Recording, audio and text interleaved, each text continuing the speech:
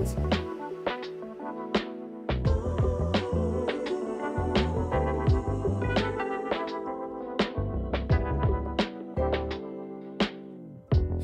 you ready to believe in yourself? Are you ready to quit trying to be somebody else? You've been treading the waters too long. Don't get stuck in the deep end, deep end. Get out your way, 'cause you can be whatever you want. 'Cause I got faith in you. Whatever you want, you know what you can do. Whatever you want, so don't forget the plan. Whatever you want, see it's all in your hands.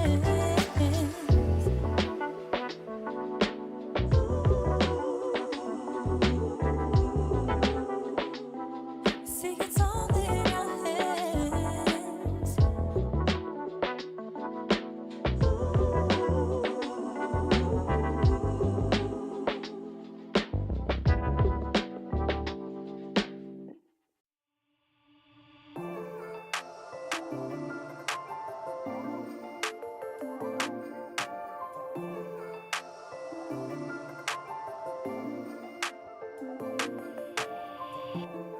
When they told me dreams ain't real, I believed, yes I believed. 'Cause they see a kid when they look at me, but that ain't so bad now, is it really? They like to remind me of those times when I messed up real good. Said don't let those stars cloud up your eyes. Is that meant to help me?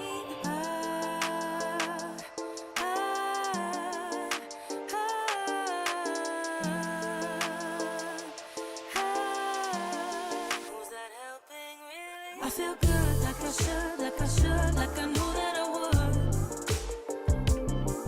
I feel good, like I should, like I should, like I knew that I would.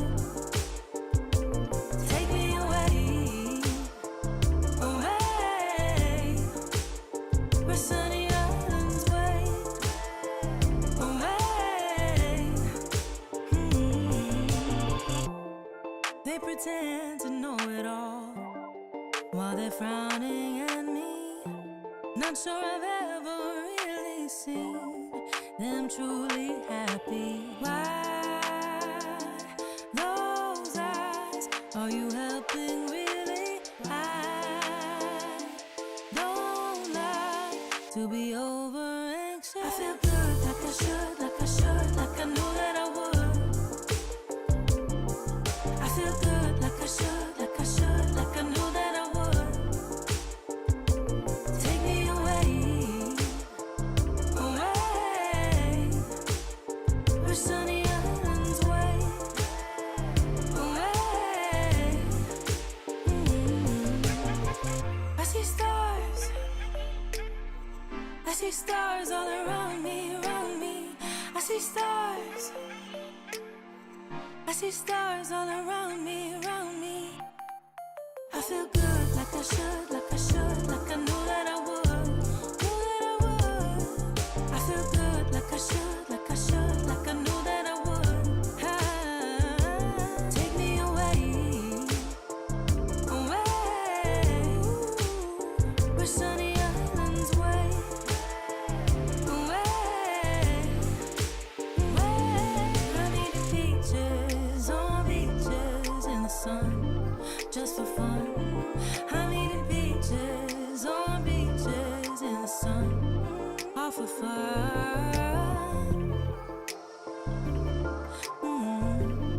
I'm not hiding from anyone.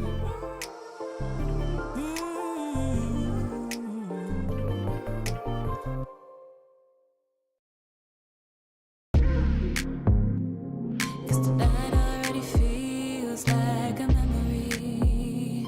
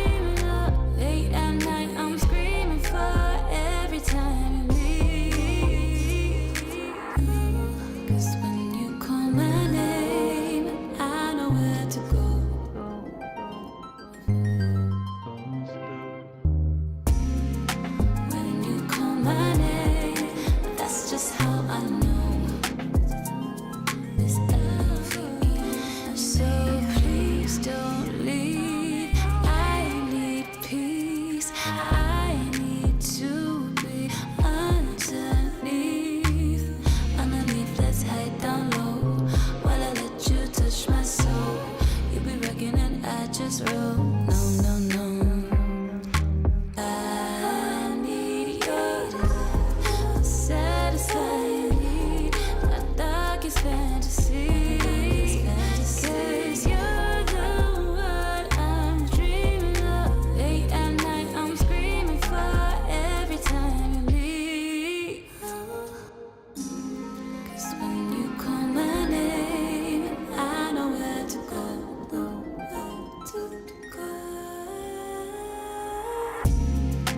When you call my name, that's just how I know this love for you and me.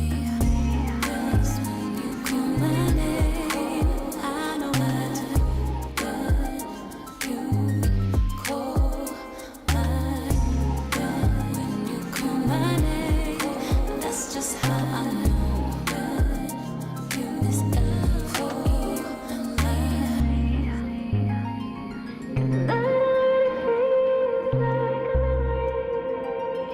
And I'm hoping that you'll forget. Remember me. Oh, remember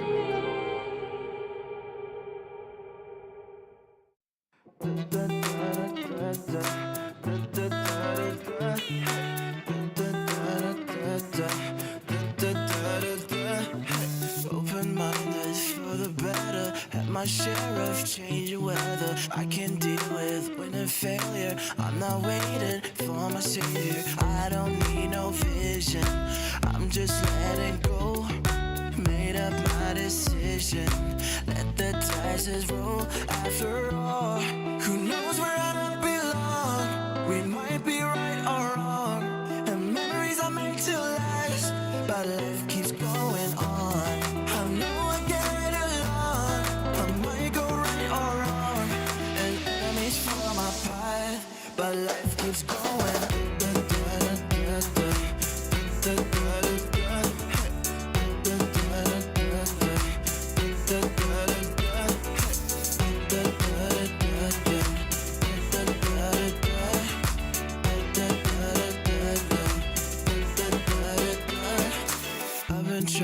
Trying harder, been a hater, been a lover. Wanna live up to expectations, makes me feel I lose my patience. I don't need no vision, I'm just letting go. Made up my decision, let the dice roll. After all, who knows where I belong? We might be right or wrong, and memories are meant to last. But life keeps going on. I know I get along. I might go right or wrong, and enemies follow my path. But life keeps going.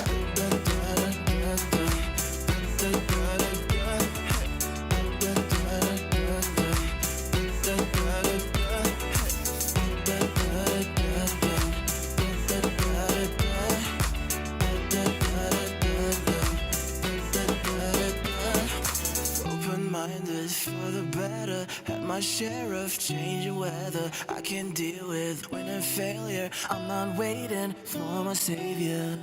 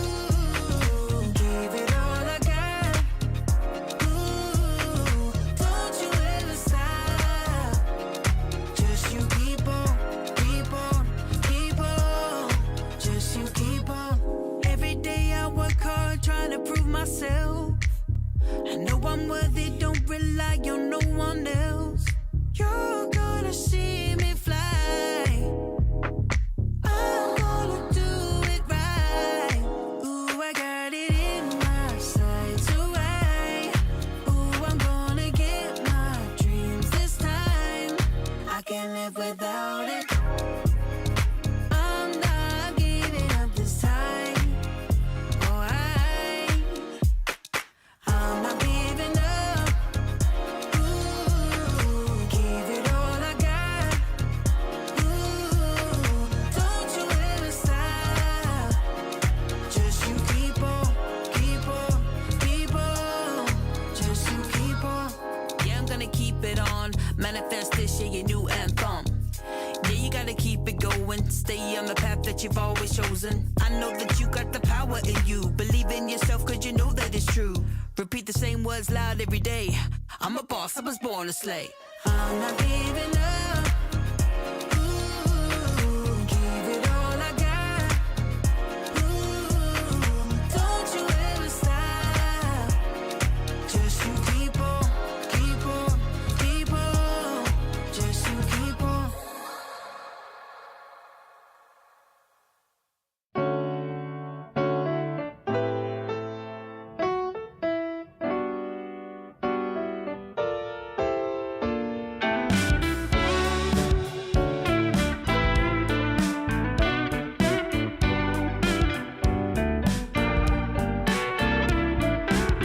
I want wealth and family. For the moment, I'll take sex and candy. Oh, said if I want to, I'll break these habits. Oh yeah, did I speak too soon? This ain't nothing new. I like it nice and easy. I told my doubts to leave me here. Don't wake me now. I'm dreaming. I want to do it nice and easy, easy. Yeah. What to do? What to do? What to do? What to do? What to do? Yeah. What to do? What to do? What to do? The Snapdragon Pro Series is brought to you by Snapdragon Elite Gaming and DHL.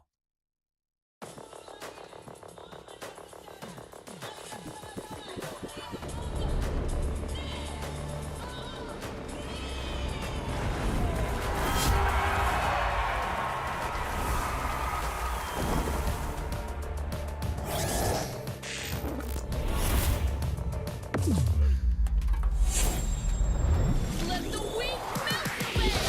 Killing spree.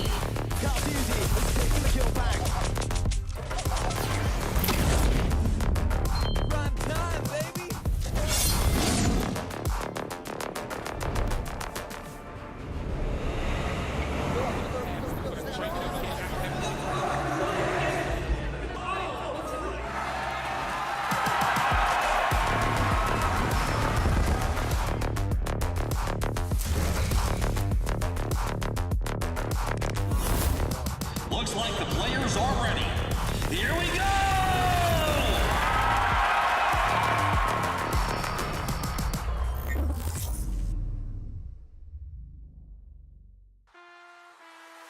And once again, return to the land of dawn for some good old MLBB action for day number 3 of the Snapdragon Pro Series Season 6 MLBB Challenge season, where for the first time we are going to see some teams qualify directly to the challenge finals.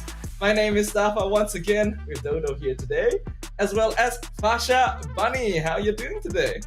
I'm doing good. I mean, it's been exciting. I've been waiting to join in for the challenge season, and the fact that it has been 2 days, a lot of things have been inserted or even added on into the game, especially the fact of after the patch notes, as well as the fact that we have a new hero in town. And I feel like those are the things that has already changed the dynamics of the gameplay from each and every single players we see, especially the fact that we've already known to their own gameplay and play style itself. But it's very interesting. I'm looking forward for today, as the fact that we are gonna actually get two to join into the challenge finals already from today's match. And those who will not be able to actually get it, they have to fight again for match number 5, which is a last chance qualifier, so that they'll be able to join with those who will be able to qualify here for today. For those of you who have already joined us throughout day 1 and day 2 of the challenge season, you know that the entirety of the round 1 matches across all 4 groups have already concluded. Some teams have been able to make it into the upper bracket, one step closer of qualifying directly to the next stage, while others, like Fasha has already put, will have to brave the long and arduous journey through the last chance qualifiers. Let us once again remind you guys of what happened in the first couple of days, as in Group A, Blacklist International as well as Onyx Philippines made it through their first matches, going up into the upper bracket while knocking down Lazy Esports and Evos Esports, who will face off later today. I mean, it's crazy, right? To think about how even at the point of that first game itself, it was intense to go into best of 1. Lazy Esports showing themselves really good at the first run. And then going into the second match itself, I think Group A is phenomenal. I think it's one of the great opening for day number 1 itself. Now going into Group B, we got RSG was beaten down by Alter Ego, and at the second match itself, TLPH also had to turn over the win to the RRQ Hoshi. But they are going into the lower bracket, which we are going to see them trying to rise off from that lower bracket to qualify to the LCQ. Whereas the crucial one match on Group B itself, they will be qualified if they win against each other, which is Alter Ego against RRQ Hoshi.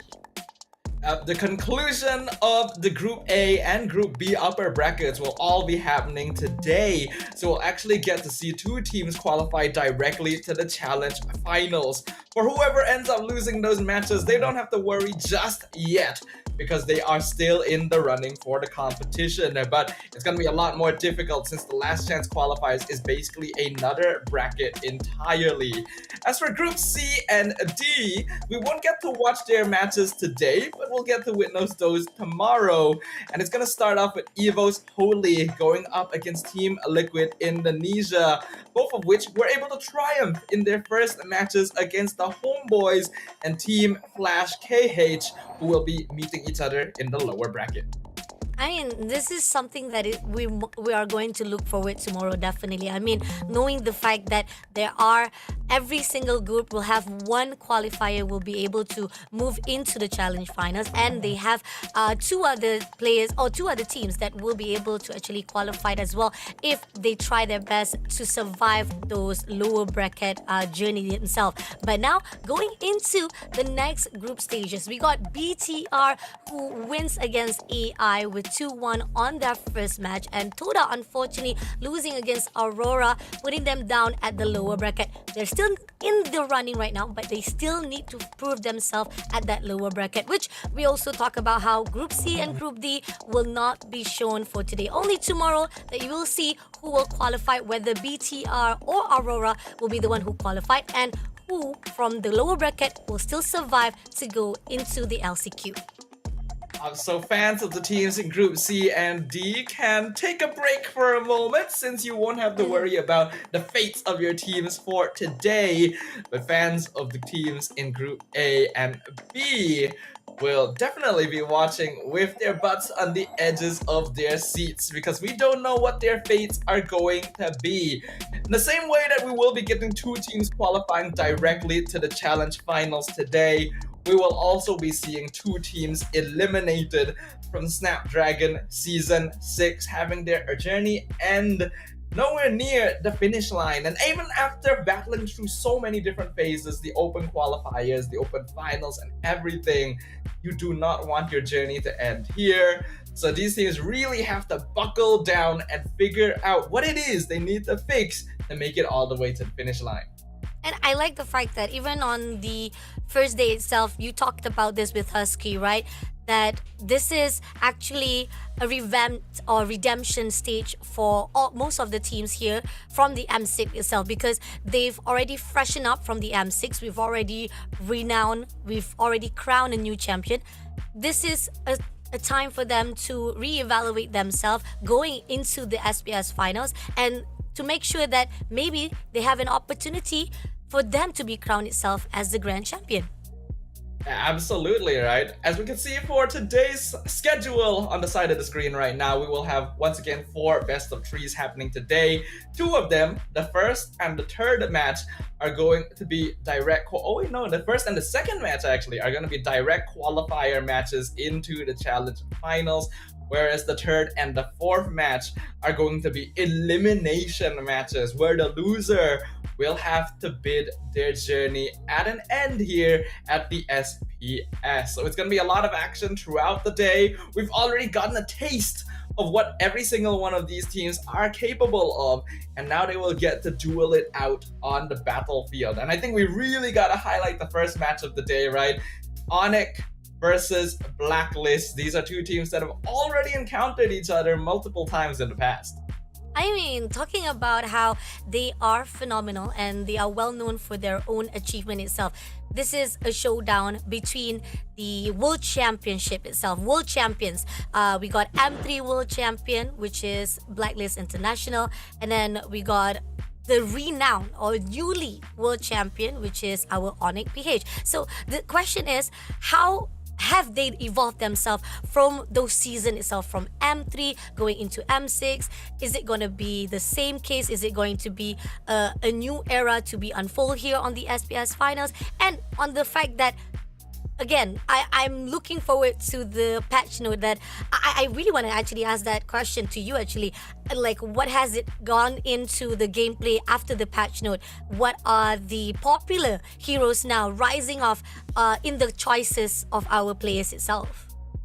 Well, I think a lot of people have already been seeing that the meta has definitely evolved, but a lot of the popular picks are still quite high up there. I think the one that's definitely shot up the most though is going to be Granger, ever since the nerf on Malefic Gun, as well as heroes like Bruno, who have reduced their pick rate overall. Granger has just been shooting up entirely due to not having a lot of direct counter picks in lane and being effective throughout the early, mid, and late game stages with some itemization.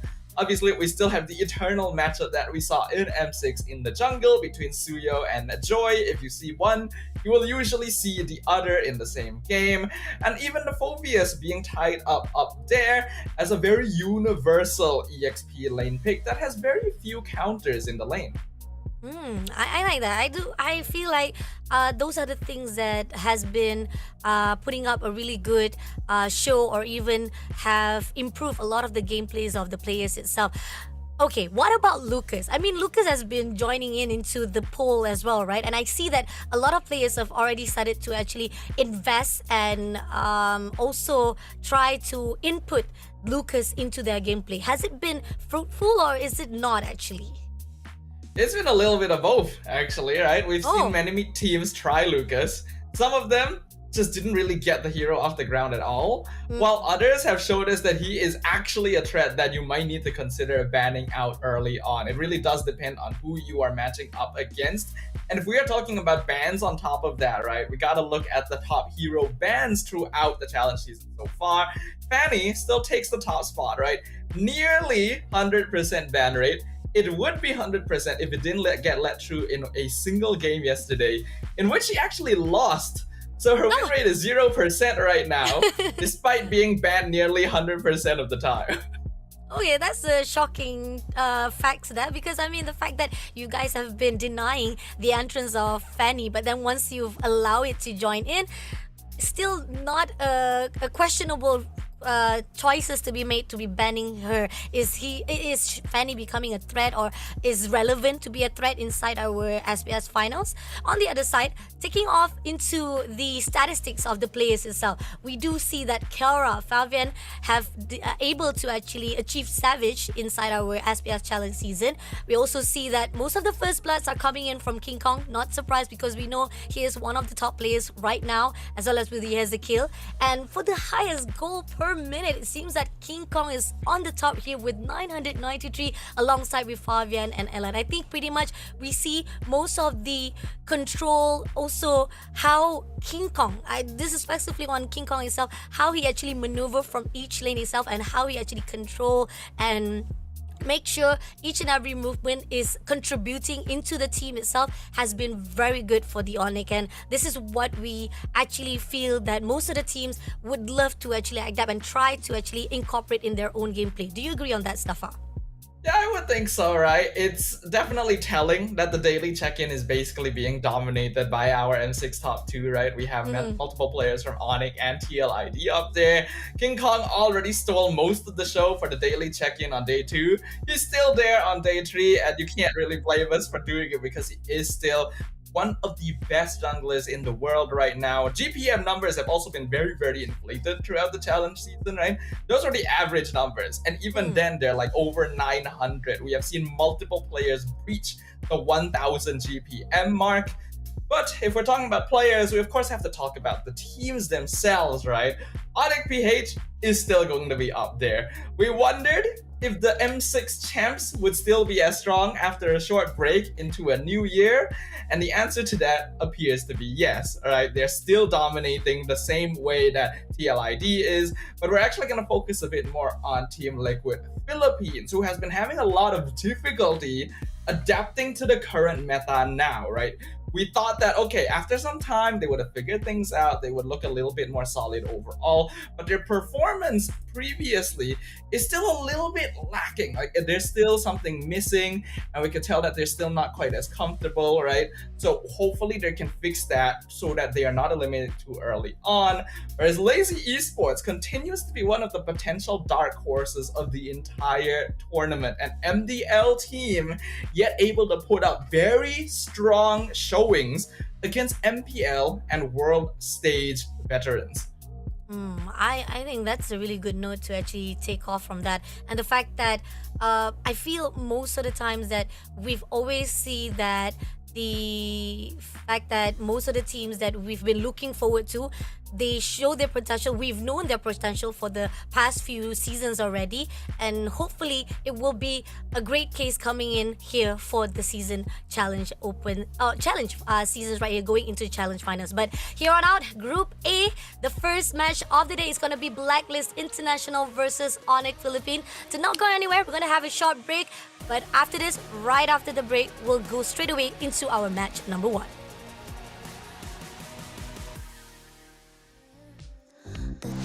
Allergic into atoms. Think you know it all, but then you let me get inside your head. Yeah. Steady jump design. Think I know your kind. I'm about to break another code now. Pretty in disguise, bugging up your life. This is my syntax. 3, 2, 1, deploy. XOX cutthroat code, run it again with it. XOX cutthroat code, run it again with it. Steady jump design. Think I know your kind. Yeah. Steady jump design. Think I know your kind. Yeah. Steady jump design. Think I know your kind. I'm about to break another code now. Pretty in disguise, bugging up your life.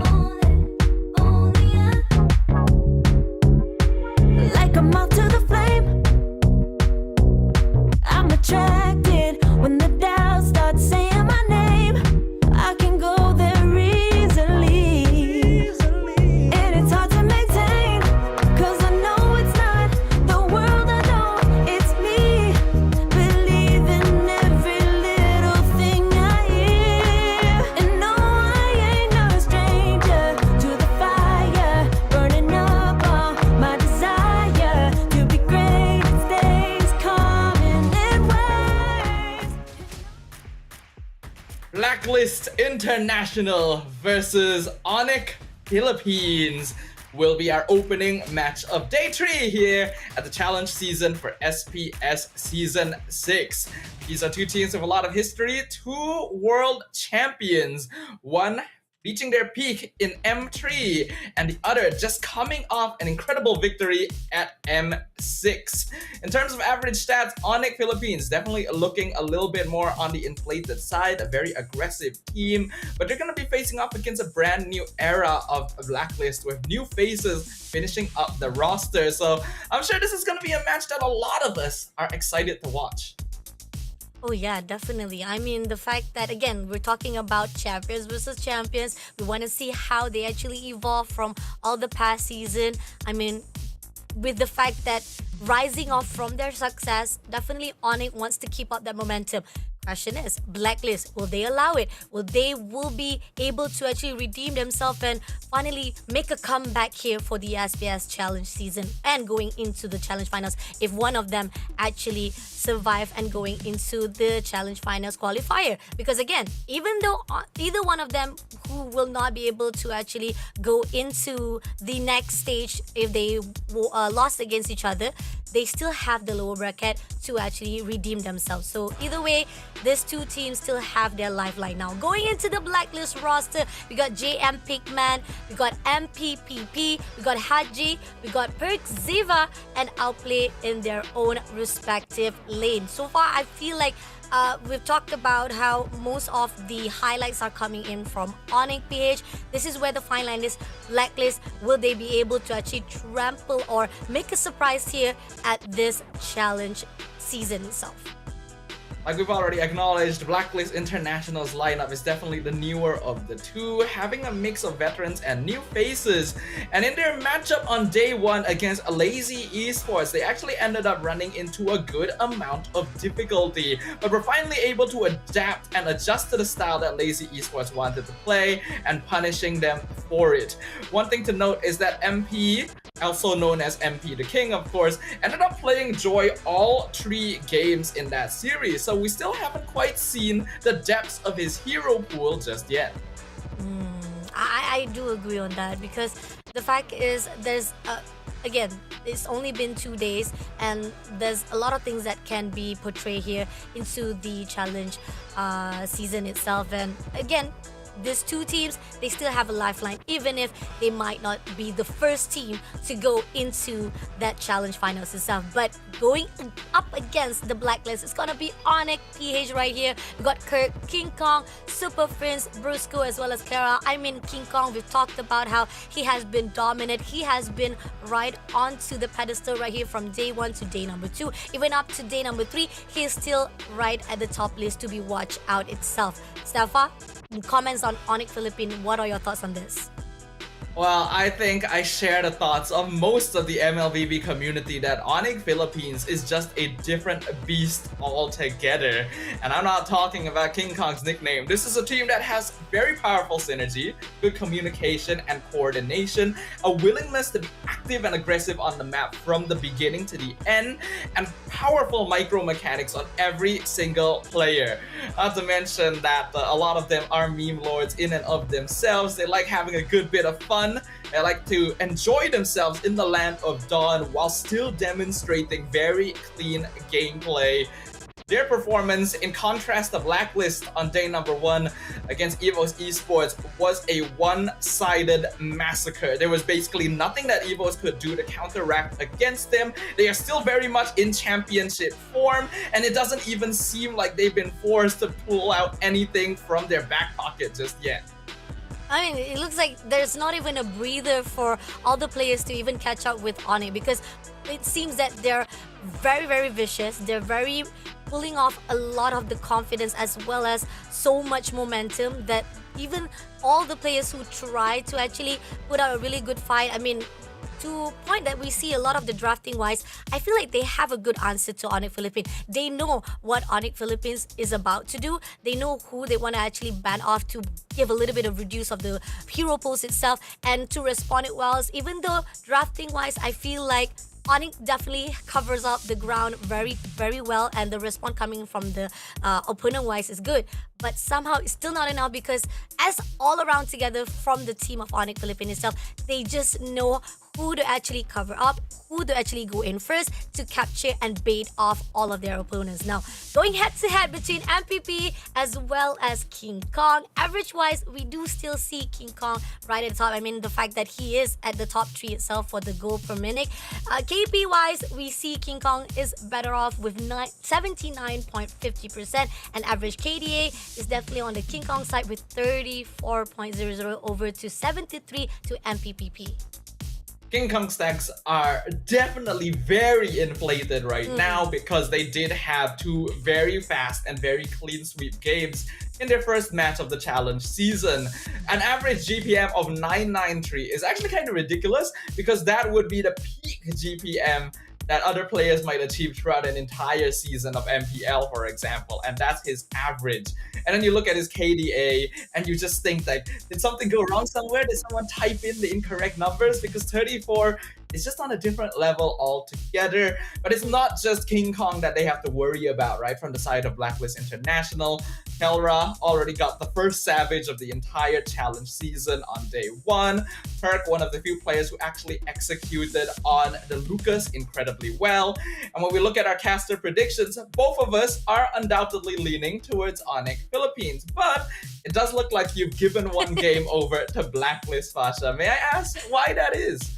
Because again, it goes back to the top pick because I was hoping that I saw on day number 1 itself, Blacklist, it looks like there's a hope, a glimpse of hope coming in from Blacklist. I feel like they finally, with the new roster itself, they finally learned a really good pattern, a really good gameplay to be put out, and I want to see more. I still want to see more on Blacklist International. Despite I know that Onyx PH will definitely have a better chance in actually going the first one into the qualifiers or into the challenge finals itself. But at the same time, I think Blacklist International, they have what it takes as well to put a little bit of Onyx Philippines to run for the money itself. And looking onto the drafting itself, look at this. Granger already been picked off earlier on, and even Joy been picked out. Now, those are the 2 deadly heroes already been picked up. And Onyx Philippines, on the other note, they responded well as well. They've already picked up Iritil as well as Suyo itself. And they started things off with Lo Yi, which is one of the Super Friends signatures. So that already scares me when Onyx starts off their draft with the Lo Yi. Granger and Joy, both top picks so far in the challenge season, and Granger especially has been really inflating gold laner KDAs just because of how difficult it is to catch him if you don't have access to a hero like Joy. And Blacklist already stole that away themselves. Looks like MP still going to be sticking with the same hero pick we've seen throughout the challenge season so far, as well as the Lucas being stolen away. But with the Iritel response, one of the lane counters that is consistent against Granger, Onyx is still prepped and ready to deal with whatever is thrown their way.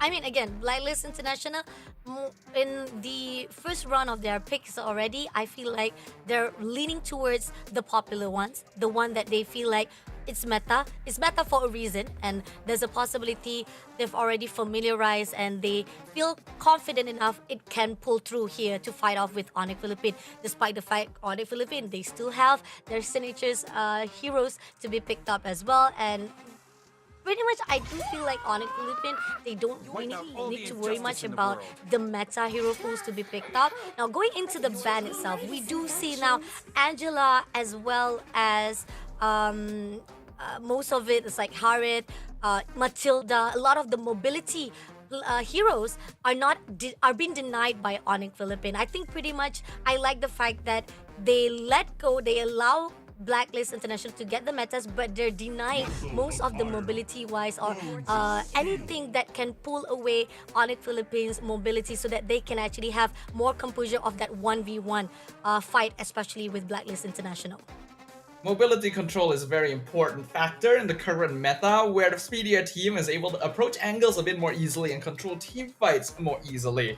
And Onyx is definitely a team that wants to be in control of the team fight, so removing highly mobile options from Blacklist is a smart idea. And this Angela pick specifically is also meant as respect to Blacklist. This is the only team that has actually picked it up throughout the challenge season. And they actually cheesed it out a little bit with the Angela, Arome, and Hilda mid. On day one, when we interviewed Coach Bonchan, he did mention that he wanted to try different ways of maybe bringing support heroes into the meta, since they're not really that popular nowadays. But now with the Khalid and CC locked in by Onyx, you have a very mechanically intensive draft that doesn't play the typical front to back. It's very skirmish style and intends to try and split Blacklist apart so that they can deal with them one by one. Oh, I like this, seriously. I mean, the fact that, again, Onyx Philippines love the drafting. They've already put out a really good idea, or even the response-wise to Blacklist International. But now we do see IAU has to be cautious right here from the side of Onyx Philippines. I know the fact that IMU has been one of the really good, great mechanism to be put out when it comes to the gameplay, or even when it comes to the team fight itself. So I'm looking forward to the drafting of Blacklist right now, as they put out that as the last hero itself. And going into the drafting as well, I think that both team has their answer, has what they have what they want to actually portray here for the first match. It's gonna be intense. Do you agree on that, Stafa? I think it is going to be pretty intense. I think Blacklist definitely have the more default composition, right? They can play more for front to back. They've got solid front lines that can set up for Granger sniping from the back, and then the Joy to maybe run down Onyx. But Onyx just have a full rundown comp themselves, right? It's a more difficult lineup to play, but one that really feels like their signature style that just aims to outplay their opponents in the first place through pure micro mechanics. As the Land of Dawn opens up once again, we've got Onyx Philippines on the blue side versus Blacklist International on the red. Let's go. First match of the day, number 3. Great drafting, loving it, despite they are a little bit of unorthodox picks. But then again, we're not gonna actually judge or even probably be putting too much of assumption, because I know for a fact that Onyx Philippines, when they want to actually get it done, they will be able to put in a lot of scrimmage coming in, a lot of actually just a teasing coming in from Kirk as well as JM. Pigman, I mean, feel like they are trying to actually go in for 1v1, a little bit slightly off, trying to actually pull in, but then again, still, there's no one to be said that they will be able to get the first blood just yet. Just a little bit of teasing from both sides. I mean, that's just the EXP lane experience for you right there, right? JM and Kirk have both gone for Vengeance, so they're both aiming to be secondary front lines for their team. And from what we've seen already, I do feel like Vengeance is a better choice on Lucas overall, just to be able to run into your opponent. He does offer a good amount of crowd control and survivability with the way that his lifesteal works. His skill 1 does regen 8% max HP whenever it connects with an enemy hero. And certain teams have actually found it difficult to remove him from the equation. In comparison, Onyx just doesn't have a front line much at all. But because of that, their team lineup is going to be a lot more formless when it comes to team fighting. Okay, but we do see that Percival will be almost been tagged out, but that must back away. But at the same time, MPP right on the first right here. Kurt trying to go in, finishing it out. First blood coming in, MPP will be taken out. But Percival managed to persevere right there, only getting that first kill for themselves. But at the same time, right here, it seems like Pinkman gonna go in for their own retract. As we see, Kinko also managed to get the second blood, but at the same time, also managed to get the turtle. But Brusco will be traded off for that one kill as well. It ends up being a 2-for-2 trade, but Onyx comes out on top because they were able to get the turtle as well as the kill onto MP quite early on. It seemed like a pretty solid team fight initially, with JM Pigman definitely taking a very crucial role, just outputting so much early game DPS on this Lucas.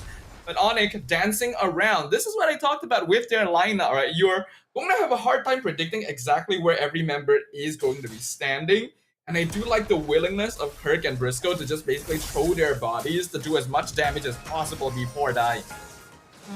Okay. right here we do see a lot of intensity coming in from Onyx. I mean, right here, even Pinkman trying to actually finish off Kirk as well, trying to go in straight away with the ulti, with the Sacred Beast as well. Oh, trying to push in a little bit too ambitious, but again, it's just trying to actually pull out and get a hold of the situation. But that 1v1 is still not going to be enough to pull through, especially the fact even though they are already on that level 4. Yeah. Looking at the state of the game right now, what typically makes top tier teams like Onyx PH scary oftentimes isn't even their micro mechanics. It's the speed at which they're able to farm the map. And even though so far the trades have been somewhat even, you can see that in 4 minutes, Onyx already has built up that 1k lead. The Blacklist ideally wants to keep up with this a little bit. In comparison, their lineup is actually a lot more late game centric, right? You want to hit the Holy Crystal timing on the Joy. You want to reach around the time where you get like the third item on the Iritel, and the Valentina also ideally wants to have a few things under her belt before she's able to really do consistent DPS. Because of that, it's actually somewhat expected Onyx should be in control in the earlier stages. Yeah, and this is where the fine line that Blacklist, they really have to be aware of the situation. If they go in too early on for the screams, they will be taking off a lot of hits or probably getting a lot of the cooldown. But here are not going to go in for the stun. Managed to actually lock down at least Kurt, but not going to be able to do so. Only enough with MPPs inserting himself, able to take down, but at what cost? With 2 trades already in the side of Onyx for Philippine itself, with the fact that even though they've tried to invest so much resources there, we can see the dynamic between these two teams' team fights just in the way that that turtle pit was approached. MP just a bit too late to try and retry steal that from King Kong as Onyx secures another neutral. But Blacklist is trying to go for the more typical front to back, right? JM was actually standing in the back line trying to see if he could CC and poke out Briscoe and King Kong, but then immediately got isolated by the rest of Onyx. But now JM, and Pinkman will be taken out by Kirk at the same time, with even though MPP was trying to help it out, but it's a bit too late, and I think a little bit of ambitious of Pinkman to actually try to pull through. Even the fact that he was already in his own beast form is still not going to be easy with the fact that Kirk and Sprints is together. Normally a lineup like this with Onyx can be a bit difficult to play with, especially towards the mid to late game, but in the early game, if you combo it with a well-coordinated squad, you can see just how active they can be on this map, right? Their rotations are very, very quick, very decisive, and Persiva's already dead. Going in, almost able to take down. Oh, Pinkman try to push away now. A little bit of overextension will be taken out now. At the same time, they're gonna go try to pull away. MPP try to push into Kelra, but at the same time, he will be taken out as well by King Kong. At the same time here, Haji, we gotta be careful. He's almost been taken out. Had to pull away before he became another casualty. Kelra does end up falling there, but it is a very worthy trade as it is 1-4-3 in favor of Onyx, and that is with them diving the mid-tier 1 at the same time. An absolute victory here that immediately inflates their gold lead to 4.5k. Another tower dropping. Blacklist already slowly losing more and more control of the map.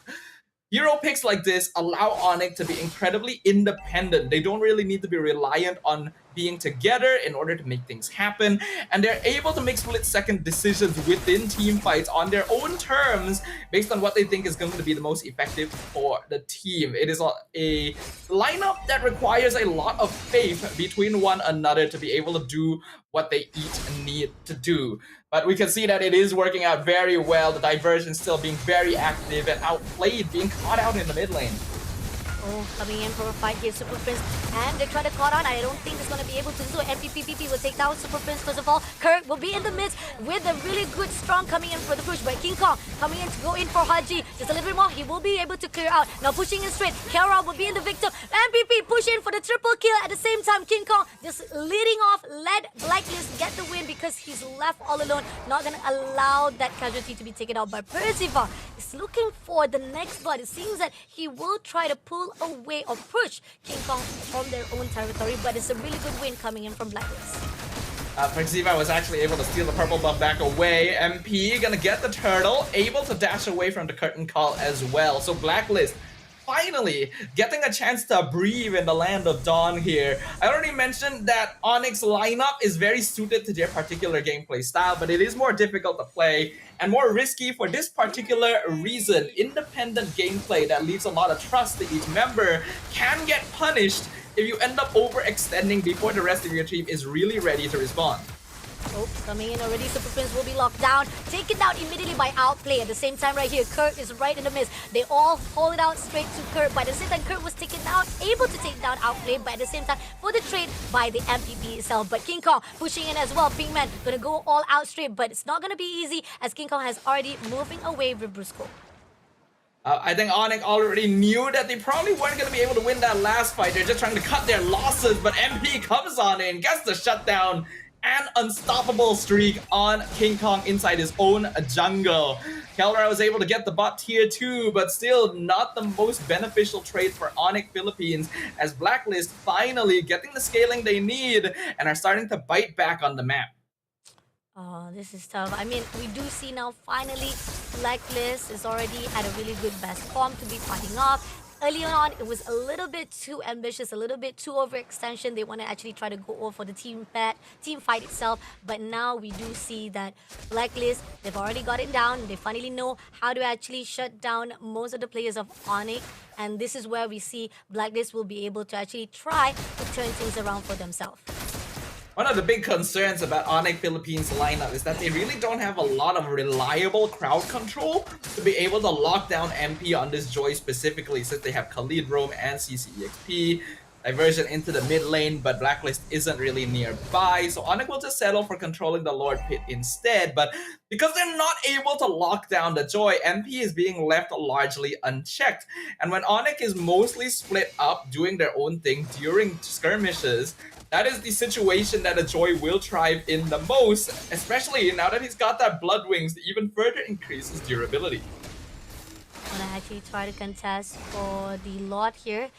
We do see Onyx will try to bait out Blacklist, whether or not they want to actually try to fight off here in the midst, or will they actually just play it off with time? This is all disciplines coming in from both sides of the team.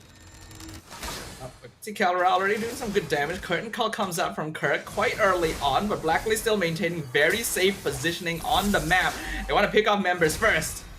Oh, MPPP try to go in, but King Kong will be the first one to go in all out. Avatar Guardian been invested, able to take down King Kong, but at the same time, King Kong will be shut down by JMP Man. And coming in right now, Percival also try to push in straight. Is also trying to go in all out for Kurt, but it's not going to be enough. But MPP gonna try to finish it off, getting off that monster kill straight away to shut down, getting 2 pieces for the side. And this is where Blacklist open up for the Lord.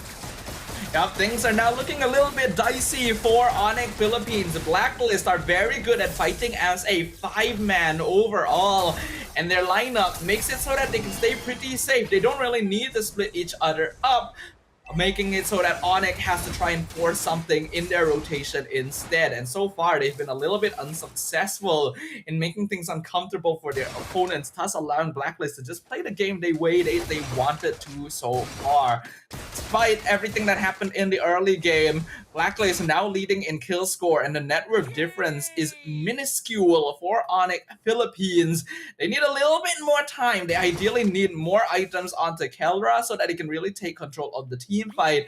And if they can bait out the electrifying beats from MP earlier on, that's a little bit less to worry about when it comes to this mid to late game. I'm looking out right now. Turrets is falling down from the first level. Even the second level is about to be shut down as well, almost close enough. Now they're trying to clear out most of the minions who's actually already marching through, and it seems that the 2 top lanes, which is top and the mid lanes, are already been grounded off for the turret itself, only left with 1 lifeline before they go into the crystal. And on the side right here, we do see Kirk coming in to fight with Pigment. A lot of damage been put out, but at the same time here, 3 players coming in to join into the party as well. Avatar Guardian straight away into Super Prince, but it's not going to call out. But at the same time, Pigment overextension itself, is it going to be enough? No, Kirk will be shutting down that overextension, but Brusco at the same time will be traded off by Outplay. And the trade Briscoe for JM right now actually is pretty good in favor of Onyx Philippines here, because this Lucas has actually been causing a lot of problems for them. You saw just how long it actually took them to remove him from the map in that previous engagement. Took like 2 or 3 players, and most of them ended up almost killing themselves because of the vengeance as well. It's because of this, Lucas, that Blacklist is able to take control of the fight so much more easily. I've already highlighted multiple times throughout multiple tournaments that as long as Gatot Kacha has a primary initiator on his team, then he can save the AOG for later in the fight to be a little more threatening. And this Lucas is precisely what he needs. It's lucky that Onyx were able to get Super Friends out in that particular situation, but they had to commit so many resources to do so. Because of that, timing is now looking a little bit tricky for Onyx. Ooh, an MVP caught in the midst of 3 players. That's not where you want to be. But then again, was able to move away as quickly as possible before being taken out by Onyx. Now, things are getting a little bit peaceful in the Land of Dawn, but at the same time, they are looking forward to the second lot as it's going to be spawning within the 4 seconds. There are certain teasing coming in. Ziva looking straight to Brusco. So looking for the discipline that is coming in from both sides of the team. Who will be trying to tease out and who will be baiting out. And knowing for a fact that Persiva will try to actually get at least the Avatar Guardian to shut down or even locked on Onyx players. That's where the fine line where Blacklist will be able to actually get a hold of the control. Personally, I feel like Onyx shouldn't be grouping up too much behind the Lord Pit because they just don't have a team composition that's very good at holding position. Instead, they could be sending Kelra with Super Friends onto the opposite side of the map to get some split push in, and then diversion back into the fight when it is necessary. Because they are all right here, they're not really getting too much macro done on their map. They're relying on slow pushing through the natural minion waves. Kelra being diverted into backline. Oh, and MPP almost lost lifeline right here. And Brusco will finish off the job. But at the same time, he's right in the midst. Outplay will trade him off instantly. But at the same time, Lord has already been taken out by King Kong. And now they're going to try to go in for a fight. Or will Blacklist will shut down. Avatar Guardian, been invested, doesn't let long anyone. But at the same time, they're pushing it. And that's going to be an investment. Haji almost able to clear out. Outplay will be able to finish off the job. At the same time, Kerr almost losing lifeline. Will clear out by JM Pigman. They got the Lord. But at the same time, Blacklist clears it out for the kills. A good idea by Onyx to start off with, but they're still trying to jump back in for this. No, and losing off already Percival as MPP and getting the double kill to JM Pigman and Haji all alone without Kelra here. And here on out, Kelra already spotted out his victim. He wants to finish off the job already. Lord is marching in here. MPP coming back, but MPP pushing out and a lot of damage. No, the overextension was not needed and now was taken out straight away by Onyx. Punished right there. At this stage, Kelra has actually reached that final item power spike. Even the Wind of Nature baited on outplayed as Onyx in a quick swing of events. It looked like they didn't get the good trade they wanted in the Lord Pit, but Kelra surviving was the true key to victory that they were eyeing here. IOG comes in, but it's not going to be enough. Avatar Guardian is just to give ideas of life to the side of Onyx. JM Payment will be taken out by Super Pins, and this is already a tough call going into outplay as well. They're clearing out the crystal immediately, getting the first win right at the dot for the first match of the day. A very unexpected conclusion to game number 1. As it appeared, Blacklist International were in full control of the mid-game, having a superior 5v5 team composition that made their jobs a whole lot easier. But sometimes, a little bit of a wild card play is what you need to break out from a tough situation. And very few teams are willing to make that call. Onyx Philippines is not one of them. The teleport into the back line on Kelra of all people, and every other player willing to sacrifice their lives to make sure that this Irritel remains a consistent threat around the Lord Pit is what allowed Onyx Philippines to finally turn things around, take game number 1. And I feel like it was already a good job coming in from Blacklist because with the Lord was already marching in, and yes, it was already been taken out by Onyx. Great investments come through, but at the same time, those overextension that was done that made it even more possible that Onyx was able to actually shut down Blacklist in their own path itself. With the fact that early on, For the control wise, yes, Onyx was already in the midst. Blacklist was already trying to come in as well as catching up to Onyx movement. They've already had their best form as well. They've already got their itemization. But then again, when it comes to Onyx Philippines, if you mess up, you slipped up just one, it's gonna be easy for them to shut you down immediately. Yeah, a single mistake really is all that it takes in this current meta, because gold just swings so wildly, especially if you end up losing your cores more than once in a row at the very end. MP had been dominating throughout the mid game once he hit that Holy Crystal timing, specifically targeting Kelra and Super Prince every chance that he got. But once Kelra got that Great Dragon Spear timing as well as the Windtalker at the very end, he actually could out-mobilize and just straight up outburst the Joy as well if MP came at a very predictable angle, and the desperation kind of forced him to see if he could make that happen at the end, and it cost Blacklist pretty dearly. King Kong still gonna end up being the MVP of game number 1. Despite all the burst damage we saw from Kelra, King Kong actually did the most DPS overall, having 6 kills at the end. But the honorable mentions both actually go over to Blacklist International. Their team fighting was actually pretty clean up until a certain point. True.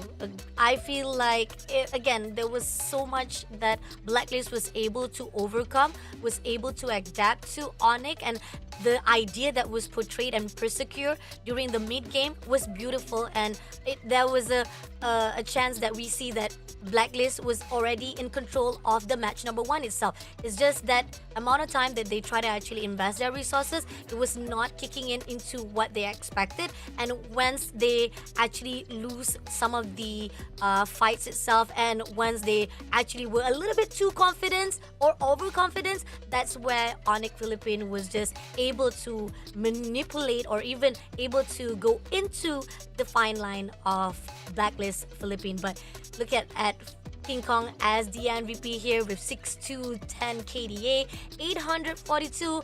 I mean, we saw the highest one is 900, and that's all at the average of GPM itself here on the gameplay. And we got 80% kill participation coming in from King Kong himself. 842 GPM is actually a very respectable number for a jungler, but it is low for King Kong compared to the other GPM scores he has had through the challenge season so far. That's just how much he had been pumping off until this point. You gotta give props to Onyx Philippines. I had mentioned during that last Lord fight that on paper it would be smart to send the Kelra and Super Prince maybe to the top lane, get a split push in and join the fight with diversion when necessary, but they played the long game instead, and maybe the more surprising one too, by blinking into the Tri-Brush first while keeping Kelra hidden so that Blacklist wouldn't know whenever he was actually left unchecked. Oh, and the fact that early on, Blacklist was, again, started out too ambitious. They want to actually initiate a lot of the team fights, but then again, you talked about how Blacklist was not actually in a good position to go in for the fight, because early on, definitely a lot of the damage will be put out more to Onyx, and that's why we see Onyx Philippines was the one who was already leading off the kills, leading off the economy wise. But at the mid, that's where Blacklist was already at a really best form, and every time the investments of the Avatar of Guardians was just right on point by Persevere, and even so, they were able to actually separate, divide Onyx Philippines to get the kills they needed to actually slow things down of the movement coming in from Onyx. I think we still have to give a lot of props to Blacklist. JM Pinkman especially did a very good job in the early to mid game of holding things tight and breaking a lot of attention onto himself. But Lucas is one of those characters that will drop off later into the game, so he's no longer quite as effective then. I think Haji is still doing what Haji things, and our KDA machine is pretty overall reliable. I think he stole ults very well.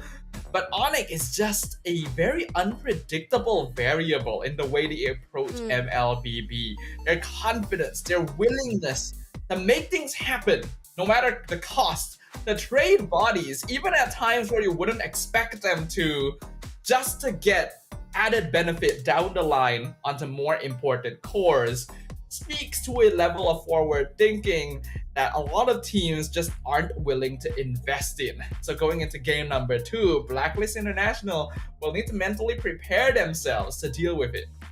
Oh, It's tough. I mean, like, again, drafting wise, I felt that yes, pretty much the choices that was done by Blacklist was already in a really good composition to respond to the unpopular or unorthodox choices, even though we do see during the early stages of the choices, I mean, you got Liu Yi, again, the signature heroes on the hands of Onyx Philippines itself, Super Friends, and we do see that he popping off really well into this first match as well. And then we got Suyo as well, King Kong dominating every single movement. He tried to penetrate straight into the back line of Blacklist themselves, but again, that mid game was just super. If Blacklist was able to control at least their composure wise, they could have actually turned things around for themselves, and maybe that could have been a good win for them. But again, MPPP needs to be very cautious, and a lot of their investments or even their confidence on the fight with those team fights itself is not going to be easy, especially the fact that Onyx Philippines are very easily adapting to all the team's gameplay. Yeah, I think Blacklist honestly was holding composure very, very well, right? The early game wasn't the best for them, but once they reached the point where they can huddle up together and play around a very powerful front to back, then you could tell that they felt a lot more in their comfort zone, and they were able to actually punish Onyx on more than one occasion. MP, yes, got a little bit desperate towards the end, but overall still played a very solid Joy game. This is just one of those issues with this particular hero. Once she has her Holy Crystal timing, squishies melt so quickly.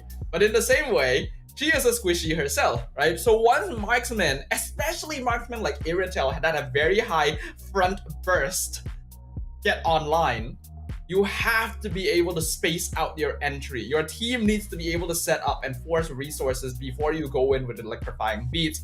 And because the team was kind of scrambling to defend after losing that Lord fight, he felt like he had to make something happen and just ran at the Iritel and got shot with a cannonball in the face. That is just an unfortunate situation that could have been fixed if he was a bit more patient, but at that stage, Onyx was already feeling themselves. The eyes were already on the crystal. Agree, definitely. This is where the fine line that your decision making needs to be very intact. You must be, like you talked about, yes, we do give credit that the composure during the mid game was just superb. It's just that at the end of it, it seems that a little bit of them, the panic attack coming in already that we saw throughout the decision making that was done by the players itself. Communication wise needs to be a little bit more steady coming into the second match, because again, they didn't do like any bad decision making or bad choices of the hero wise. I think equally wise, both team had what it takes. It's just again a matter of how you want to actually go in and how you control the gameplay here coming into match number 2. Yeah, the draft itself was perfectly solid coming from Blacklist. I already mentioned multiple times that it is actually an easier draft to play compared to what Onyx has, because they have a much more formless draft that requires an independent play to somehow sync up with one another. So because of that, it was very easy for Blacklist to kind of isolate them because they're already doing it themselves in the mid game, right? But once you get the damage in, every single member of Onyx Philippines is legitimately a threat. So you have to approach them with a lot of care and attention. You gotta keep your eyes peeled to know where Super Prince is going to be on the map at all times. I think that Blacklist made a pretty big mistake by not having some kind of vision in the tri-bush during that Lord fight, because there's a diversion on the opposite side. Surely you have to keep someone everywhere. But that is in the past. Now we look to the future. Game number 2. Blacklist International going to have first pick this time. Oh, bans wise, we do see Fanny Louie been banned off. On the side of Onyx, they decided to ban off Granger as well as Soyi. And I feel like this is actually a picked off that we see a rest pack coming in from both sides. Blacklist is going to deny Louie, and they're also denying Soyu as well, being picked out by Onyx, as they saw already what Onyx was able to put out into the gameplay itself. So they're denying those movement coming in. The question is, what will Onyx Philippines respond it after this? What is going to be the response indeed? Looking at the bans right now, Blacklist has already shifted their priorities quite notably. They get rid of the Loyi and the Suyo, both of which were played by Onyx in game number 1. and Onyx decide to ban out the Granger themselves. This leaves Joy as the most obvious first pick on the board currently. But we also saw a lot of teams prioritizing and using the Matilda as a way of baiting things out because it will always combo well with early game junglers like the Alpha. Onyx, they decide not to ban the Joy, they ban the Lucas instead, so they go and grab the Harif and the Cho. Okay, all right. I mean, like, we did saw that Harith and Cho was banned off early on. So those are the two heroes that were seen that definitely will be able to change off a little bit of the gameplay. Matilda been picked out by Blacklist as well as Joy. And again, most of the heroes that has been put out or been chosen by Blacklist has been put out into the pools of metas again. Hilda, I mean, like last year we see that after the buff she has been one of the phenomenals jungler to be put out, to be fight off into the gameplay itself. And you talked about how Joy is very popular, but now Onyx is gonna respond with Alpha to be put out. Yeah, I myself thought that Onyx was going to grab the Matilda here to force the Blacklist in an uncomfortable situation. But they actually let it through, so Blacklist are able to get the Matilda yesterday and day one as well. Matilda was a surprising counter pick to the Joy because of the extra shield she could provide to the backline heroes that would otherwise have been a lot squishier without her. And paired up with the Hilda means that Blacklist is aiming for a little bit more early game aggression. They're not really going to be able to invade against a Alpha, but it will give them a bit more presence to make sure that Onyx doesn't just have the run of the land the first couple minutes. Oh, okay. This is interesting.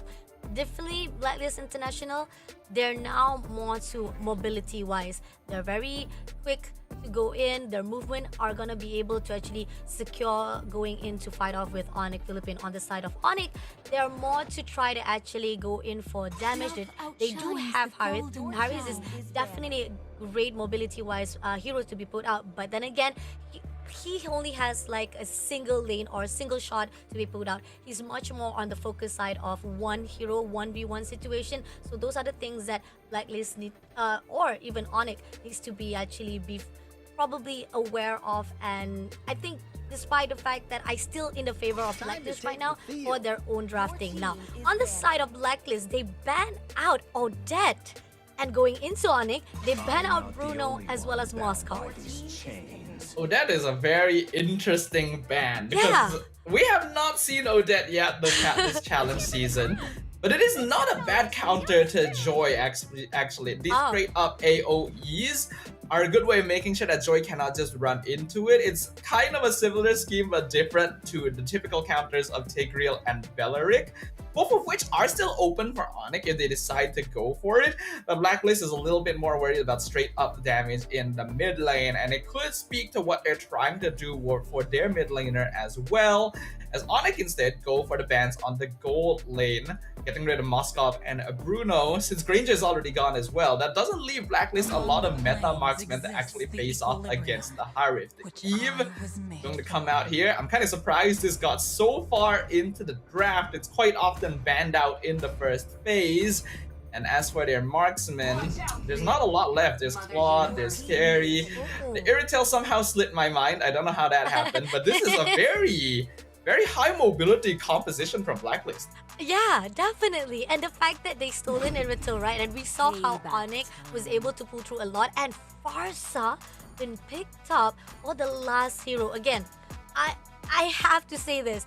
I am pretty much in the favor of Blacklist International. They always have a really good choices to be picked out. High mobility wise is a really good gameplay. The question is, again, I hope they learn from their mistakes with mobility wise on their side. Hopefully they don't mess up going into team fights. The fact that they can actually cover the grounds on back line, front line wise. The question is, can they actually know who to actually pick up? Because Onyx Philippine, yes, you have the Waves of the Dragon, you have Haris to move things around, and the fact that Farsa also can slow things down with the ulti itself. This is something that, again, an orthodox pick, but it is a good response coming in from Onyx itself. Yeah, Onyx once again put themselves in a position where their lineup is just straight up harder to play into Blacklist, right? Blacklist doesn't have quite the same front to back, but they have a very good composition for engaging and disengaging. There's a lot of freedom in the way they approach their angles because of this Matilda and just how high mobility their heroes are in general. In that sense, they actually can just go and gank whichever lane that Cho is not in, because Onyx Philippines doesn't have very tanky heroes in the first place. So that's something they will have to worry about a little bit going into game number 2. Oh, hear it out, guys. Match number 2 for our team of Blacklist International versus Onyx Philippines. Going in for a fight with Brusco. A little bit of MSG coming in for a fight with Super Prince as well. It's just going to be a little bit of damage coming in, but it's not going to be enough to pull through any of the first blood just yet. Looking at the emblem setup, I'm not seeing anything too unusual from either side here. I think they're all going for pretty typical emblem sets. In terms of scaling, I think Blacklist has a very, very nice curve, actually. Early, mid-game are all very solid. Onyx does have some good burst if they're able to set up with the Cho and the Farsa. Wave the Dragon into Feathered Airstrike is basically a guaranteed kill on almost anyone if the Matilda is not close enough to save them. But even then, it's hard to really fulfill the conditions. The fact that we are seeing that Brusco try to actually go in for the fight, try to actually tease in.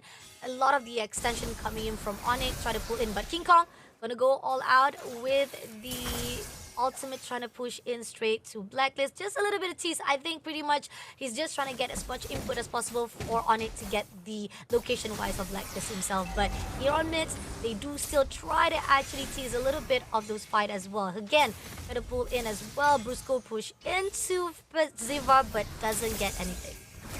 One thing Onyx has is lane priority, though. Kirk as well as Keller are both actually winning their lanes. That gives him a bit more freedom to move on the map, but Turtle's getting low. RWM been put out right here, and Turtle will be picked out by Blacklist to be stolen itself. But again, those Cream almost able to get a lot of the damage to the Blacklist, but it's still a win for them with that Turtle on their side. Yeah, with a composition like this, it's going to be very hard for Onyx to just run into the real-world manipulation, so Haji can just stand there and pop it, but it looks like it doesn't matter too much to Onyx as King Kong just walks into the jungle and steals the purple buff away from MP. Up until now, the Alpha has been keeping ahead in EXP because Onyx just generally have been more active in invading Blacklist's half of the map. The lack of lane priority means that they won't often have backup that Onyx needs to worry about, and that is one way that they can keep themselves ahead in terms of farm. Coming in for a fight, GM Peatman getting into Kurt. 1v1, a lot of damage been put out. Goes in for straight, but and PP pushing in as well, try to clear it off, but it's not gonna be easy as Kurt pulls away straight. The vengeance gonna be forced out there. Kirk had to use it. If he didn't use it, MP would have absolutely killed him under the tower right there. So good coordination from Blacklist. JM definitely went for that initiation because he knew that the Joy was nearby to maybe get the free kill, but baiting out the battle spell is still very good as well. Now they're trying to gank JM instead. Going in all out, JM Pigment straight on 3v1 situation. First blood comes through from King Kong, but Kira at the same time will be pushed out by Outplay and Persiva. Is it gonna be enough? RWM been put out, but doesn't actually lock anyone. Summer Force also been put out. Kira almost been turned, but the resources of 3 players. So much of investment had to be done by Playlist just to get that one play. But at the same time, RG tried to push into Super Prince as well. Oh, so much damage. But here, Brusco clears it out into straight off the tower to get the trait they want. Honestly, the fact that Keldra survived that long against a 3-man gank is insane. And it is because he survived that long and actually traded so well against Outplayed that Onyx was able to whittle him down and eventually pick him off with Brusco. First though, now being the target. Kirk will be immediately shut down by Persiva. Those gang up will not help him as Blacklist will be able to clear it out to at least get it to 2-2 ties up for kills. I'm liking the activeness I'm seeing from both teams right now. There is actually a certain similarity in the way that their drafts are played, especially around power spikes as well. Due to that, both teams want to be able to secure advantage by getting lane priority in both of the side lanes that will enable them to unlock their members to participate in more general team fights around neutrals. Kirk, unfortunately, getting punished quite heavily. Oh, and going in all out, Brusco shuts down MPPP. And that's going to be a one trade-off that's great coming in from Onyx. Overextension that is done by Blacklist just cost them one life. and that was a bit of a mistake right there from Blacklist. They didn't realize Briscoe was nearby, and by the time he showed himself, MP was already too deep. And now Bergziban gonna be forced to use Flicker as well to escape King Kong. RWM comes out. RWM tried to lock down to King Kong, almost able to actually shut him down, but he moves away immediately. And with the circling eagles as well, try to find off his location. It's not going to be Persada. Had to move away, but at the same time, right here, Brusco immediately with the waves of dragon. Haji will be able to take down Kara with Brusco being shut down by MPP. That was insanely close. Actually, Kara almost picked up Haji. If he was able to get that last hit, then he would have survived just long enough to maybe dash away from MP as well. But because it didn't happen, Blacklist ended up coming on top in that one, since Onyx were very deep in their base and they have a little bit more sustainability to play with. In terms of itemization, Flash completed on Matilda, Flicker from JM, Kirk in trouble now. Oh, even Pigman is also in trouble.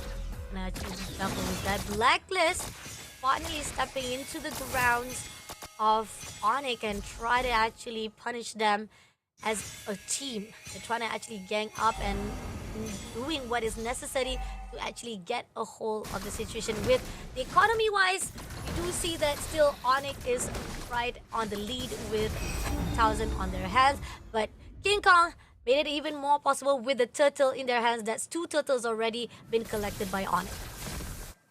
Now just short of a 3k lead in favor of Onyx Philippines as we approach the 7-minute mark. Kill score is still even, but we're starting to reach the stage where it's more comfortable for Onyx to roam around independently, while Blacklist still actually needs to play somewhat together since they're relying quite heavily on the Matilda and Eve to set up team fights. Because of this, we can see that the macro on the map is a lot easier to control for Onyx side. They can just send one member to a lane, push it out, and force Blacklist to respawn since they have to rotate largely together. This is making it very difficult for Blacklist to actually contest the neutrals. But going in all out to Kirk. Kirk try to move away as quickly as possible, but it seems that MPP will deny it immediately with the electrifying beast as well. But Brusco try to come along, try to connect the dot, but it's already been done deal for the Blacklist. Onyx, they definitely risk getting picked off because they're sending people so deep to push lanes, but it's actually worth it for them right now. There's no point in them trying to force a straight up 5v5 because they know that not only is it more suited to Blacklist to line up, it's also a more comfortable gameplay style for Blacklist in the first place. So Onyx wants to keep them running around the map. Instead, they're not worried about maybe throwing bodies away in exchange for structures. But here now, Brusco will be going in for the Waves of Dragon, shutting down Pigman immediately, but Pigman was able to move away. But they said that Haji at lost cause almost been taken out. Zamanfo's been put out at investment, try to lock things out, but Blacklist will not be able to be shut down immediately by Onyx. A good disengage here from Blacklist, and we're already starting to see the impact of this Matilda as a whole, right? That Flask of the Oasis shield is keeping people alive in situations where they should otherwise be dead 100%. JM with the kick into the feathered airstrike should have actually died even as a Hilda, but the extra shielding gave the HP needed for him to survive. And now the Holy Crystal and Berserker's Fury are completed for Blacklist. Coming in, Kirk will be right in open. Pinkman takes down Kirk immediately. King Kong try to finish it off with Pinkman as well. Farsa comes in right here as they try to actually immobilize King Kong, but King Kong almost being shut down, trying to pull away, but Super is able to take down Haji, but Pinkman traded off for King Kong, but at the same time outplay, trying to move away, try to get that kill as much as possible, but Kara managed to push off the team of Blacklist, and this is where the fine line of Blacklist, they don't want to mess it up. They did manage to get some kills, they did manage to get some wins for themselves, but Pinkman gonna go all out, gonna overextend himself, pushing in, and Pinkman gonna push out with the Zaman first been done, and Hero now getting double kill to shut down outplay as well. And this is why he's called the gold standard, ladies and gentlemen. Onyx Philippines, doesn't matter how many bodies they throw, how many people they have to trade, as long as Kelra is kept alive. And even MP knows that he cannot make the same mistake he did in game number 1. This is no longer a situation where you can just dive and hope to get a kill on the goal lane. Kelra is going insane right now. Oh, another one with Hardy as well. No, another one to be shutting down. That's a great kill coming in from Kelra to push into Blacklist. All of the formation that was done by Blacklist now lost with Kelra shutting them down. Oh my goodness, this is insane right now. Kelra. And he's still going as well. The amount of action that this Harif is participating in. Even JM being forced back by defended airstrike. Onyx, there is so much faith in each other in the way they approach this game. The way that they take these team fights can fall apart so quickly if a single player messes up. But they know they can put their faith in each other. They've got each other's backs. They will commit to whatever their responsibilities are, where they are most needed. If you're gonna dive the backline with the gold laner, you are going to see it happen from Onyx Philippines, and because of that, they have the Lord. They're gonna push in mid lane. Now Brusco looking for a way here. We do see Kelra going into the tower already. Brusco pushing it with the Waves of Dragon. Takes down already for the one. RWM been put out. They're trying to lock onto straight away to Onyx, but it's not going to do it any favor. Zamafon been put out by Haji, but Haji managed to pull away. But here on out, Lord goes into the crystal. They have to defend it, but it's already half a lifeline. But Lord was able to take it down before they would take it into a casualty. But Onyx not done yet. They're going in all out to King Kong. Not going to be enough. MPP will be the one to be shut down by King Kong with a lot of the investment was done, and it's not gonna be easy with Blacklist try to shut down all of the marching of the minions. And at the same time here, God's going in all out to outplay, but he's overextending. He will be taken down by Perseva. But at the same time here, we do see King Kong pushing out to Perseva again, as well as Pinkman. We do see Kara going out with the Zaman Force to log in out, but Ara almost overly shut down. But here now, he goes in for the synchron vision as a dash. He gets the double kill, and now they manage to clear out the match number 1 into the hands of Onyx Philippines with 2-0. The second half of the game will now officially be titled the Kelra Highlight Reel, as this Harif is just playing on a different level entirely. Onyx Philippines are a different beast. They are truly a monster to handle on the battlefield. Because the moment you think, oh, I have the advantage, I can get a kill, I can get a pick off there, they come in from the back line and they catch you unsuspecting. The M6 champions, Onyx Philippines, will earn the first direct qualification from the challenge season to the Snapdragon Pro Series Challenge Finals. Congratulations to Onyx PH, our world champions, still rising off from their victories of last year, and here on out they want to prove themselves even more on the SPS Season 6 and loving it, literally. I mean, again, I've talked about how the drafting wise from Blacklist, and you also agree, you said it was a perfect choice. They are playing off with the formularity or the gameplay that we know that it's a great choices of drafting that is quite unknown to us, very close to our hearts, and we know how to actually tackle off. But then Onyx Philippines going into their drafting, very unorthodox, a little bit different, and it's not as easy to be put out. But then again, not to say that there's not a chance at all, because we know how flexible Onyx is. And another motion to be put out here for the gameplay, and you talked about it, highlights for Kara, that gameplay from the Harvard itself, how he goes in from the Chrono Dash, going in from one Zamaforce to another Zamaforce to lock down one and each of every players from Blacklist itself, put out so much pressure that Blacklist could not do anything. Considering that Kelra was also using the Killua Harif skin right there, I'm gonna dub this the Kilra experience from Onyx Philippines. As yes, I agree with you, Fasha. Blacklist has a solid lineup. Front to back is good. Teamfight control is great with the Eve and the Matilda. And early game, it was actually kind of difficult for Onyx to really get these straight up teamfight victories. So They just don't go for team fights, right? They just try to force things to happen on different parts of the map. They're willing to invade because they know they have lane priority. They're willing to throw bodies in order to make sure that other cores have more space to farm and might be able to bait Blacklist out of position just to get a kill that they think they're very close to securing. Onyx Philippines entered this game using potential teammate deaths as a resource. And because of that, Kelra gets a very effective MVP, 921 GPM, and his damage is just on another level entirely. I mean, I like the confidence that Kara put out. I mean, like, he was doing all the show for himself. He gets it done. He knows for a fact that he saw an opportunity. He goes in.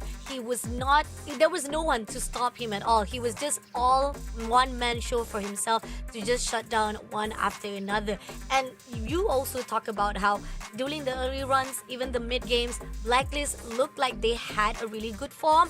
But then again, Onyx Philippines, they're just on another level with how Kara was pushing off as well as controlling all of those movement and taking down. That was when Onyx was able to have an opening to just shut down completely Blacklist.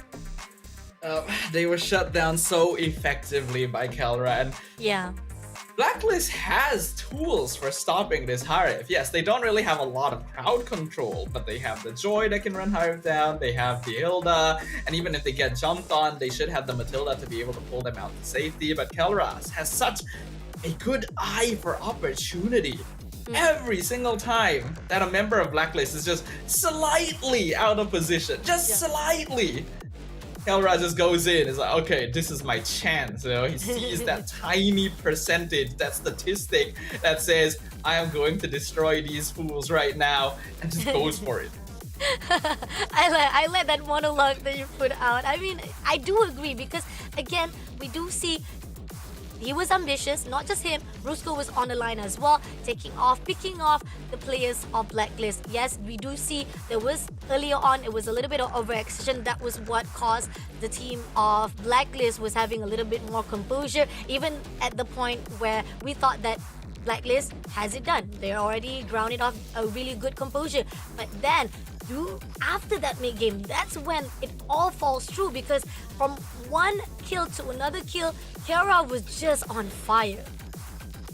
I can tell that the production team just really loves Onyx in particular because look at the way that they're editing Kelra's movements into his gameplay, right? The Harif dashing in, throwing these balls of energy at the opponent and then just exploding all at once.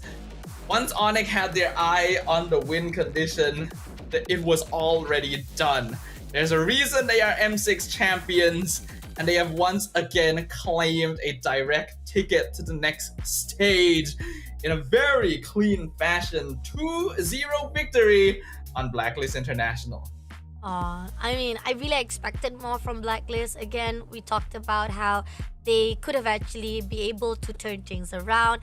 It could have actually be a good start off the day itself for Blacklist because they're off from the win they had on day number 1, and I expected more. I really do expected more because not to say that I'm disappointed because we do see there's a lot of efforts. There was so much that was put out by Blacklist. We saw the idea that they want to actually portray. It's just that again, Onyx Philippines was just outplaying them in a better fashion to a point that they could not predict the movement of Onyx Philippines themselves, and I think they didn't actually expect how Kara was popping off at the end of the game itself because they expected they will be able to actually move around because again, during this second game it's supposed to be a high mobility gameplay. They'll be able to pull away as quickly as possible and go into the game fight as quickly as possible as well, but it did not happen, and this is where again, is it a problem between the communication or is it a problem because they weren't able to decide which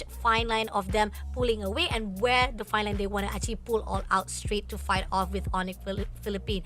But still, it's not a lose chance yet for the team of Blacklist because we talked about these two teams are the one who have rise off from their win on day number 1. So those who lose, they're going down to the lower bracket to meet off to those who are at the Group A who will be meeting off just yet, which is the team of Alter Ego versus RRQ Hoshi right after this. We have second match already ready for you guys, but we have to have a short break just yet to settle things off. So go get your breaks, all your snacks that you needed, and we'll be right back for match number 2. The Snapdragon Pro Series is brought to you by Snapdragon Elite Gaming and DHL.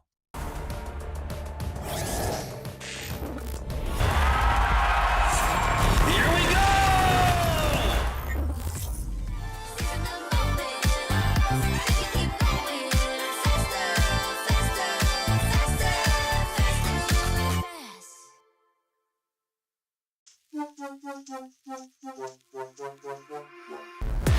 Give it more, give it more, give it more right now, right now. Give it more, give it more, give it way more.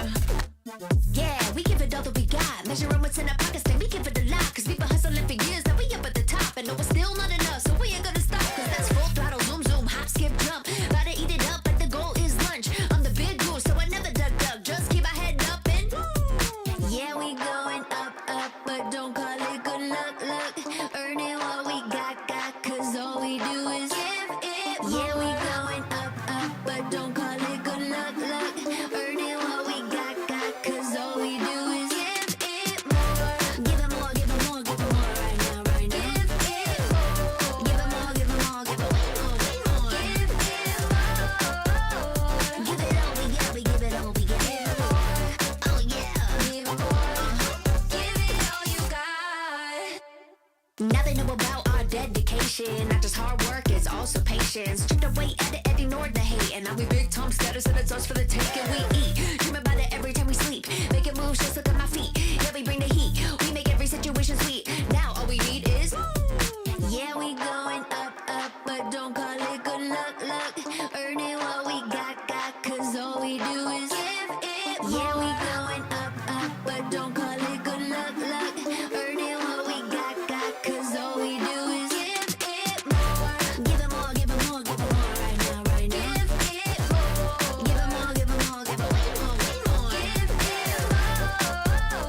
Give it all we got, we give it all we got. Give it more. Oh yeah. Give it more. Give it all you got. Give it more, give it more, give it more right now,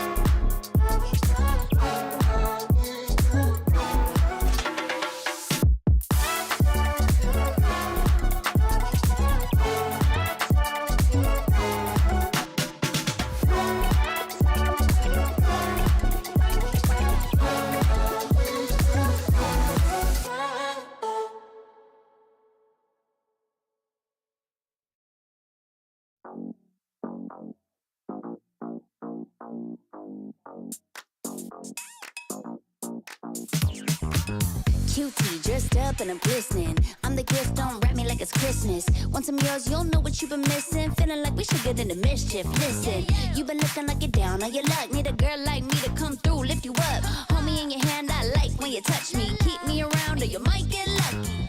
I'ma keep you with the good mood. Keep you up all night. Never around you.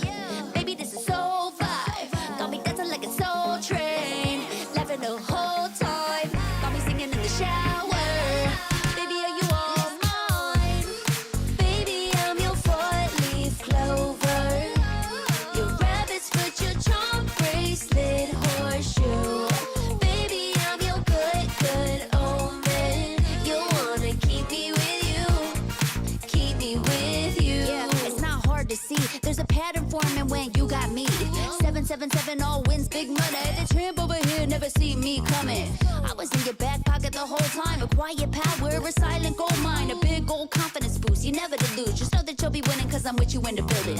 I'ma keep you with the good mood. Keep you up all night. Never around you. Baby, this is so vibe. Got me dancing like a soul train. Laughing the whole time.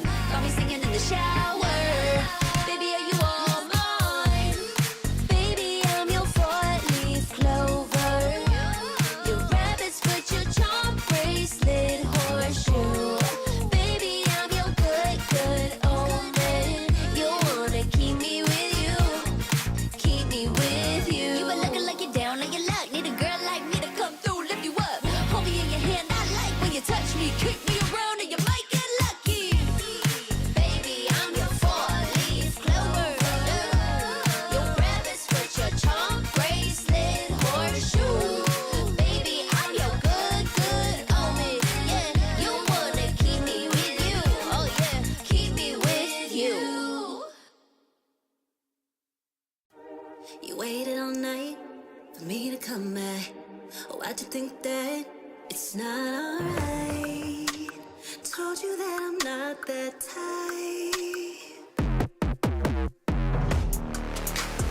Didn't mean to get you so excited.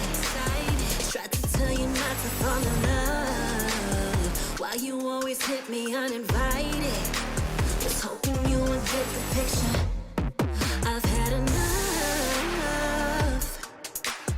Now it's time for me to turn around. Thought you knew what this was.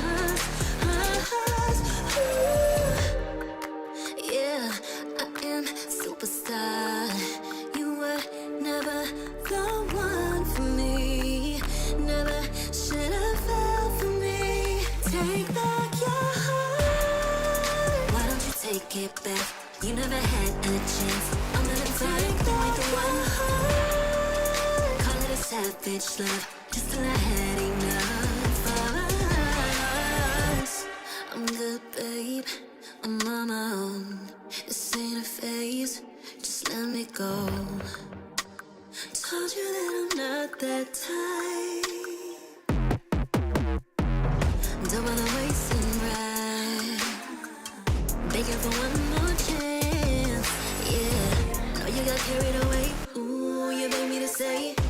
You've been messing with greatness, faces, stay in your place. I was looking to play, then you got in the way. All the love that we made got me stuck on your brain. Got no time to stay here and say goodbye. Yeah, I am superstar. You were never the one for me. Never should have fell for me. Take back your heart. Why don't you take it back? You never had a chance. I'm gonna take back the one. Call it a savage love. Just till I had enough of us.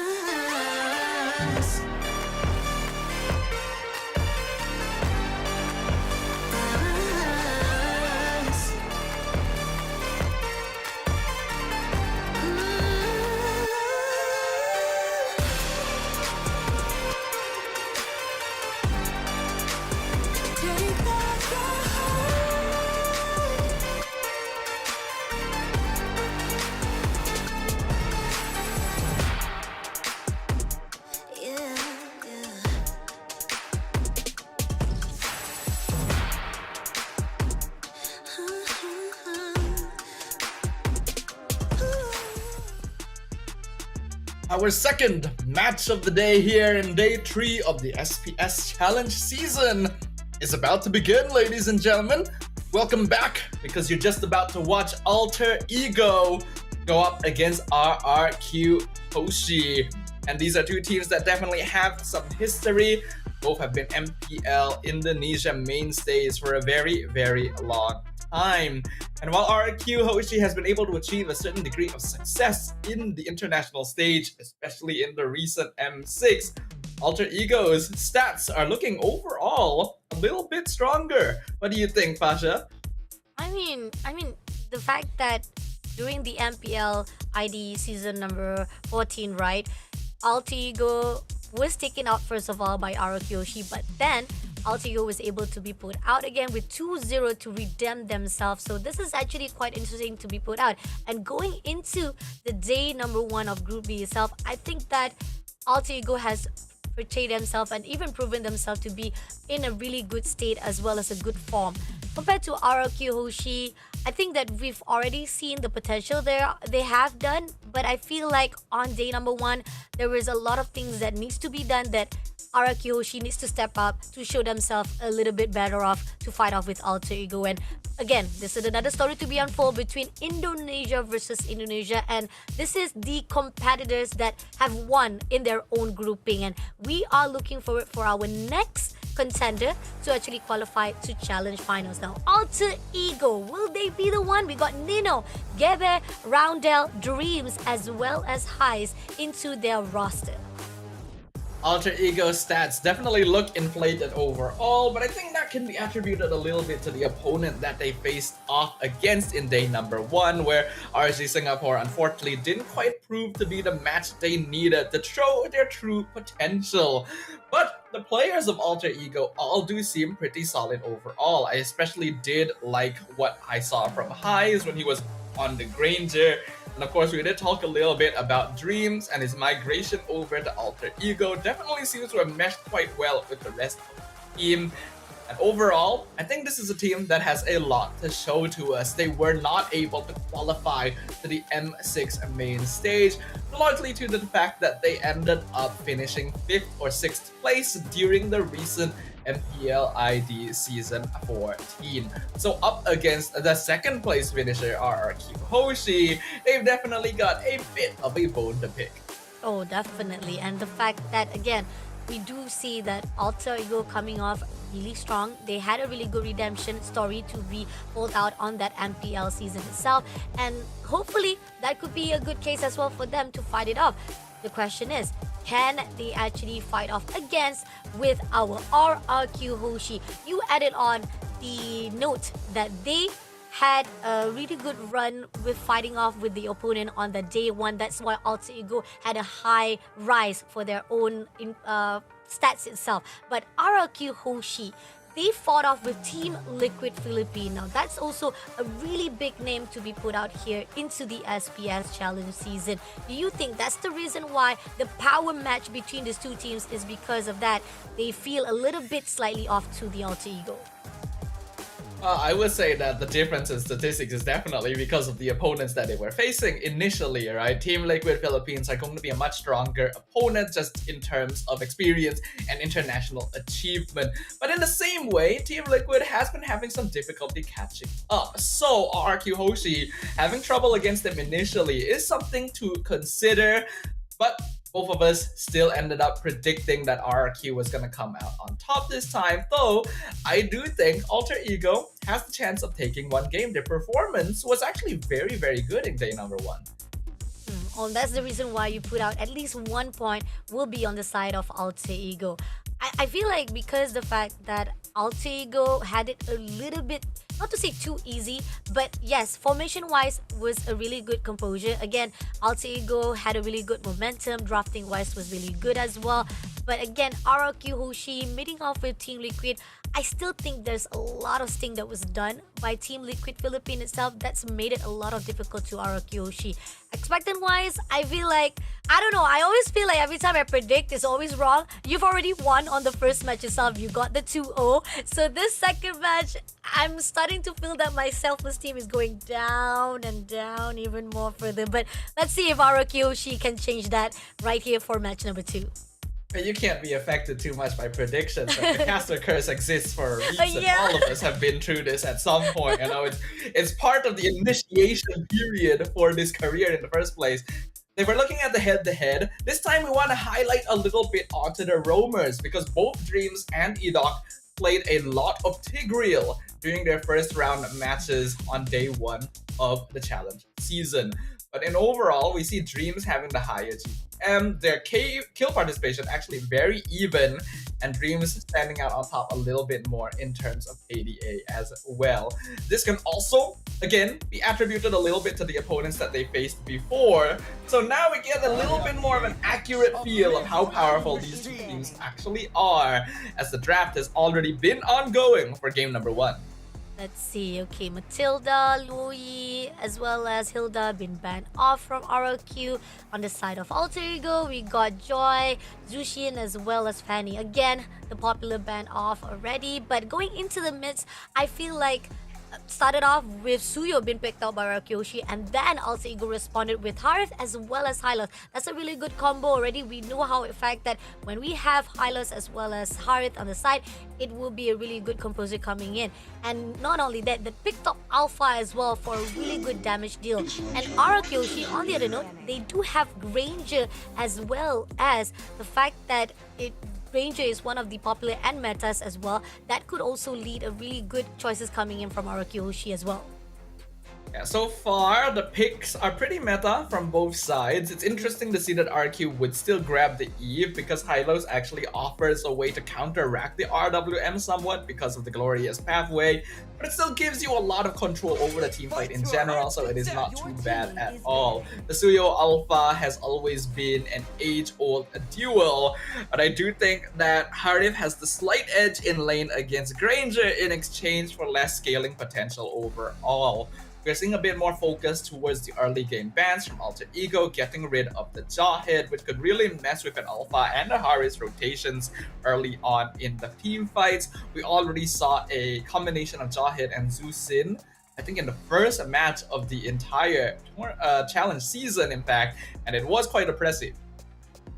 Okay, knowing for a fact that they're trying to take off all the possibility of picking off individually, because the fact is they are expecting Defin on the side of Harith as well as Alpha. There's a lot of grounds, even though we do see that they might be able to lock on, there's a lot of individual fights that they need to be aware of. So with Jawhead on the side, it's not going to be a good composition. And they also take off as well Cho in the scene. So this is where Alter Ego, they prioritize any possibility of separation will be done by RRQ Hoshi. Now RRQ Hoshi, they ticked off Lucas, and we talked about how Lucas, it's a 50-50 situation whereby he's a really good contender, but at the same time, it might not go into a really good gameplay if we don't actually have a really good composure. But then we do see the last pick coming in from RRQ Hoshi to be banned off. They ban out the Cecilion here, which is actually interesting. I wouldn't have expected Alter Ego to go for Cecilion in this particular situation, because then Harith and Cecilion would both be late game magic damage scalers. I don't feel like they needed to ban that, but it's still perfectly fine just to make sure that the only artillery on the field is going to be this Granger on RQ Hoshi's side. The fact that Alter Ego ban out the Jawhead and Show is very smart. It is not just because these two heroes are counters to their cores like Harith and Alpha, but they're also very good ways of dealing with the Hylos, because oftentimes the Hylos is going to be walking very far in front of the team to provide vision due to how bulky he is. But these two heroes have ways of just throwing him or kicking him back into their teammates instead and take him out before the rest of his team has any chance of responding. This, however, does give the Tigreal over to Edoc. This is a hero that both sides quite enjoy, and because they saw the Phobius lock in, the glue counter immediately comes out for RRQ. But Alter Ego, they haven't picked their mage yet. They can very easily go Faramis or Vexana at this point to counter the glue. Oh, yeah, definitely. And the fact that rising off from our Kyoshi drafting wise, I do feel like they're conforming to their own formularity with Triggle on the side, glue. Mobility wise, very sneaky, very easily able to maneuver away with a really great composure. Alter Ego, one way or the other, they have to figure out how to actually shut down most of the mobility wise that will be put out by RQ Hoshi. On the other side, I like the fact that they picked up Phoveus as well. Phoveus is also one of the crucial heroes that been picked up as well. And you talked about Vexana. They picked up Vexana. Easier to actually grabs in with the first match off. So I think Alter Ego, right response wise, Rara Kyoshi also had a really good idea as well. In your opinion, Snafa, which of the drafting do you favor? This is probably the most even draft that I've seen like throughout the whole challenge season. Actually, both sides are very honest, direct front-to-back siege-style compositions. Granger has a bit more range to play with, but Alter Ego is a bit better at diving.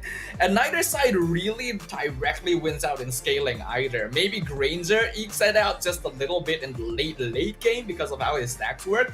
But otherwise, I think a lot of it comes down to how well the early game snowball actually happens for the respective junglers. And if we're talking about the junglers, Karin's actually equaled King Kong's KDA, who has been like topping the charts overall. So we can't just be focusing on what's happening in the jungle. The rest of the lanes have something to prove as well. As we jump on in to the Land of Dawn. Let's see. Match number 2 right here.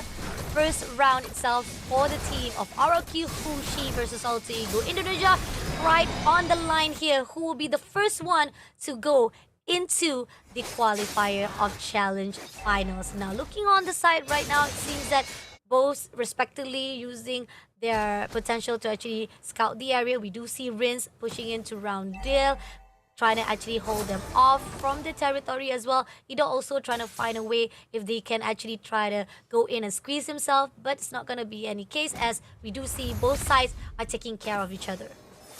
I have to point this out a little bit because it's very rare that this happens, but both teams have 3 Impure Rages, 1 Concussive Blast, and 1 Brace Fight. It's very, very unusual that we have the same 5 emblems on both sides, but of course, the actual emblem setups are a little bit different there. It's just a little bit of fun trivia. In terms of battle spells, it is of course going to be very different as well, with a heavier focus on Purify on Alter Ego just to deal with the Tigreal, and even the Sprint on Dyron because they want this glue to be running down the back line. Still has to be careful though. Vexana is a counter to glue for a reason, so Split cannot be used too willy-nilly. Let's see. Right here, it seems that they're going to gang up straight away to Dyron. Stunning off immediately, Susujin also comes through. But at the same time, they're just going to deny any composure coming in from Alter Ego. Try to gang things up. Edok also denying as well. Trying to actually pull into Dreams as well as Gebe. It seems that Alter Ego, the attempts was been failed or been challenged away from our Kyoshi. So right now Turtle is in the side and they will be trying to actually contest it off. RWM been put out straight away and we do see right here immediately to be shut down by Gebe, and at the same time a lot of investment being put out by Susujin, able to take down the Turtle as well as getting the first blood as well. Nino on the rise here, try to push into Edok, but at the same time with the cause right here, Nino will be able to pull through to get Edok, but Susujin is on the rise. Darren takes down Dreams immediately and Susujin shuts down Nino. RQ Hoshi definitely come out on top in that one. They get the turtle and they trade Edok for like 3 kills on the side of Alter Ego. So much better control over the team fight in general, but it was actually very, very scary, right? When they initially dived onto Alter Ego, they took a lot of burst damage from Roundel, but AE just didn't have enough follow-up damage after that to actually land the finishing blow, and that allowed RQ to basically reset their cooldowns and re-enter the fight. In fact, Edok almost escaped if Nino didn't manage to just clip him on the edge of that dark wave. So it almost was a 0-4-3 and the turtle too. RQ are very good at taking these sort of team fights. Alter Ego needs to be a little bit more wary of it, even if they do have a tankier front line. Oh, coming in Dreams, and Glorious Pass been used up. Will denied immediately of the movement, and it seems like no matter what, they will not allow Dreams to back away. But at the same time, the Watt cost here with the trade-off as RRQ able to control the maneuver. And now Sutsujin coming down to try and deal with highs. Retri comes out. Zaman Force used by the Harif. Sutsujin instantly has to dash out. Rins is coming in from the back line now to go for it. But Highs is beautifully maneuvered past 3 members of RRQ. He is the gold lane. He's the win condition for Alter Ego. And by avoiding a pickoff here, he's at least able to keep himself up to date with Toy's farm. Oh, nice maneuver coming in. At least at the time, Heist was able to actually evade those, fight it off of the gang. You do see Dyron clears out the minion. And it seems that Roundin and Nino would try to actually find a way if they want to actually go out. But it seems that they decided to focus more on the turtle.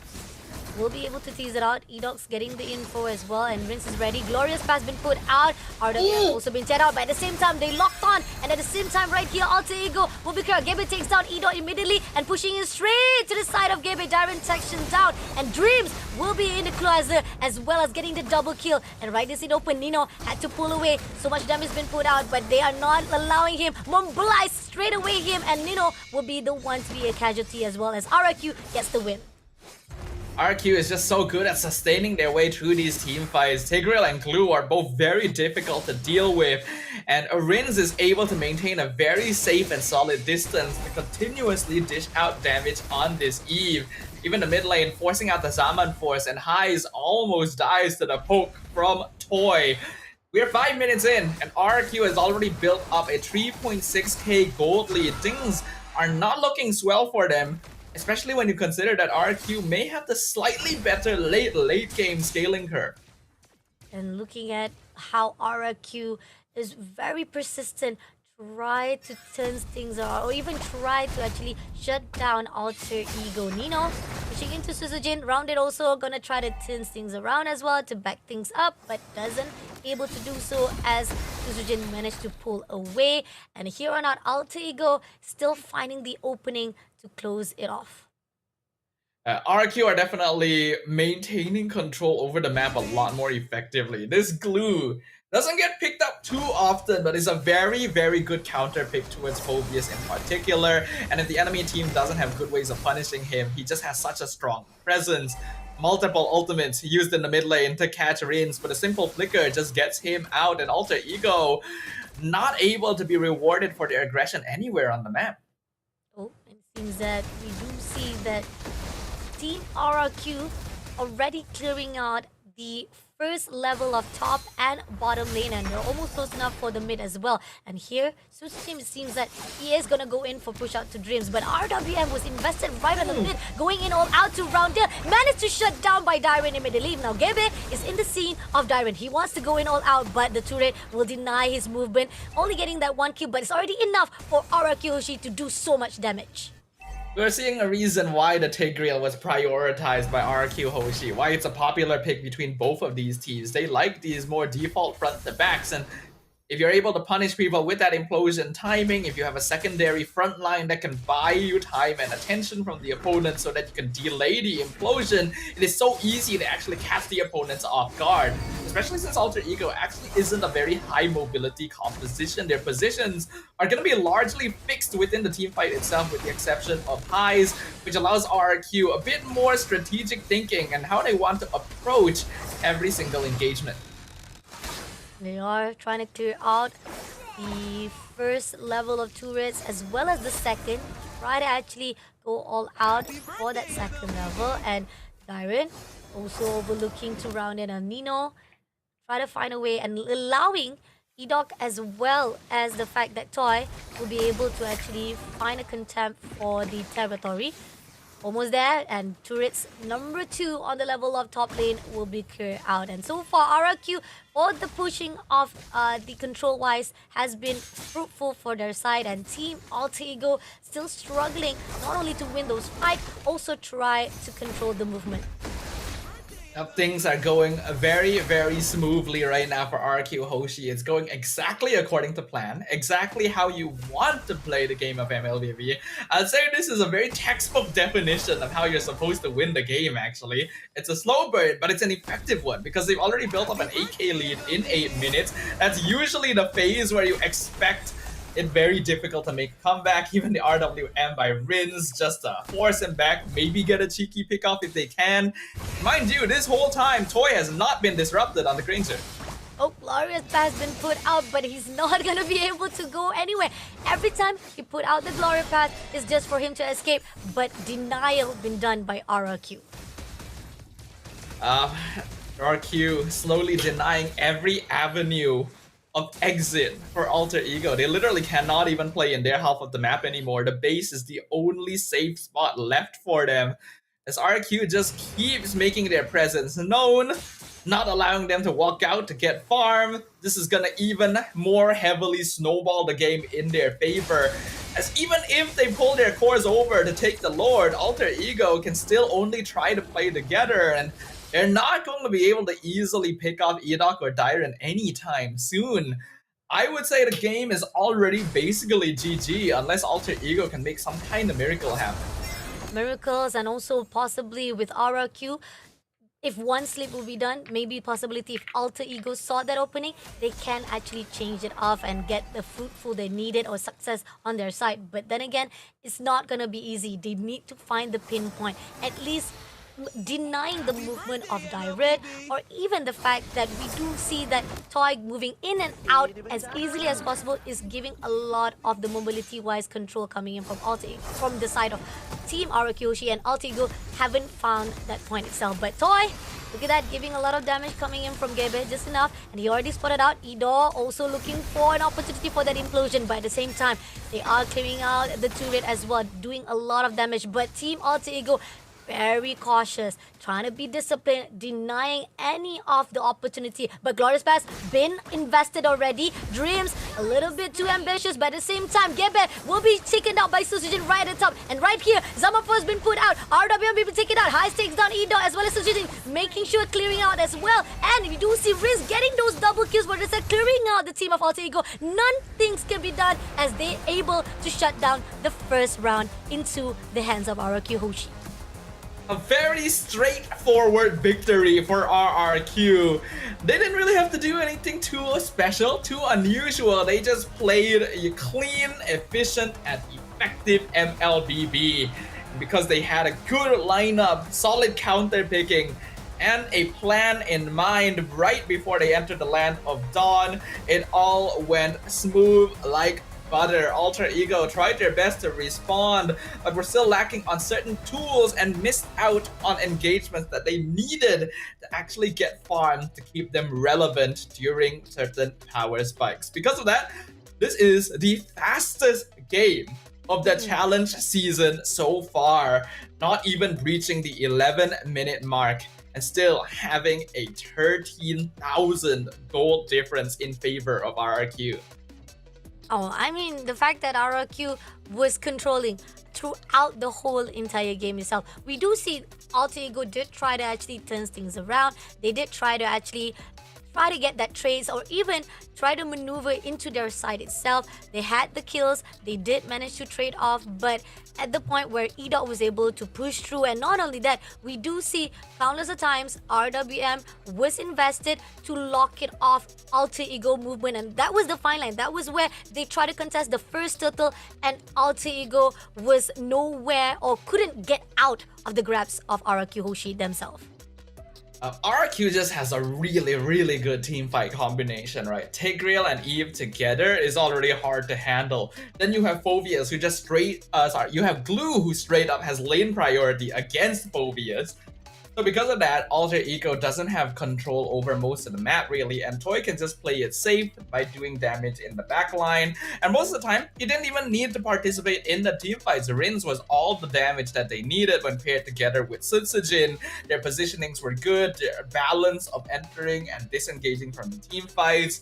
And we can see why Alter Ego was so worried about hero picks like the Cho and the Jawhead, because once Dreams is split up from the rest of his squad, it's actually so quick for RQ to melt through him because of the max HP damage that Soul Sever offers on Suyo.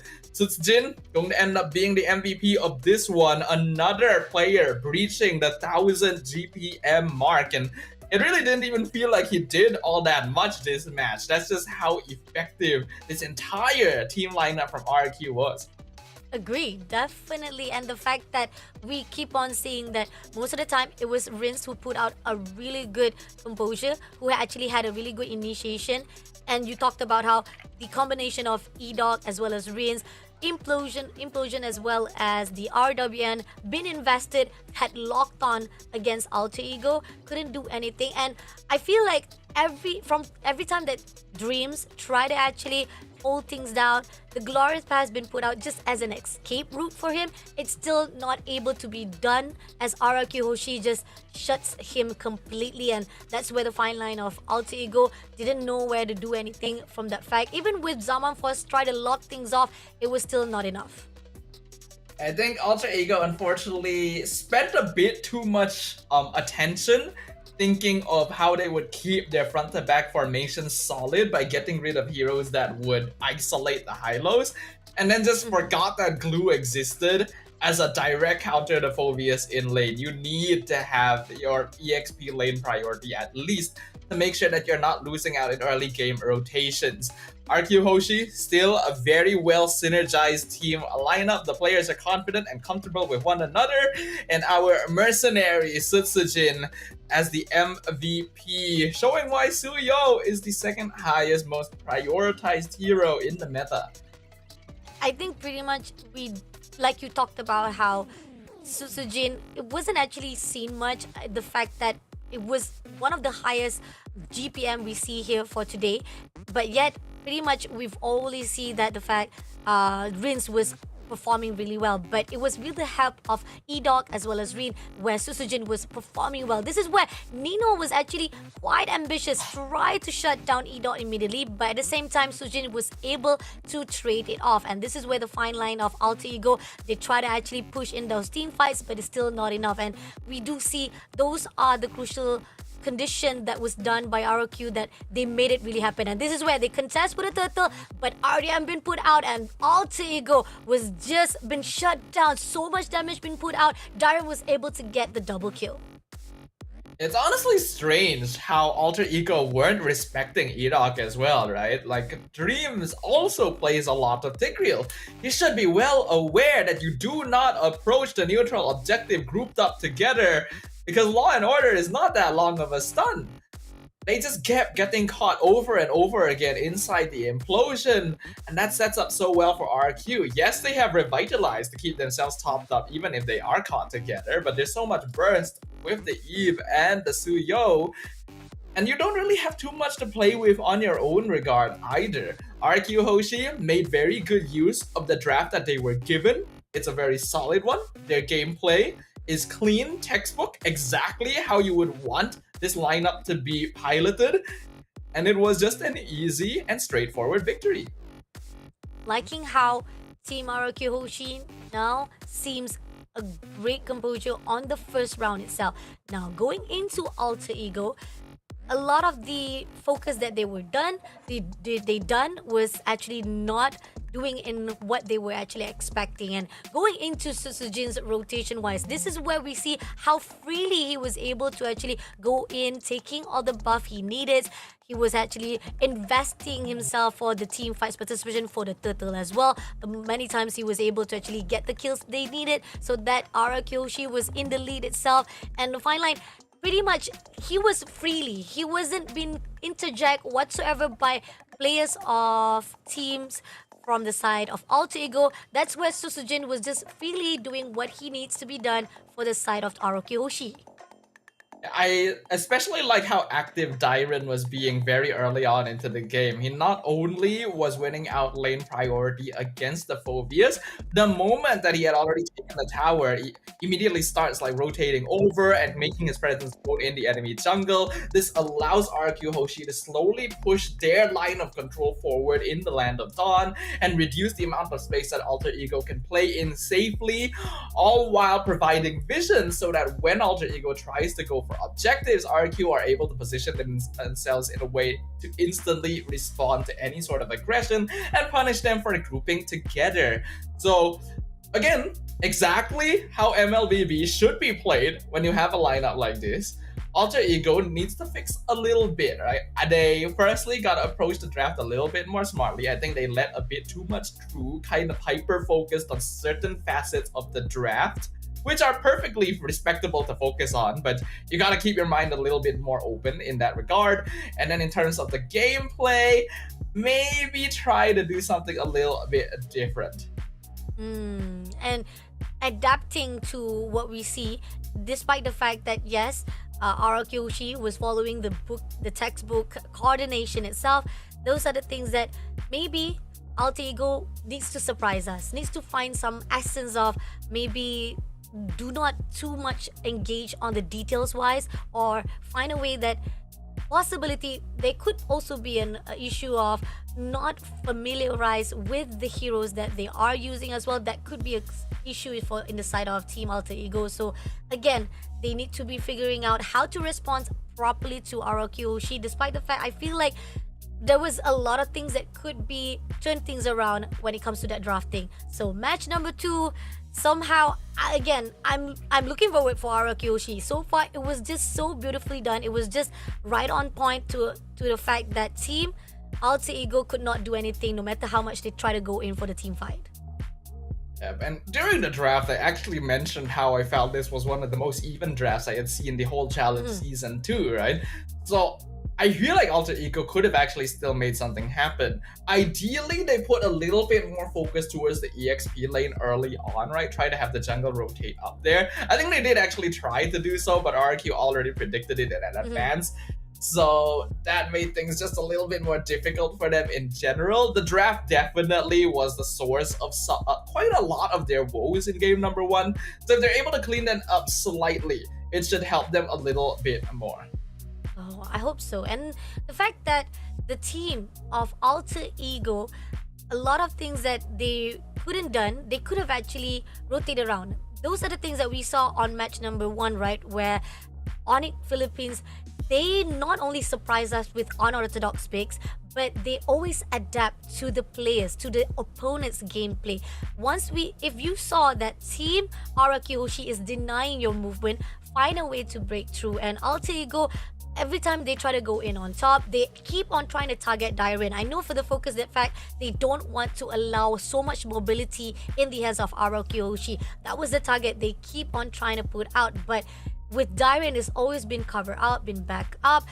They actually lost touch of the control of the map itself because of their objective was not seen through. So Team Alter Ego, in one lane to another, they're not looking overall itself on the gameplay. And hopefully going into match number 2 or round number 2 here, they will be able to be in a better of eyesight itself. I think a little bit more willingness to think outside the box in terms of their gameplay approach who could have done them wonders, right? We already saw from Onyx earlier the willingness to use bodies as a resource to get a little bit more space on the map. Here, I think Alter Ego wasn't really willing to give up on anything. That is, like, they were making sure they weren't getting picked off. They didn't really want RQ to push into their lanes and get free towers. But when you're not willing to give up on anything, then you may not be able to earn anything in exchange when you're already a little bit behind in terms of the lane matchups. So going into game number 2, Alter Ego going to be on the blue side, RRQ on the red. Louis, Eves, as well as Joy have been banned off, and going into Arakiyoshi, Parith, Jusin, and also the typical Fanny ban off already been put out. So I feel like Alter Ego is respecting the RWM that was done by Arakiyoshi, so that's the reason why they're denying it as well. But at the same time, Toyu will be picked up to be stolen from the hands of Sutsujin. Now, Arakiyoshi, how are they going to respond it? You can probably just grab Matilda here, right? You do the same like alpha baiting that a lot of other teams are doing. Or if you want, you can leave it open for a potential Tigreal down the line instead. Either way works. They will prioritize the Granger. if they don't go Matilda here, then they do. All right. Your predictions is on point. There you go. I mean, like they have the opportunity that it could be. But then again, going into your comments, right? If they didn't pick up Matilda, what are your thoughts could have been on that side? If they didn't go Matilda, they could have gone like the safer high-low Gatot option. Hilda is also a possibility, but I started with Matilda for a reason, right? In this way, RQ can bait out the alpha. Alter Ego already know for sure this is going to be an alpha third pick, but they have no way of like stealing it away because they already have their jungler. So they have to go something else. RQ can get that for free alongside a meta pick like the Granger. Irritail will definitely come out because that is the lane counter. And then the Tigreal will be stolen away as well by Dreams. This will be alpha 100%. And then we will go into the ban phase. Ooh, okay, so far, again, this is following the ultimate rotation of picks that expecting coming in from RQ Hoshi itself. Now, seeing how Alter Ego spotting out how they've already gotten their jungler, they already gotten also their EXP. Now RQ Hoshi will take off Valentina. They're denying IMU, knowing for a fact that they do not want anyone to take away their ulti and use it against them. If the Valentina is being banned out, there is the possibility that RQ is looking at a Farsa as a possible pick. The Granger Cecilion combination is still available for them. If paired up with the Matilda, actually grants them a good amount of survivability, though it might make it a bit more difficult to deal with the Irritail. So if they go the Cecilion route on RQ, they will need an EXP laner that has solid lockdown. That there's not a lot of that left in the pool. As for Alter Ego, they're still going to be looking for their mid laner, as well as their EXP lane. They ban out the Phobius. The CC is removed as well. It does seem like both teams are trying to force the other into going the typical sandbag route of the high-lows. Okay, this is interesting. Again, they do need the mage on their both sides. So, possibility of Alter Ego, will they actually take off as well another mage to be put out here for the ban side? Is that going to be a focus from the side of Alter Ego? They could just ban the Cecilion to make sure that RQ doesn't go double artillery composition. But they go for the Vex instead. So if they're banning Vex, they're trying to make RQ pick Glue so that they can maybe like counter with the Faramis. Because like if RQ doesn't go Glue here, Alter Ego can go for it quite safely themselves. So Lucas actually doesn't match up too badly into it.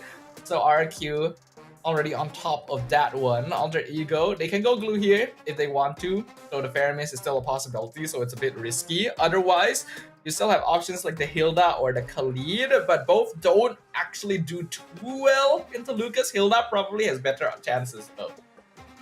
And let's see, 2 more to go. And the fact that Luke has been picked out by RQ Hoshi, this is where the fine line, I feel like drafting wise from RQ Hoshi is even more sturdier.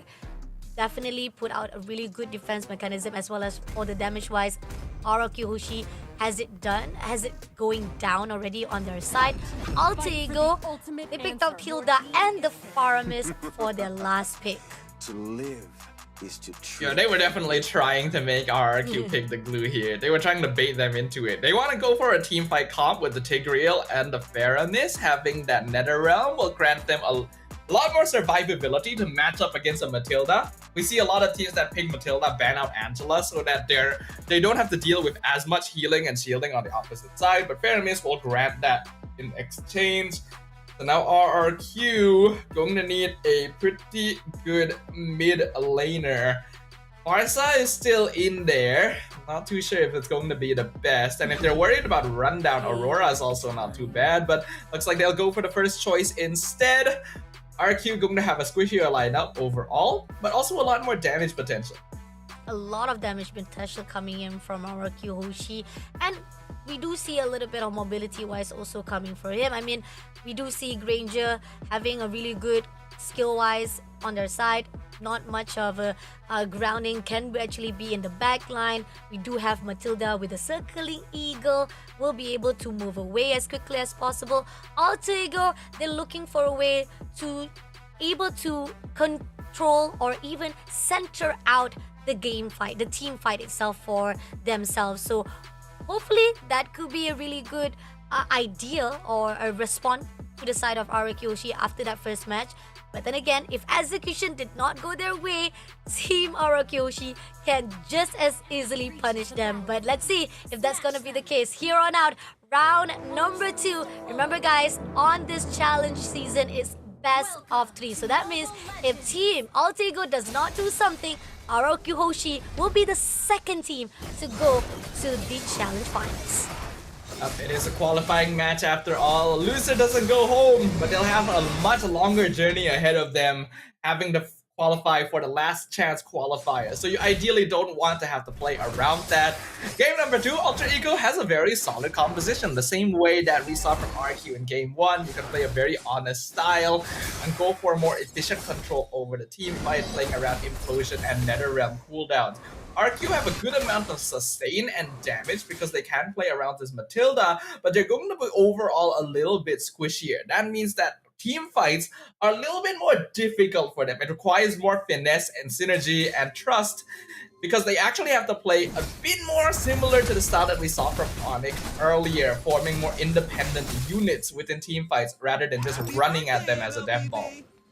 And you have to be really confident on how you actually go in for those combos because Kara-wise, he knows how to shut things down. He was able to lock on you individually and he was confident enough. And if you actually do go in for the fight and overextension was done, too much of his movement was done to a point that didn't manage to clear it out, it's not gonna be easy. I mean, talking about how E-Dog as well as Nino is a little bit tankier and they might be able to pull through as much of his movements to put out.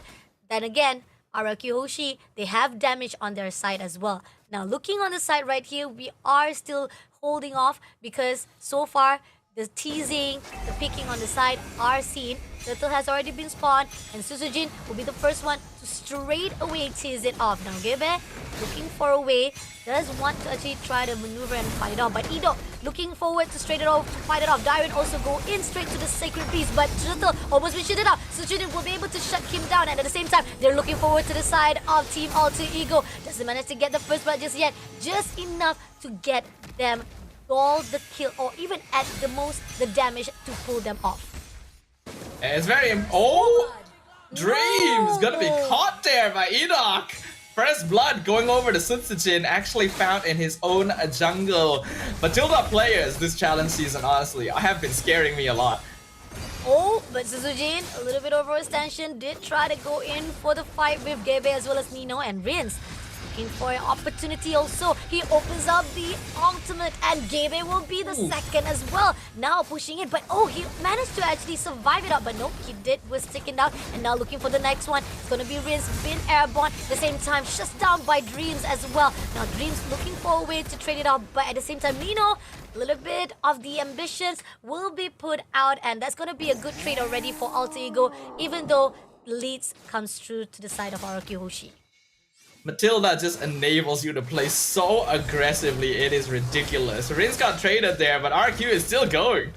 Suzujin, a little bit overextension and Roundale almost closing in and Roundale managed to shut down Suzujin immediately. That overextension was unnecessary, but at the same time, it gives an opportunity to the side of Team Alter Ego to trade it off. Yeah, there was a lot of faith from Sutsujin that even if he ran into danger, he would be pulled out by the guiding winds. But a really nice flicker for him at Roundale. The extra bounce from the Ghostbusters is what finished him off in the end. So, Alter Ego gets a little bit back. So far, kill score actually 2-2. The turtle is the only thing that's making the difference for RQ right now. And you can see that this modification in the draft is making it a little bit easier for them. There's more leeway for Alter Ego to play around now that the tick rail is on their side and they have the NetherRealm too. Darren try to go in 1v1 with Nino. Doesn't manage to go in. Turtle will be spawned. This is going to be the second Turtle as Dream. We'll try to tease it out. E-Dot looking for a way. Does try to actually pick it off to Roundale, but at the same time, not gonna do anything as Dream looking for that opportunity to go in. But there you go, goes out for the stun. Gabby moves away, but at the same time, Edo now stuns comes in from the side of Dairen. Rins managed to take down Dreams first of all, but Gabby trades it off for Dairen, and Suzujin also managed to get the turtle. I'm definitely seeing a trend of EXP laners and Lucas in particular just basically sacrificing themselves as a way of making sure their team is able to achieve some kind of objective. In this case, both of the first turtles of the game have been claimed by RRQ because of the guiding winds Lucas play. Toy now being targeted. Ooh! And at the same time, Toy almost close enough to be shut down. But Rins and Edo will be coming in for the backup. Ino almost close enough. Will be able to move away before being a casualty in the hands of RRQ.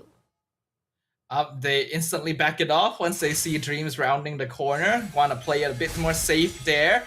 Dairen actually being dragged all the way into the top half of the map to see if they can mess with Heise's farm. Irritel can be pretty scary once you get into that mid-game phase. Sutsujin though, in some trouble.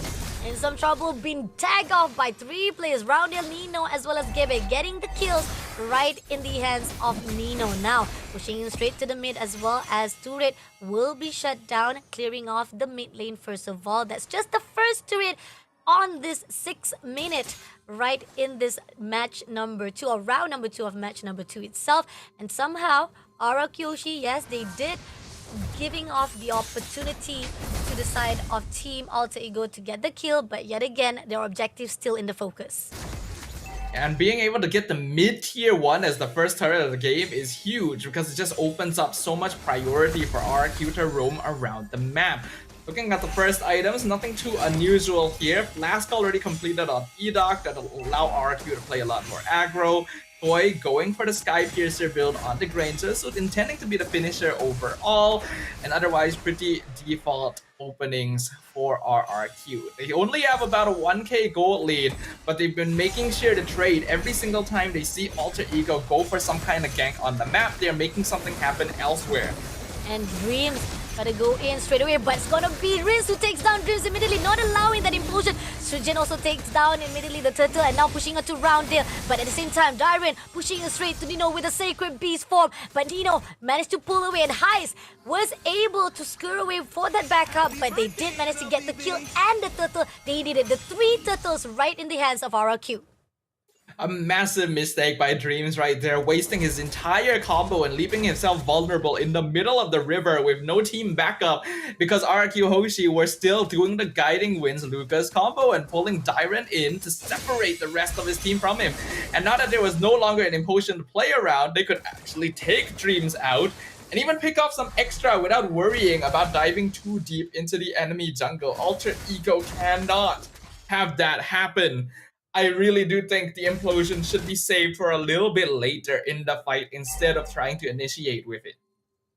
Let's see if that's gonna be a good decision making or a note they are gonna build up after the mistake was done.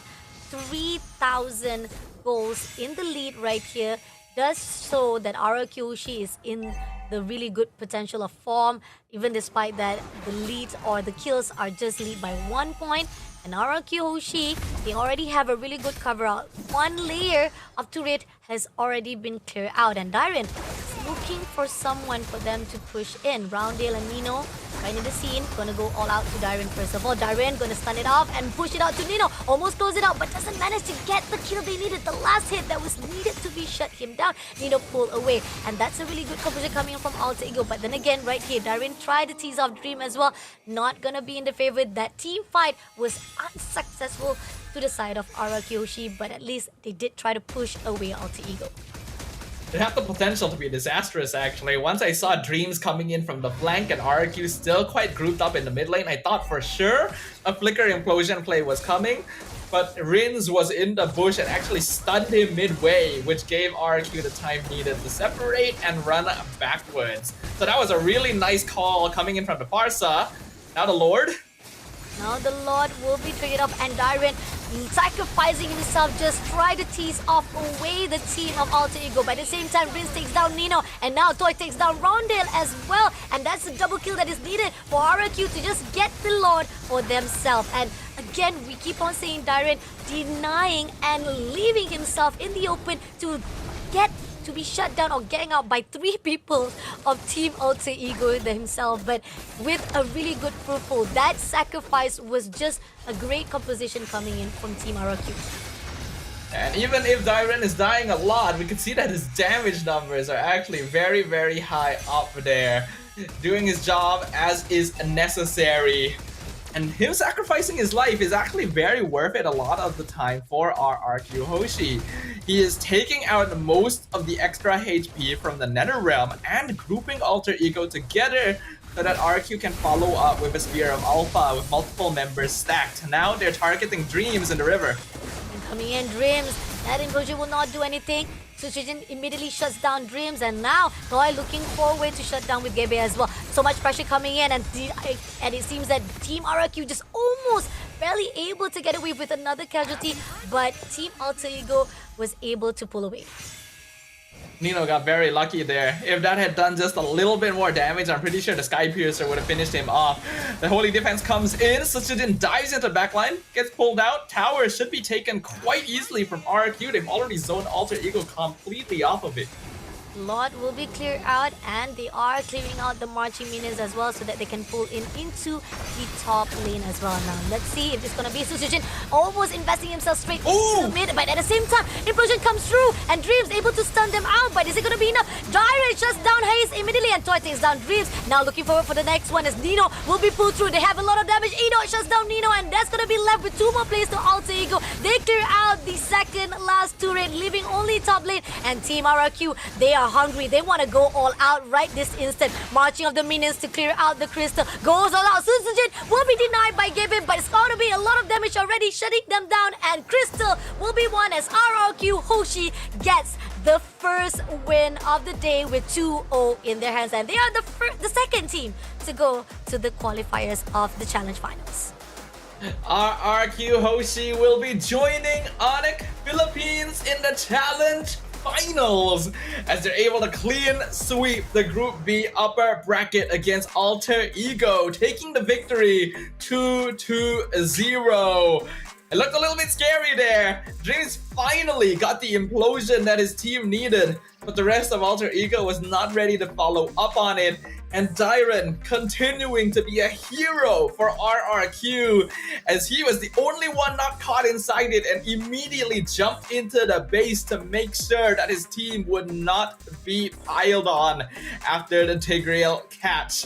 RRQ Hoshi looking confident, looking comfortable, and looking very good as they enter the next stage of SPS. Congratulations to RRQ Hoshi. I mean, started out really good for Alter Ego as well. I think that Alter Ego did find some answers throughout. They did try to actually at least trade it off the numbers. Even at the mid of it all, we do see that Alter Ego, they are down by the numbers for the economy wise, but they still try to hold things out. They did try to shut down some of the potential that was done. I mean, we do see that Nino was trying to at least control the movement of Dyron, as well as the fact that Susujin was also denied a little by a little bit. They try to gang up, but it's still not enough as RRQ was already in a really good peak form during that mid game, and that's where Alter Ego was just picked by one another, and thus a lot of the implosion. They did try to actually connect the dot, but like you talked about how Alter Ego was nowhere to be found, so those ultimate that was done by Dreams was just not connecting as they want it to be. And we gotta give props to Edoc, the star of the show. Yes, he may not do very much on his own, but the combination of Alpha Matilda is potent for a reason. Every single time Sutsujin is able to play so aggressively, overextend so much because he knows that the guiding winds will always be there to pull him out. And almost every Matilda we've seen this challenge season has been able to get 100% kill participation. Because AE was spending so much time dealing with Dyron and Sutsujin, Toy was just left undisturbed the entire game, having an over 900 GPM as well. And if we look at the damage numbers, they're just overall higher all the way through from RRQ Hoshi. So even the extra health from the Netherrealm didn't really amount to much. And the fact that we do see that most of the time, Edot was able to pull away. That circling eagle, when you give so much mobility-wise to the players, this is where Edot stands out the most. He was able to pull away. There was a amount of time that we do see that they try to target Edot, try to shut him down. He was able to freely skirt without any casualty, and this is where the fine line of 0 death was in his side because of the fact that he was just mobility-wise controlled into this match number 2 or round number 2 itself.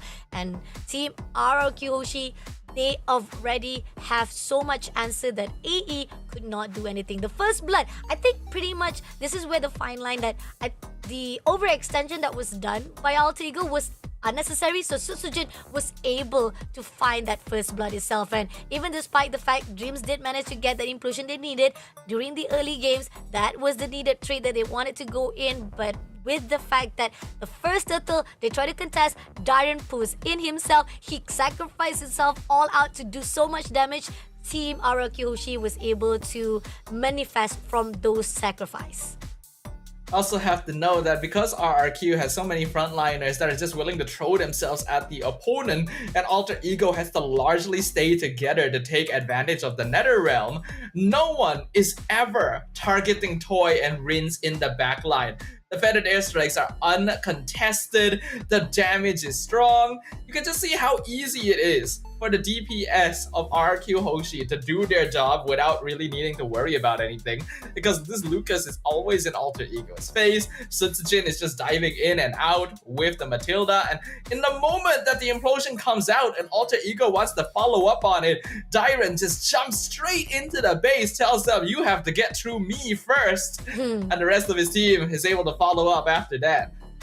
Oh, definitely. I agree on that. And the fact that there were a time where, despite the fact, yes, the implosion did manage to stand off, at least control an area for the side of Team RRQ Hoshi. Alter Ego had the idea, but again, RRQ was already in the lead. There was so much powerness that was already accumulated in RRQ Hoshi's side that they couldn't do anything to counter it off. And going into the movement of RRQ Hoshi Edo, this is where we say, I even talked about it, how freely he was able to go as manywhere as he wants. He do a lot of the teasing. He does get a lot of the assists in it. He helped along all the team fight that is needed. And when the team of Alter Ego wants to punish him, he will deny it immediately and move away with his mobility.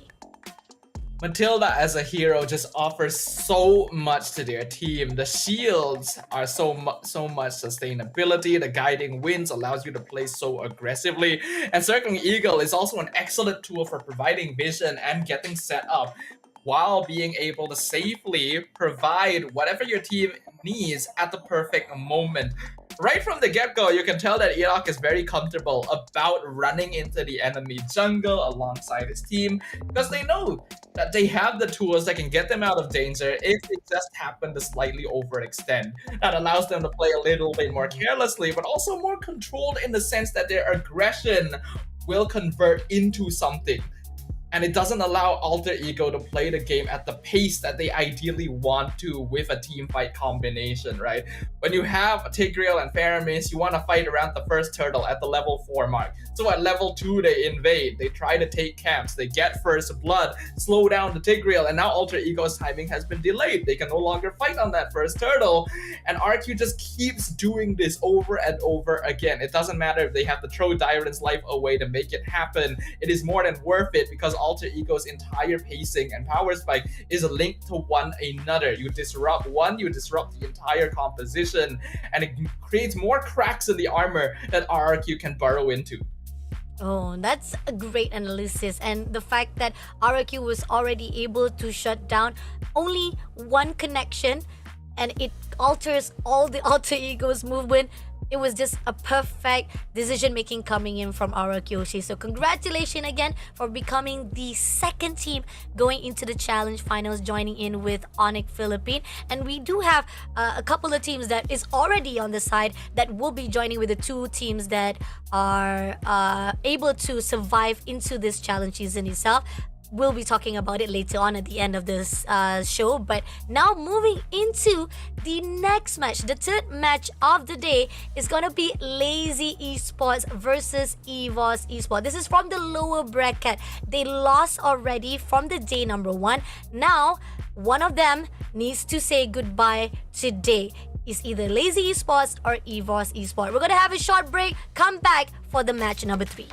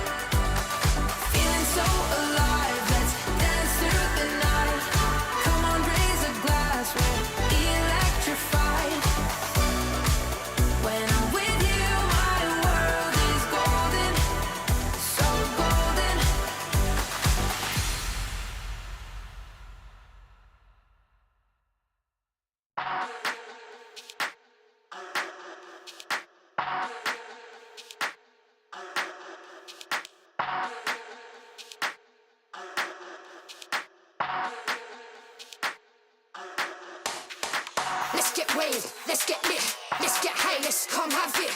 Let's get burst, let's get mashed, let's buy a bottle and splash that cash. Guess what, it's time for action. You're feeling fine, main attraction. Pure vibes, not satisfaction. Feel the baseline, chemical reaction.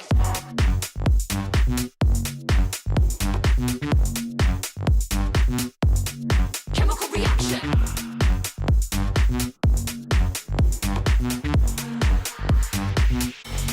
Chemical reaction.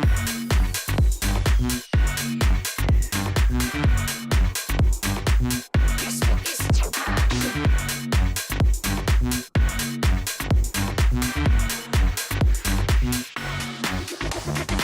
Come, let's have it. Bad boy rhythm. Come, let's have it. Bad girl style.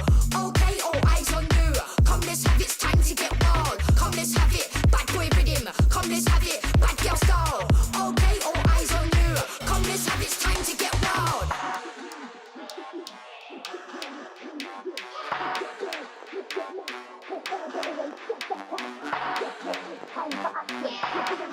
Main attraction. Pure vibes, not satisfaction. Feel the bass, chemical reaction. You're feeling fine. Chemical reaction.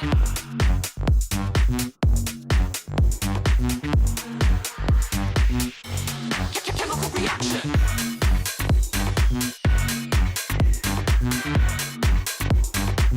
Guess what is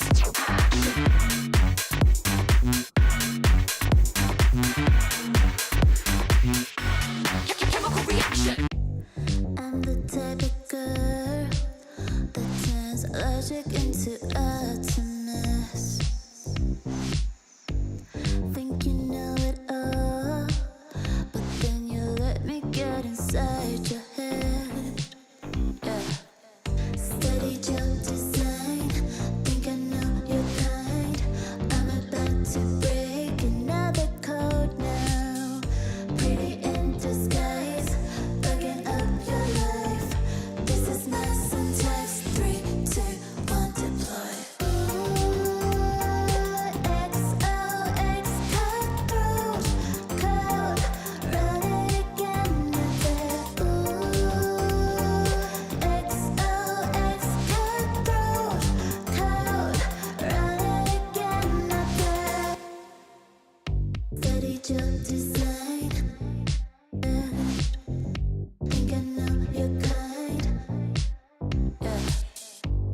Steady jump design. Think I know your kind. Yeah. Steady jump design. Think I know your kind. I'm about to break another code now. Pretty in disguise, bugging up your life. This is my syntax. 3, 2, 1, deploy. XOX cutthroat code. Run it again, not there. XOX cutthroat code. Run it again, not there.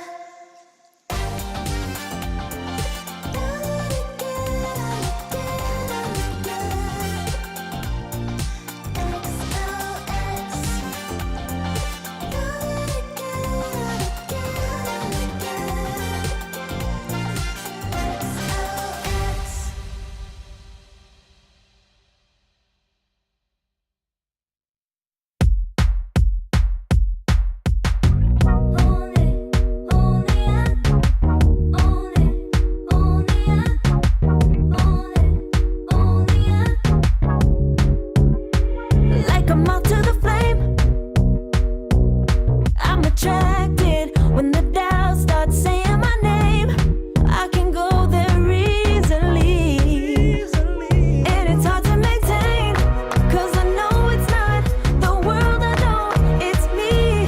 Believe in every little thing I hear, and no, I ain't no stranger to the fire, burning up all my desire to be great. It stays coming in waves, and no, I ain't no stranger to the fire, burning up all my desire to be great. I gotta just open the gate. All I need is saving from hitting the pavement, understanding when I'm impatient, that only I give to me. All I need is a little love in lonely places, the strength to stare fear in the face, that only I give to me.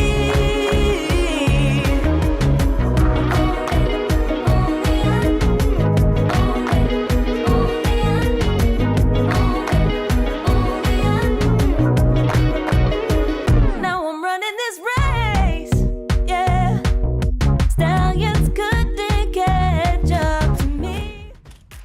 And we're back once again, ladies and gentlemen. Thank you for joining us today on day 3 of Snapdragon Pro Series Season 6 MLBB Challenge Season.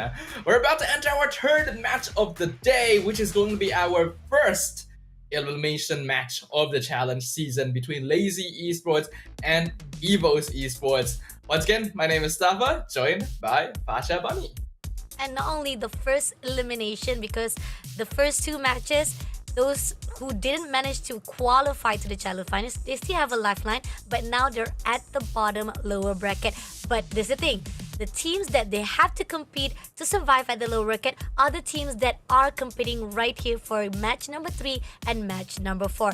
And not let to add more even suspense, this is the first inter-region fight that we see, because previously the 2 matches was Philippine versus Philippine, Indonesia versus Indonesia. Now this is pride coming in from different country, Philippine versus Indonesia, Lazy Esport versus Evos.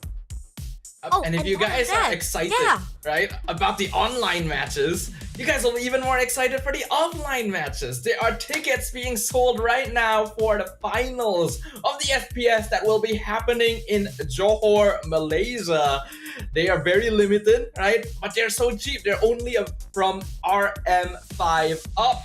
So scan the QR code right now at the bottom of the screen, or you guys can check out this link you guys see right down here to grab your tickets right now. You don't want to miss it. True, definitely. You have to buy. Not only able to actually see the fights, the matches right in front of your eyes, you'll be able to meet off with your idols. I'll be there definitely to support the SPS finals. It will be so much more intense compared to the online. You have all the vibes itself. Now, going back into the matchup, Lazy Esport versus EVOS, Philippines versus Indonesia, going into the head-to-head, it seems that the overall or the power spike are more coming in from Lazy Esport.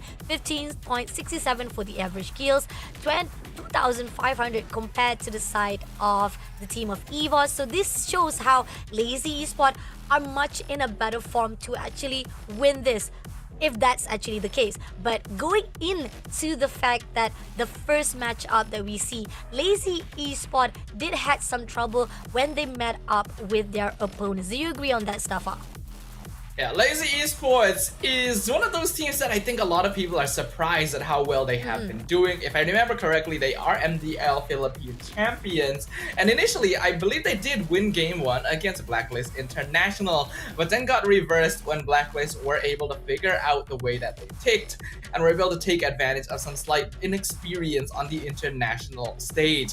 We still cannot count them out because this is a team that we've already mentioned in the past has actually been able to take games against much more notable squads, including one game from Team Liquid ID, the M6 runner-ups. Today though, they're gonna be fighting for their lives up against EVOS Esports from Indonesia.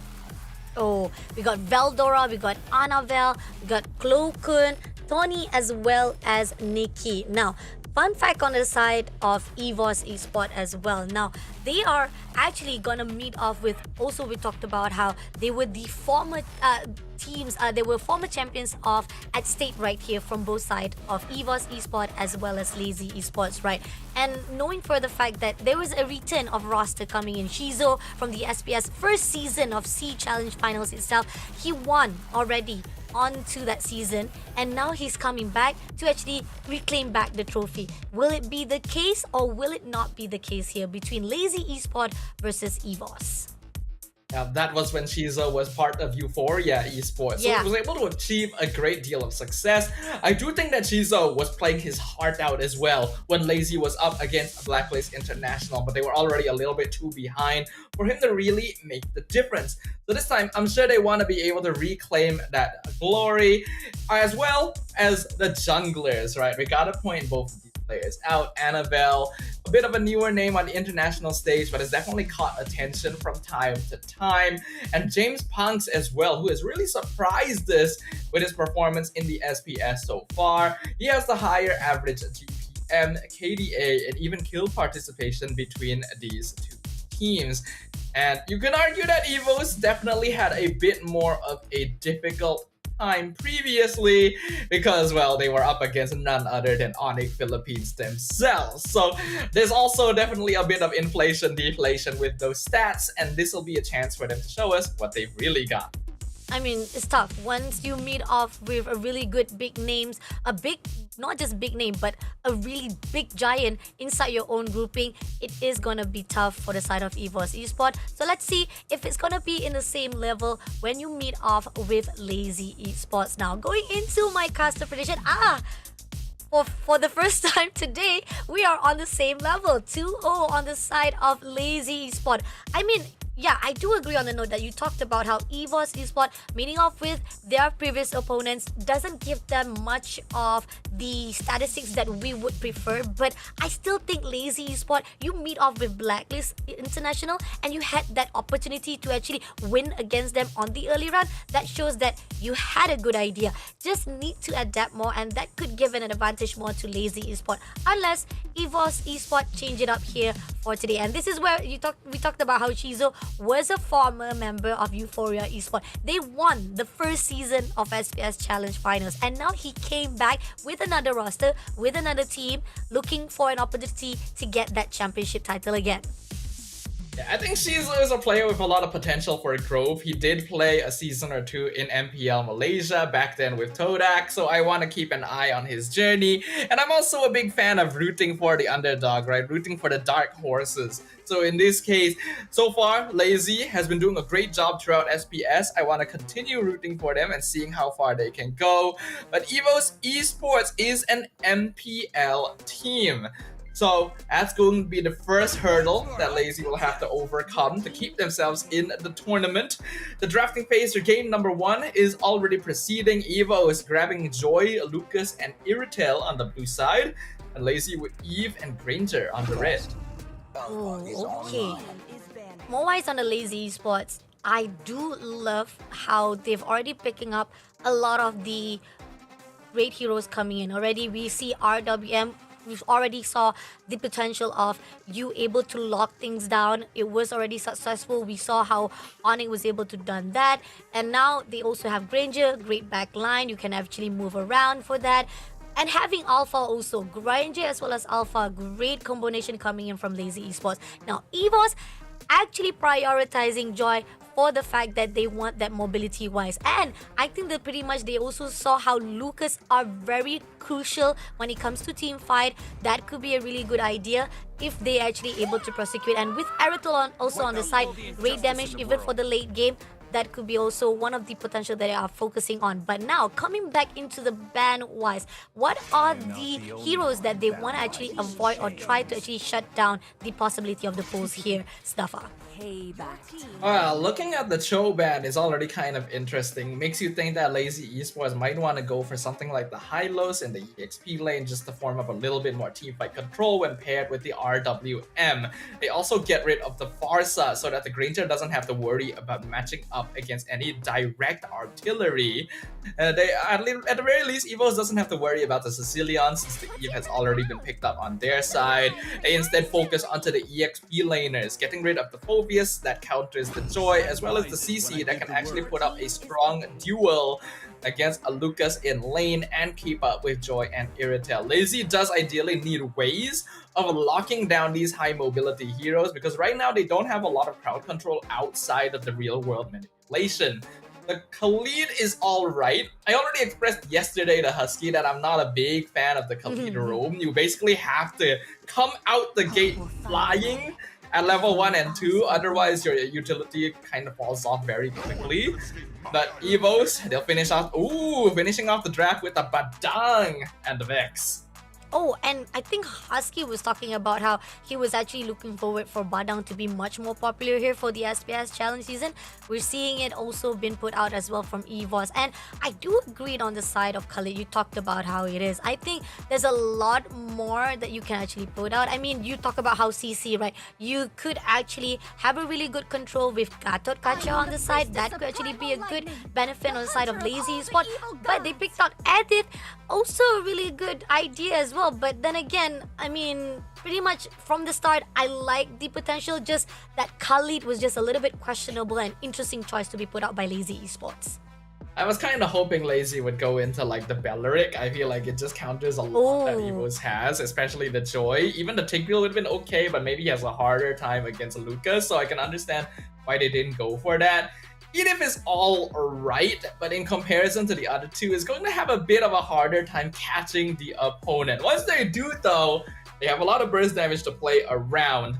But this is actually going to come down to a bit of a skill matchup. I feel like there's a great deal of mobility in the Joy and the Iritel that could be difficult to handle. And then the Lucas already did a very good job in the hands of a player like Dyron previously. So let's see how well it'll perform in this one, because this is an elimination match. Both teams fighting for their lives. Game 1, let's enter the Land of Dawn. First ever lower bracket match up. Who will go home crying off, or who will actually be surviving for that longer journey here for the SPS Challenge season? You talked about how you are more favorable on the side of EVOS Esports. They haven't locked it down on how they want to actually portray in the game fight or even on the game plan itself. Lazy Esports, potentially very risky, but let's see if they can pull through. So far, I do see Dur just a little bit far off. Too much of the ambitious try to survive it out. Had a lot of damage already by the side of Veldora, but here on out, we do see they want to actually hold off on the mid lane as well. Now, they have the potential. They want to wait off for the Turtle and James Pong. Looking from the side of Veldora, want to actually try to get S buff and they need it, try to actually farm it up, but Dur comes in and this is where they finally, they want to actually stun out Veldora, almost getting gold, the kill that they wanted. They actually go in for the double gang up, but at the same time Tony tried to back things up, doesn't able to do so. So at least with the investment they done, a lot of resources been put out. Lazy did manage to get one kill. So I am noticing this is a Badang Arome on the side of Evo's Esports, so they will probably be going into the Thunderbelt build, and unfortunately, going for a Badang Arome is a little bit risky because you're not going to be able to match up to the movement speed of a Khalid Roam. That's why Lazy Esports was able to get up into the EXP lane to gank Veldora a lot sooner than Tawny was able to respawn, and that's actually a very important gank for Lazy as well. Up until now, Veldora had been winning lane priority against Dur, and they needed to make sure to affect that lane somehow so that the EDIF could come join the turtle fight and maybe hit level 4 a bit more smoothly. But because they were successful with that one, it looks like James Punks will be able to get the turtle quite easily or Lazy. Not even able to actually steal it. Tony tried to actually sneakily try to go in, but here on out, but actually have a lot of push out to the side of Hotbed. They even try to actually go in for the RWM, immobilizing Shizo. Shizo had to back away. Tony tried to actually continue on, try to actually had that connection, but doesn't manage to do so. Only managed to try to actually steal away the buff, but denied immediately by Lazy. Shizo also had to use the flicker there just to make sure that Annabelle didn't suddenly turn around and get a free kill on him early. But they're going in all out to Cloakun. Will be the 1 second kill right here at the same time. Right at this instant, Annabelle had to pull away. Tony, a little bit overextension. Managed to flicker, move off from the side of Lazy. And at the same time, Lazy has already done so much damage. They don't need to go for the extension. So far, I am definitely liking what Pakbet is doing with this Khalid Roam. You can see even making sure that Nikki cannot safely recall back home and keeping him in place for the rest of the team to come in. Flicker Raging Sandstorm. Nikki, oh my god, but no, the overextension being done. Annabelle will be able to get the double kill. Oh, needed for the trade-off by the side of Evo's Esport. Crazy stuffer.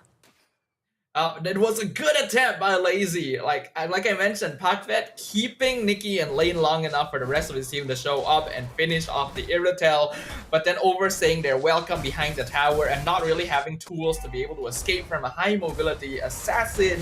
Annabelle comes in and gets 2 kills for himself. That is actually a really bad gold injection for Lazy Esports. You never want to give the Joy the lead like this, especially when you're playing on an alpha yourself. So that is something that Evos can play around going forward. And we are seeing how Team Evos did manage to actually turn things around. Annabelle made it that double kill. That's what they needed coming in from Evos Esport. But now they're going to actually try to contest that turtle for the second one. You see, Lazy was able to get away very quickly, but Evos is not going to allow it for the second time.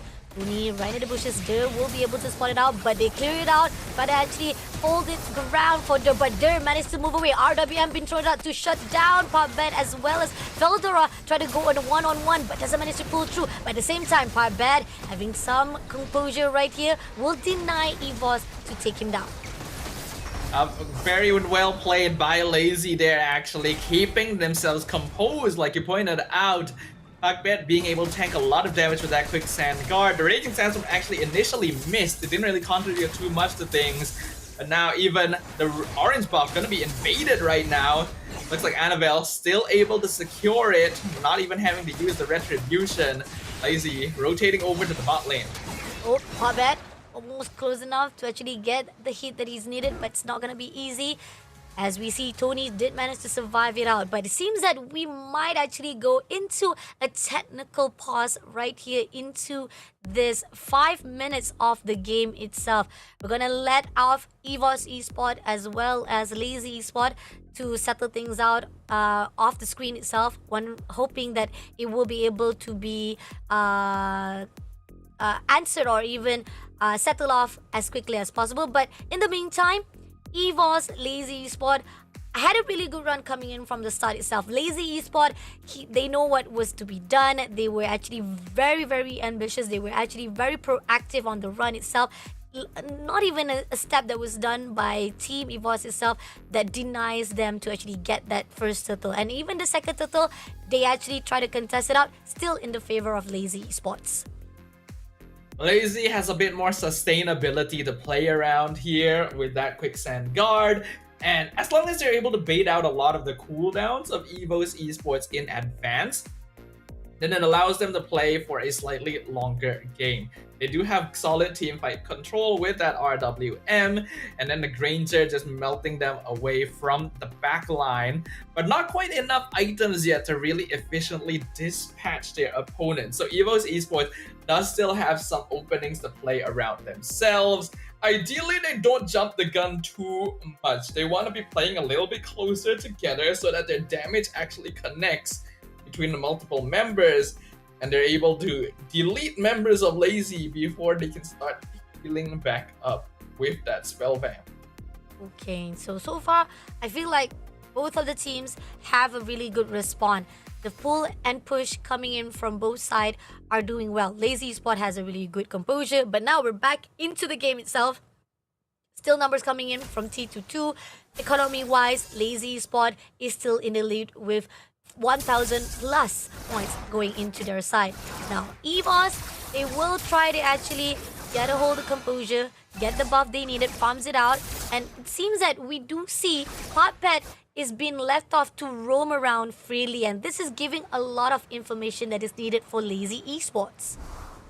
And it's exactly what a roam Khalid should be doing, taking advantage of his mobility and sustainability to keep an eye on how the map is rotating so that his team can make the most use out of that information. The first item is going to be completed on most of the cores at this point. Both teams going to be slowing things down just slightly. So far, still not really seeing the value of this Badang roam. I hope we get to see a bit more of it later on, but a big rotation from both teams to the bottom lane. They're eyeing this tier 1 down here. They are trying to actually figure out, can they actually find an opening? Tony is gonna deny it. Popbet just finds a way to actually just to at least bait out EVOS Esport. Clears out the minions, but will be denied immediately, and Lazy Esport just a push and pull right here, just try to actually bait out, but Lazy Esport is also a little bit hesitant. So the third turtle is coming up here, and they're gonna actually try to get it for themselves. Now Veldorov is in the scene, will get the info they needed for Team EVOS. Hotbed is just roaming around. Let's see who's gonna actually go in for the opening. RWM has already been opened, Dirt also shutting down, but had to be flickered away, had to move away immediately, but Tony will be the first one to be the victim of EVOS Esports. Very quick movements here from Lazy Esports, and the Badang once again being targeted. It really isn't as bulky as most other roamers are nowadays, so trying to walk forward to set things up is very risky for him when you have so much siege potential coming out of Lazy, and he just gets deleted in a single second after the Edith combo, keeping him in place. But we have to note that there are going to be some pretty notable key players on both sides for this game. Shizo so far has not been disrupted, 2 assists on the Granger, no deaths, should be farming very cleanly. And Annabelle is still riding off of the momentum of the 2 kills that he was able to secure earlier on in the game. The late game will actually come down to the duel between these 2 players in particular. And there you go, they're going in all out to Popbet, but Popbet managed to move away. Great, all the investment being put out by Popbet is just a wasteful coming in from EVOS, and this is where the fine line, they will try to actually punish it. Shizo coming in, and it seems that Tony also pushed out, but at the same time, James Bond comes through, RWM will be able to shut down Shizo, getting the kill. James Bond also takes down Veldora, double kill coming in, and now one more player to go to be taken out as we airborne straight away. Annabelle had to pull away before becoming a casualty, but 3 kills in the hands of Lazy Esport. That's a really big win. That was very well calculated by Lazy Esports. It went exactly how they hoped that it would. The RWM came out at the perfect time to force Evo's backwards, and then James Punks was just waiting in the backline to get a multi-target spear of Alpha. For a moment, I thought that he was going to die to the tower, but turns out he actually had an early winter crown and was able to pop it just in time to divert the tower's aggro. I'm very surprised that he went for that as early as he did, considering that his team does have good enough front line that he shouldn't have to rely on it, but it ends up being very worth it in that particular situation as it instantly doubles Lazy Esports' goal lead up to around 5k.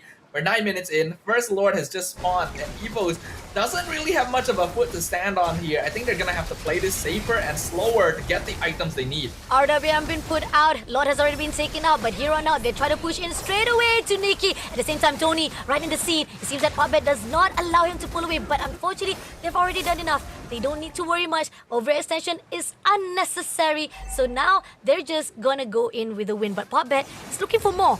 Trying to go in for a fight with Cloakun. Does manage to get a lot of damage to put out. James Bond is also overlooking. Trying to find a way if they can actually get another win on their side. And the mid-game snowball is now starting to get worse and worse in favor of Lazy Esports, to the chagrin of Evos. Annabelle being sent up to the top lane should actually get a free tier 2 there, but Lazy doesn't seem to mind it. They're going to be able to get 2 tier 2s instead in the bot and mid lane. And will escort the Lord down mid, see if they can get an inhibitor here. Holy defense going to be expended. See, Cloakun almost close enough been taken off that easily.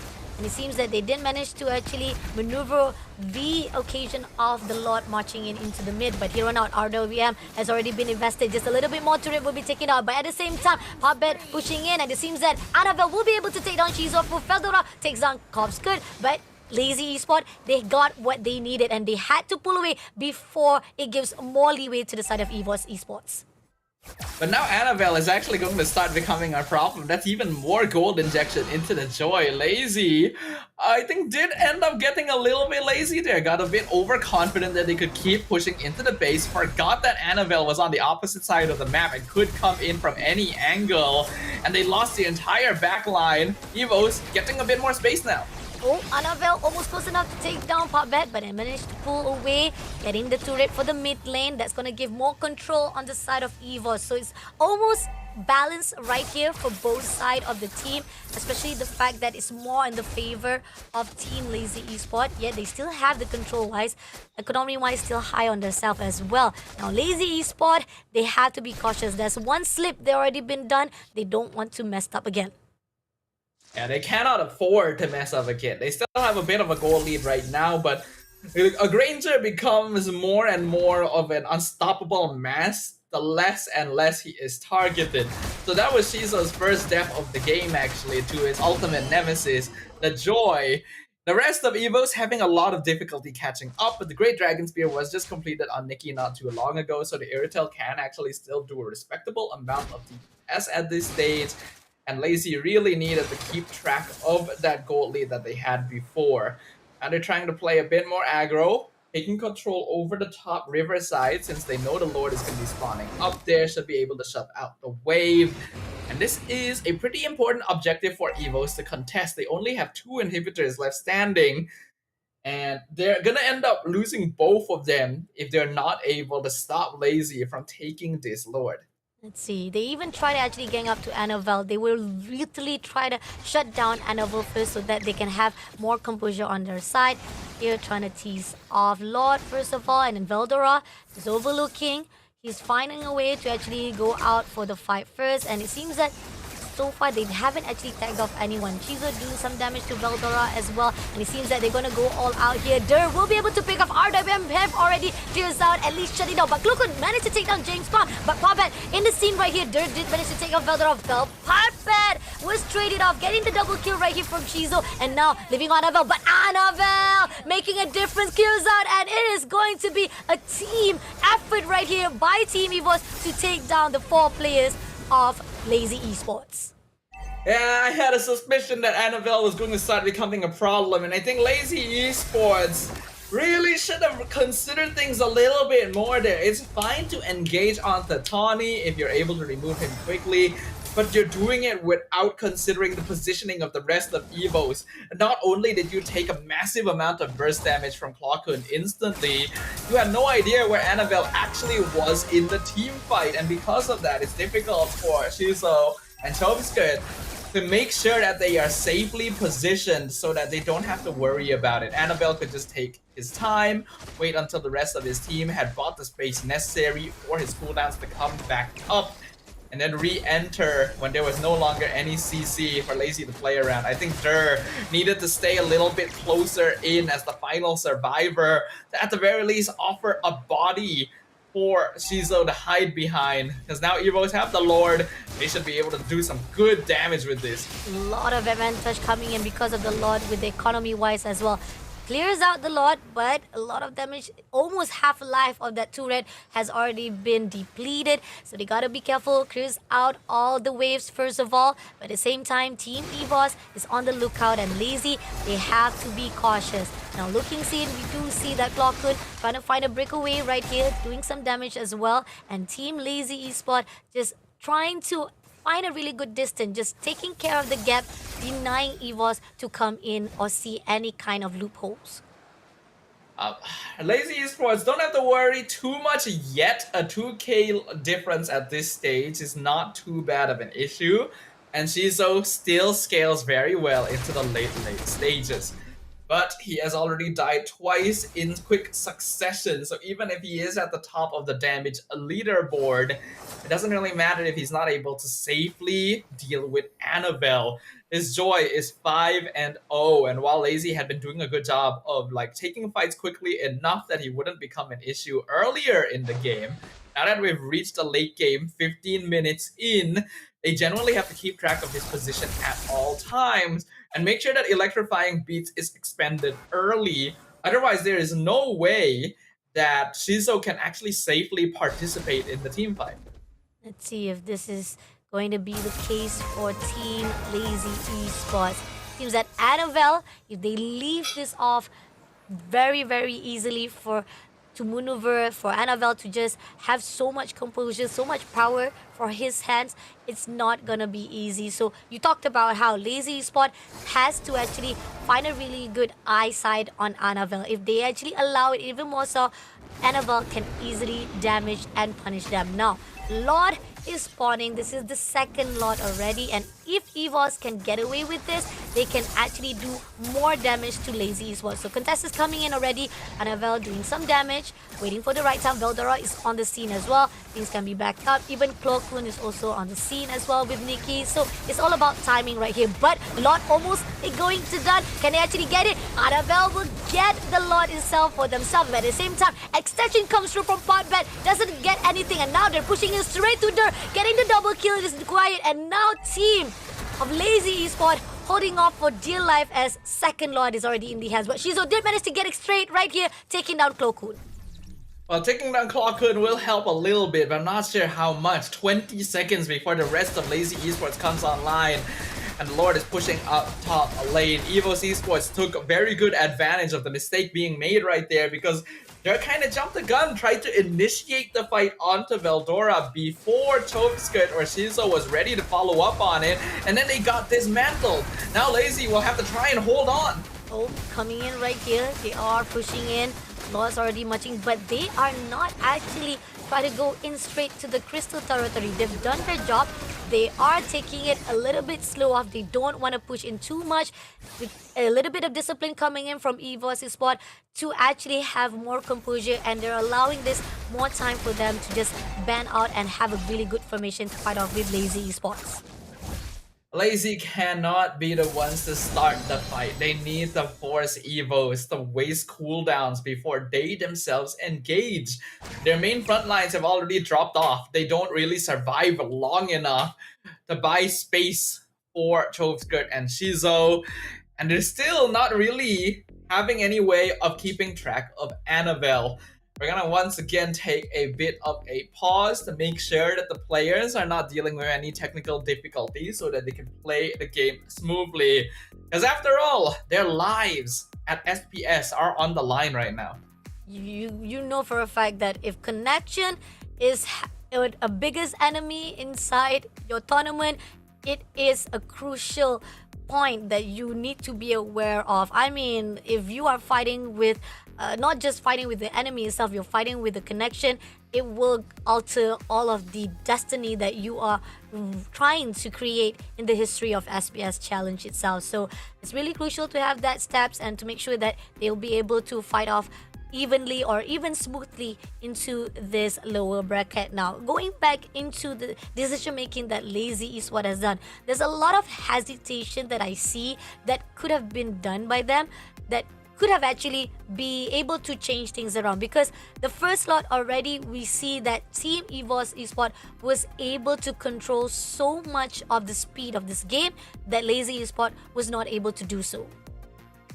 Yeah, Lazy is starting to get a little bit desperate, and I feel like this is a similar thing that happened to them in their match against a Blacklist as well.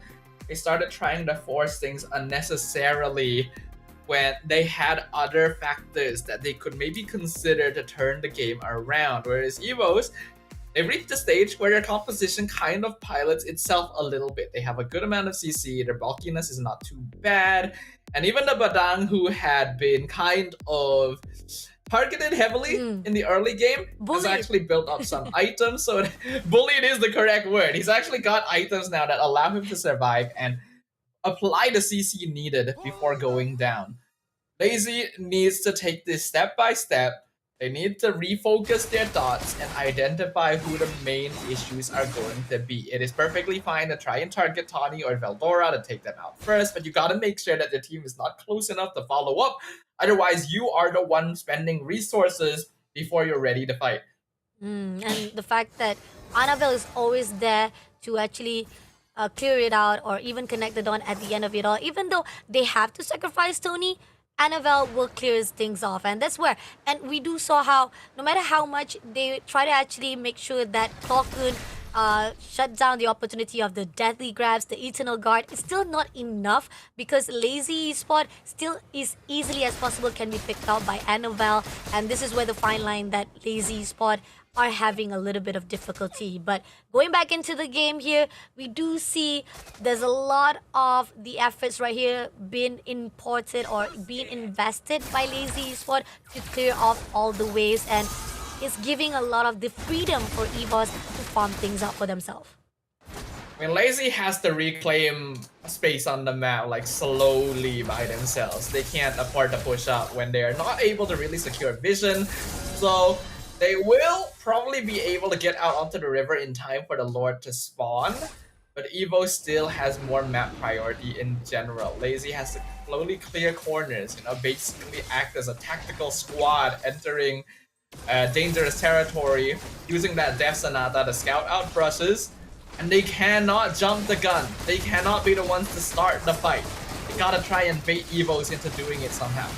But they want to, and there you go. We're coming in for a fight already as James Bond. RWM will be denied immediately as NFL takes down the first blood. Dirt takes down Nikki as well, but Parbet is in the scene, and James Bond trying to go in for a fight with Klokun, but can he get it done? He did manage to take down Klokun, but Veldora comes in for the trade, and this is where the fine line. Veldora gets the double kill to Parbet as well. Tony will be pushing into Dirt all alone by himself. He will be gang up. He tried to survive, but it's nowhere to be able to survive and escape as Team EVOS shuts down Lazy Esports for the team wipeout, and this is the key for their victory. If they can clear this out already, they can be able to shut it out. And we do see a marching of wave coming in at the top.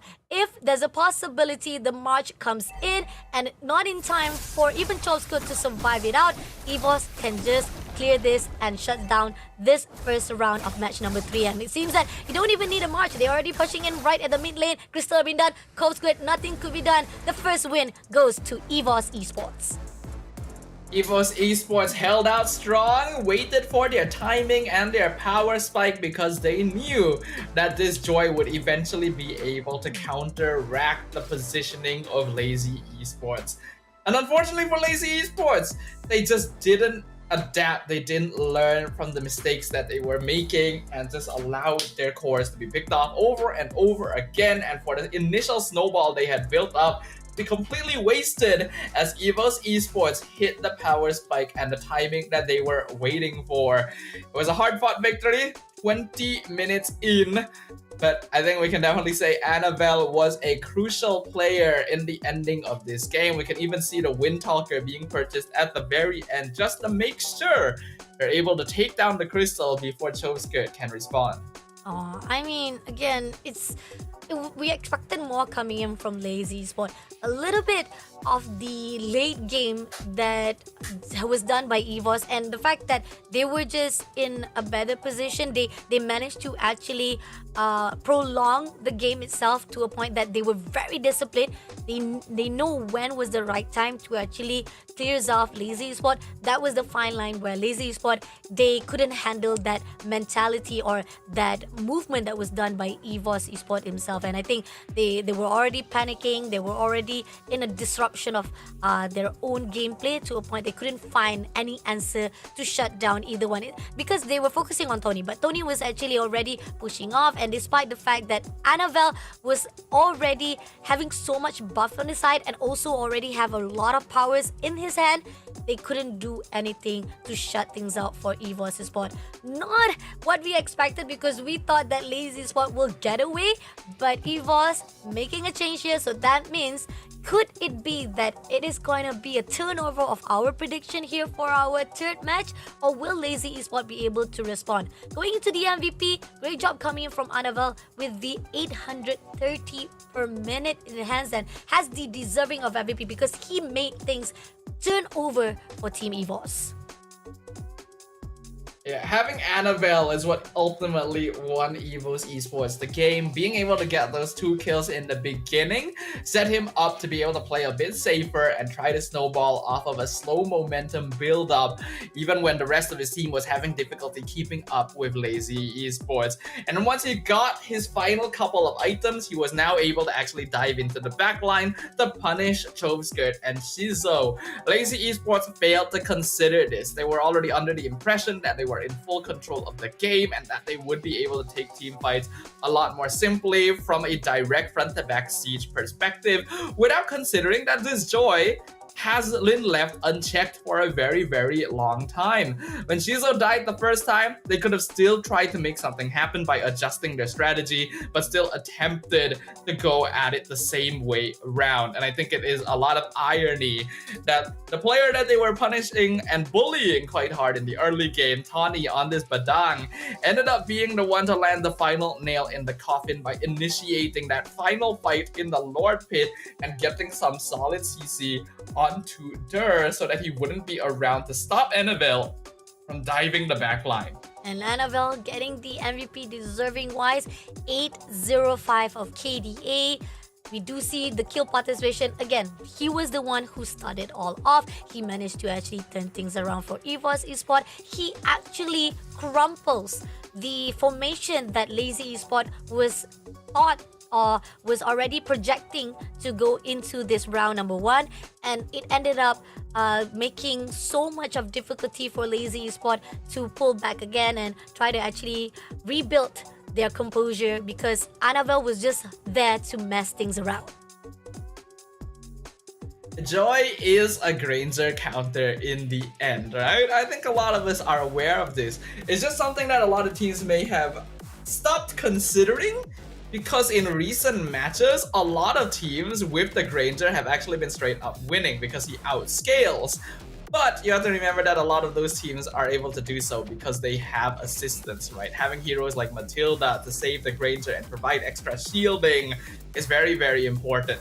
Looking at the highlights, Lazy Esports had a really good early game. They were very smart with their itemization, with their ganking, but then this was the big mistake. They were pushing into the base, holding EVOS hostage, and not considering where Annabelle was. Then the next Lord fight, they once again tried taking it, forcing out resources and cooldowns from themselves without contemplating who would be left alive.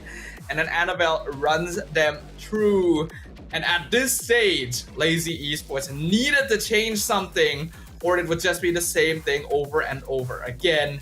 And unfortunately, the latter situation was what ended up happening. EVOS just run straight at them with the 5v5 death ball. the fact that they keep on trying to actually control, try to actually have a great stun coming in from the side of RWM, making sure that they can control wise the team of EVOS Esport. There was a lot of the investment was a bit of futile, was a bit of wasteful to the side of Team Lazy Esport himself, and Team EVOS Esport was able to actually have that commitment or advantage because of those mistakes. And this is where the fine line, even on the second lot itself, when they try to actually contest it out, they go in all out. Dur was actually try to push in for the initiation, ended up not in the favor, shuts down immediately all those front lines heroes, and it gives an opening for EVOS to just give more damage to those who are squishy at the end of the line, and that's give them the win here for the first round of match number 3.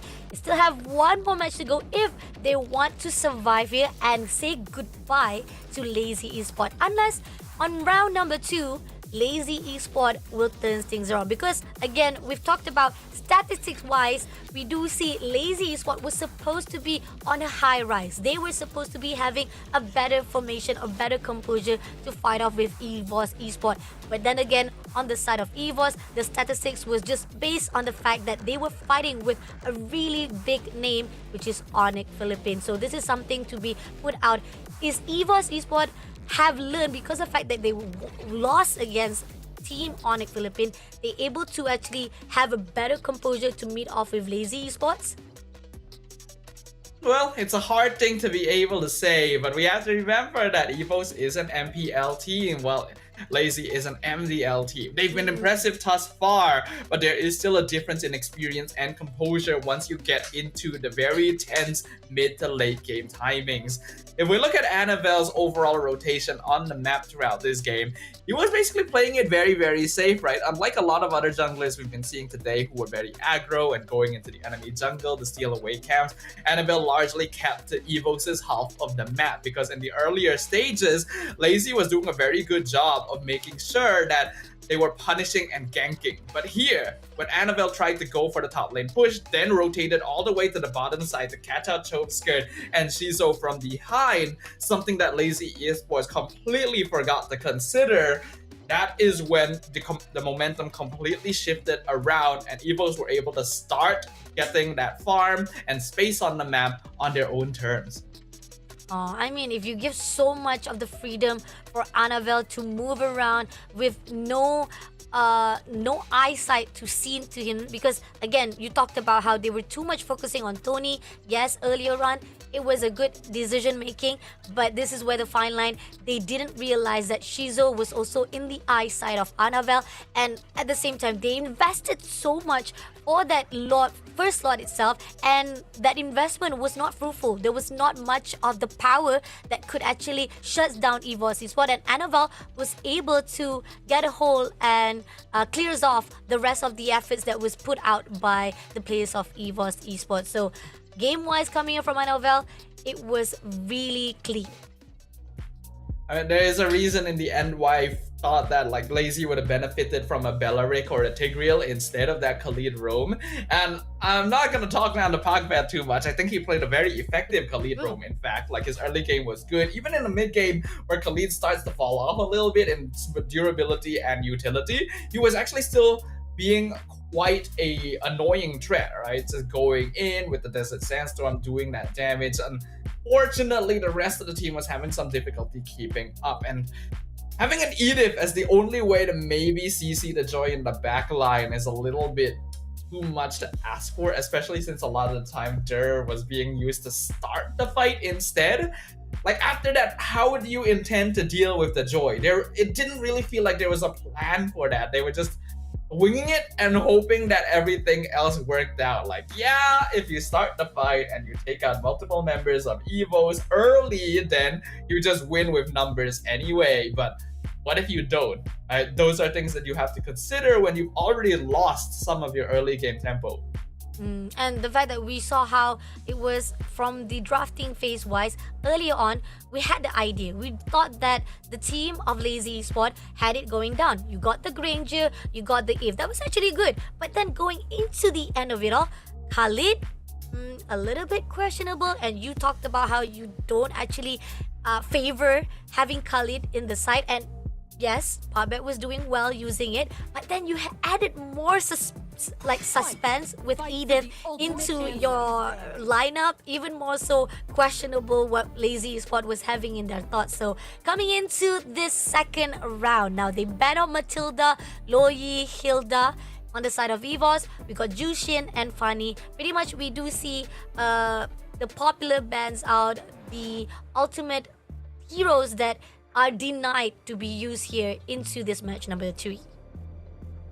Yep, I think it makes a lot of sense what we're seeing here right now. I think the Lazy and Evos actually have a certain sense of similarity to their playstyle, where both teams lean a little bit more towards that mid-game scaling. Even when they had more aggressive earlier game options, neither of these teams have really tried to do a lot with it. So they prefer having that team fight control, having that 5v5 front to back style death ball composition. So going for that is perfectly fine, but the Joy can definitely add some wild cards to it, right? Granger so far has been having a very successful showing in the challenge season, and if you pair it up with the Matilda, even a Joy can't really stop him. But now the Joy has been picked up after EVOs banned out the Granger themselves. This leaves open options like the Suyo, like the Eve. Let's see what they decide to go for. Are they gonna actually steal away the Eves?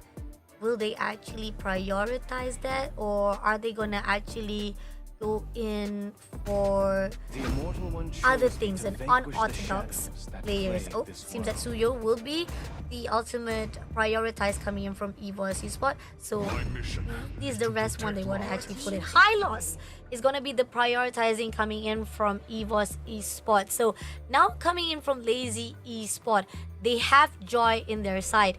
What are the heroes that you think can actually give a lot of good potential for Lazy Esports? The things to consider at this point would be like Cho to separate Hylos from his team, or the Phovias to maybe directly duel with Since if EVOS goes for both Hylos and the Glue, it would be maybe a bit too heavy investment into the tankiness side of the draft, but Lazy goes for the Lucas instead, which is still perfectly fine. Will definitely against Hylos directly in lane, followed up by the Iritel. I think Harith is definitely going to be the choice for EVOS here, and they do lock it in straight away. These are the two top goal laners left now that Granger has been banned out. Ooh, and you know for a fact that when you have Zaman Force, Glorious Path, these are the two combos that is really good coming in from Harith as well as Hylos. Now Angela will be banned off by EVOS Esport.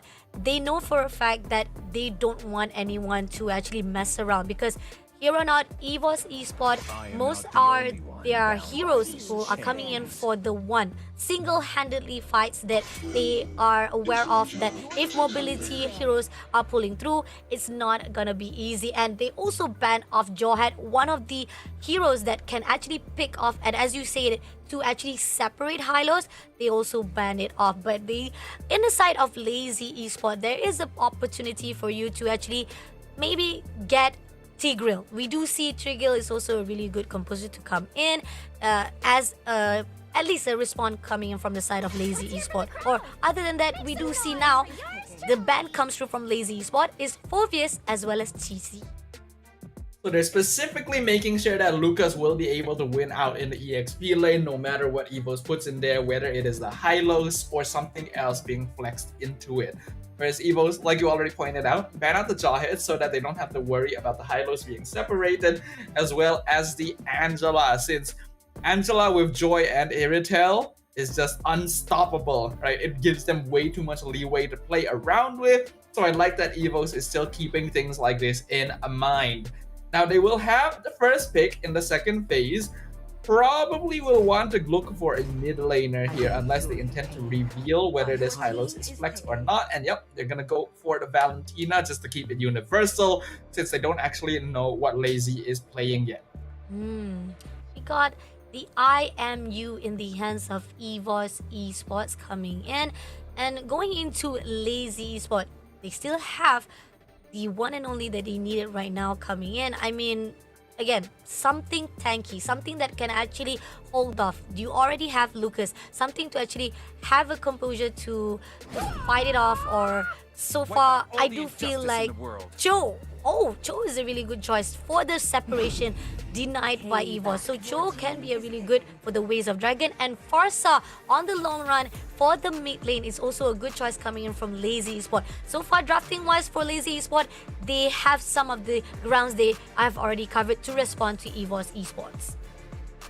I do quite like the Lazy Esports draft right now. It allows them to play very aggressively with pickoff style, but it also does rely slightly on snowballing, while EVOs can play a little bit more of your default front to back.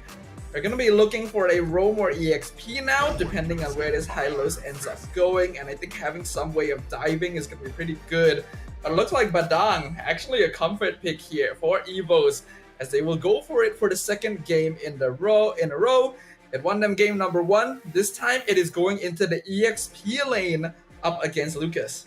Oh, this is tough. I liked how Lazy Esport is able to play around with the choices they made and also was able to respond wise, but they also have a lot of risk. I mean, talking about how Farsa will be able to actually maneuver with the wings of my wings, but at the same time, I feel like on the side of Team EVOS Esports, most of their damage and how they will be able to actually have a great crowd control is where EVOS might actually rise a bit better off for the drafting. Unless Lazy Esport surprises off again, if they can actually have a really good connection for the Ways of Dragons, as well as with Joy with the electrifying beast to have a really good mobility to mess around how Lazy Esport is. But then again, let's see. This is match number 3 again, guys. The first elimination bracket right here to see who will be going home. Will EVOS clear it off with a 2-0, or will Lazy Esport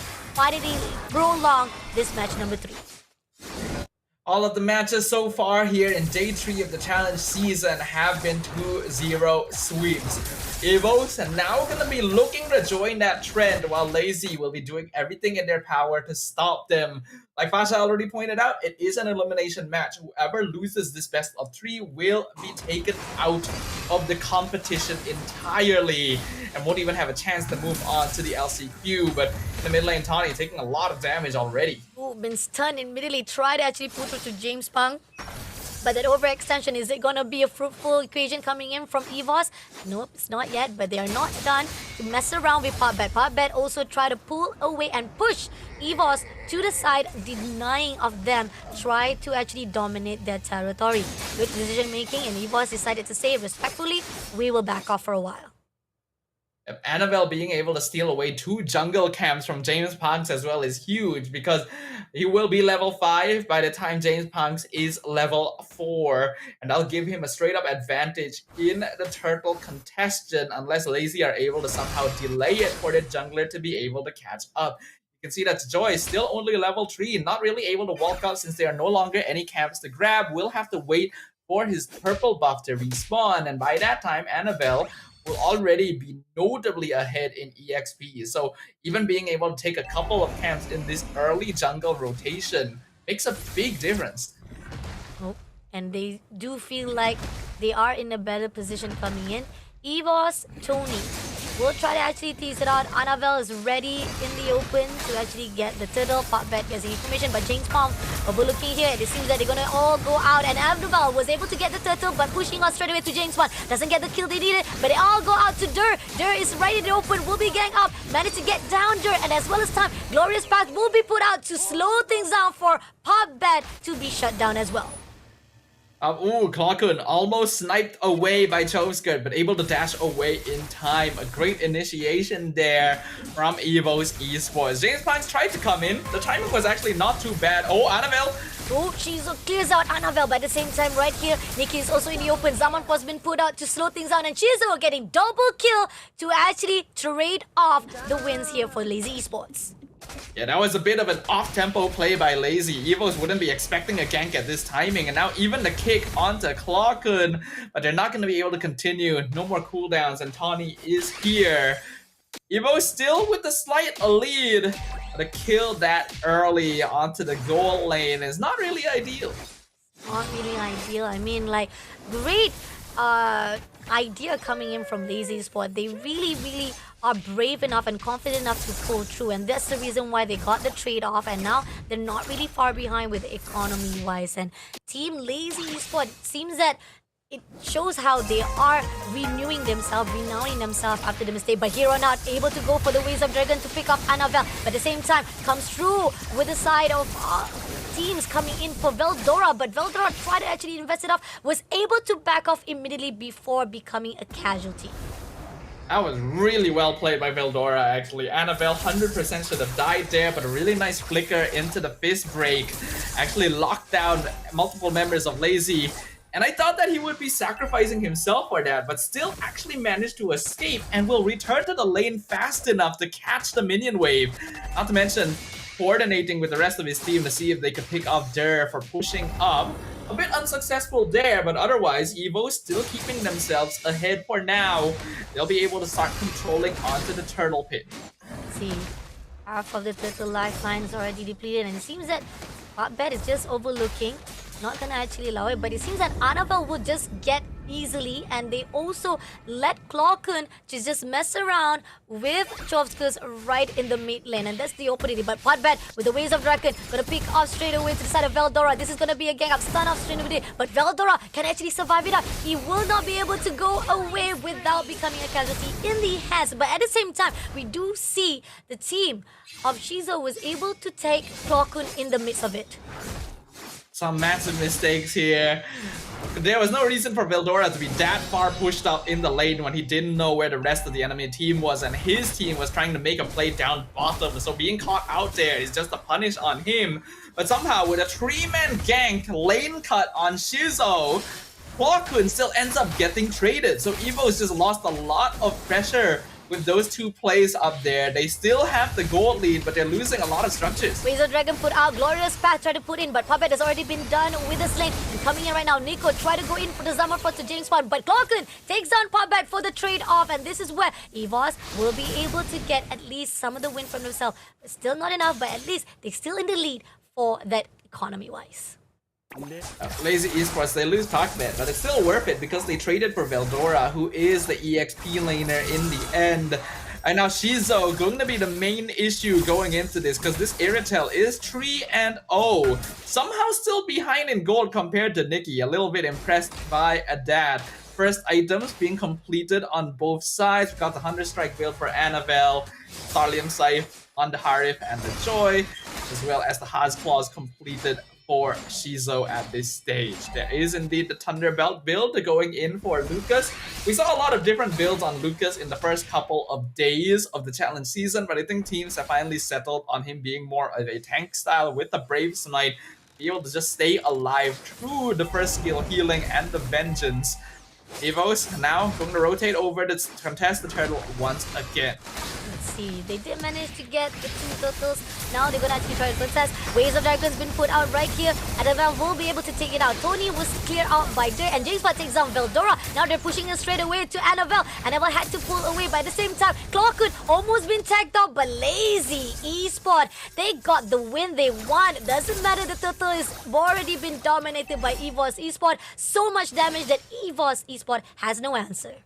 Yeah, Lazy Esports just straight up has way more mid-game damage compared to Evo's, right? We have the Feathered Airstrike, you have the Electrifying Beats, and once Shizo has 2 or 3 items, will be even a more AoE damage potential overall. That is what Evos is having trouble dealing with.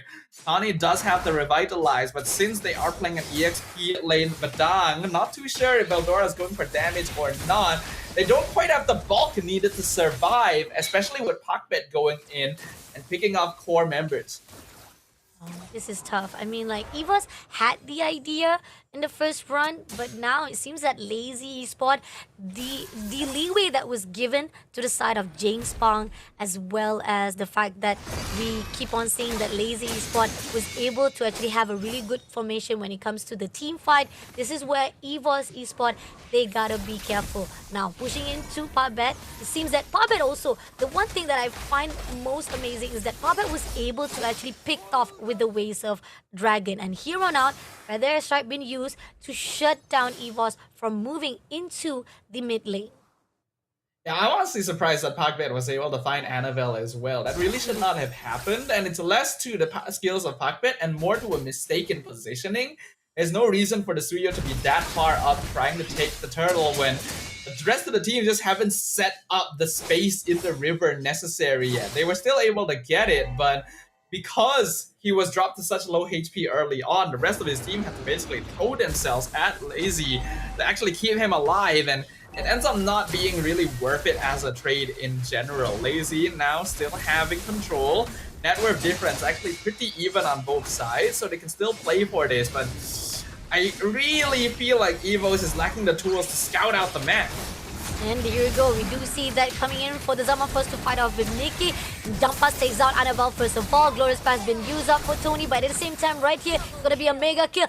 Just pass takes down Clo Kun as well. And Tony, left all alone, will be damaged straight away by Dur and making an opening straight away to the side of Team Lazy Esport to get the Lord. Lazy Esports is really taking advantage of the fact that EVOS just don't really have that much damage potential yet. And a lot of their DPS will come from Nikki with that Zaman Force, and as long as they just run down the Zaman Force, he cannot actually continue on with the DPS. He's trying to engage here, but that's a mistake right there. Another kill. Oh my god, that was an overextension, unnecessary. I mean, yeah, you are in the desperate mode. You are trying to find that trade, a win on your side. But again, you're all alone. And you saw that 4 players was just running along on the mid lane. It's not going to be easy. Not even able to lock on to James Punk or Shizo or even Dur at that matter for a fact. So again, a mistake coming in from EVOS Esport. Now it's giving even more of economy-wise inflation on the side of Lazy Esports. There's so many unnecessary movements being made right there. I can see how tempting it might be to try and finish off James Punk's.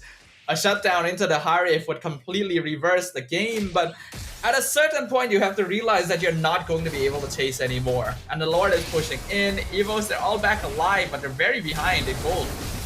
Coming in right here, we do see Ways of Dragon coming in for the push. Glorious Pass also been invested. Not gonna do anything, but they are denying it. Turret has already been thrown off.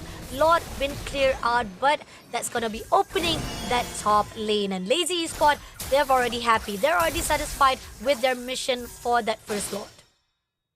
I have to point out just how well Dur has been doing on this Lucas so far. In day 1 of the competition, the Lucases were very hit or miss, but I think now that we've reached day 3 and the teams have started to solidify what the build is for this hero, you can see just how scary he actually is. Vengeance helps him keep alive, and the amount of AoE damage he does with the flash combo, especially in the Beast Unleashed form, is scary, and he is building full tank, mind you. It's only really the Thunderbell that is supporting that damage in the first place, and he's able to whittle down multiple members at once just because of his sheer size. Looking at the gold laners, Holy Crystal finally completed on Nikki, so at the very least that will help boost the damage, but Shizo already has that great Dragon Spear as well. Pakbet with the Immortality so that he's able to play even more aggressively. And quite the early Divine Glaive on Choveskirt, specifically targeting Tawny to make sure that Lazy Esports can remove him from the equation right off the bat. And this is where the response, very accurate wise, coming in from Lazy Esport to shut down EVOS Esport attempts. And it seems that they've already have a really good composure coming in now. Lazy Esport, they've already seen that this is a good control already by them.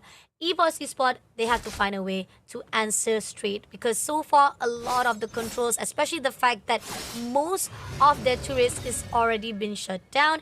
EVOS Esport, they are right in the lost stage right at the moment. Lord, second Lord to be exact right here, will be spawn out, and EVOS, they cannot let this be slipped into the hands of Lazy Esports. They have to find a way to break it off, and it seems that they are giving a lot of the information they needed, try to actually push away Lazy Esports into their formation. EVOS needs to be aware of it. PopBet, they know for a fact that if he can actually pick up at least either one of them, it would be an opening for Lazy Esports. He's done it already. He can manage to do it if he can pick it up. Anavel moved away, but it seems that PopBet was aware of the situation and it was informed into the location-wise to EVOS Esports as well. Now Tess is on the side. We're gonna see the glorious pathway come out. Evo trying to engage, but their backline already being disrupted quite heavily right here. Glorious pass being put out. Zaman Force also been tagged off. Here, Glokun almost close up to be shaken off, but unfortunately will not be able to do so. James Bond getting the lot for himself, and at the same time right here, EVOS try to get the win they desire, but at the same time, so much of the resources and ended up damage was on their side instead. Couldn't do anything and stop. EVOS Esports let it slip into the hands of Lazy Esports with a lot of advantage. We are looking at quite a difficult situation right now for EVOS, but despite everything, they were still able to find Shizo in that previous team fight. Despite all of the AoE damage that was being done and their backline being targeted straight away, all 5 members of EVOS actually still survived that. And Annabelle came in at a really good time to finally get a shutdown on this Irritel. First death of the game for Shizo. They lost the Lord, but without their goal laner, Lazy cannot actually set up the waves in a way to push in and take inhibs. So they end up coming out of that without too much damage done and a little bit of a gold swing back in their favor. So now it's only down to around 3k for Lazy Esports, but it's still going to be very, very tough. Lazy's late game scaling is pretty scary. Oh, PopBet trying to find a way. He's trying to pick off. Feather airstrike has been put out. Glorious Path also been turned down. And Nikki going off for the Zaman Force. Annabelle will take down PopBet. Dare takes down Nikki for the trade. But Shizo shuts down Cloakun. And James Bond takes down Veldora, making sure that it's going to be a good win. But Annabelle, a little bit overextension. He will be denied immediately. Team wiped out will be in the hands of Team Lazy Esports. And that is officially going to be GG as we are entering our first game 3 of the day here, ladies and gentlemen. It's an elimination match. Neither one of these teams is willing to give up the opportunity of keeping themselves in the competition.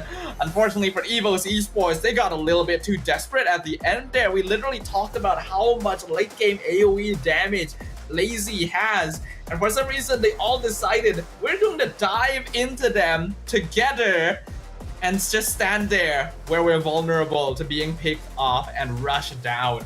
I feel like there was desperation coming into play quite a lot, and turns out these two teams might actually be more similar than we expected because there is still a lot of work they have to do to clean up their gameplay.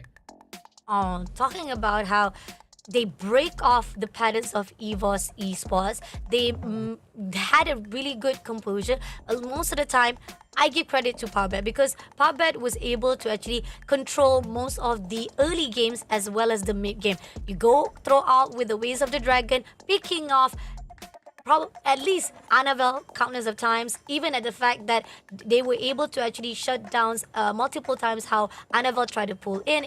Again, you talked about how there was a bit of overextension. There was a lot of the backups that was not pull in or push in to the side of EVOS Esports that was able to control at least the movement of Lazy Esports. That's where Lazy Esports was just rising off from those mistakes. And not only that, we do see that Jovskis from time to time again with that feather airstrike, always giving so much damage, always giving so much of the support that is needed from the side of Lazy Esports, so that EVOS was lowering down on their own lifeline and can be shut down and be cleared out to connect all those lifelines.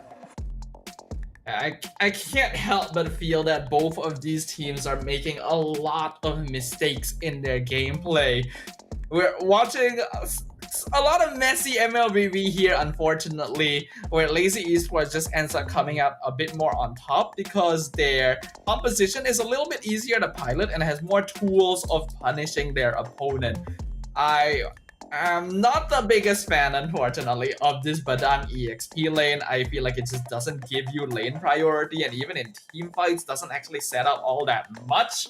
And then the crowd control from the other front line, which is going to be the Hylos here, doesn't actually provide all that much for you anyway.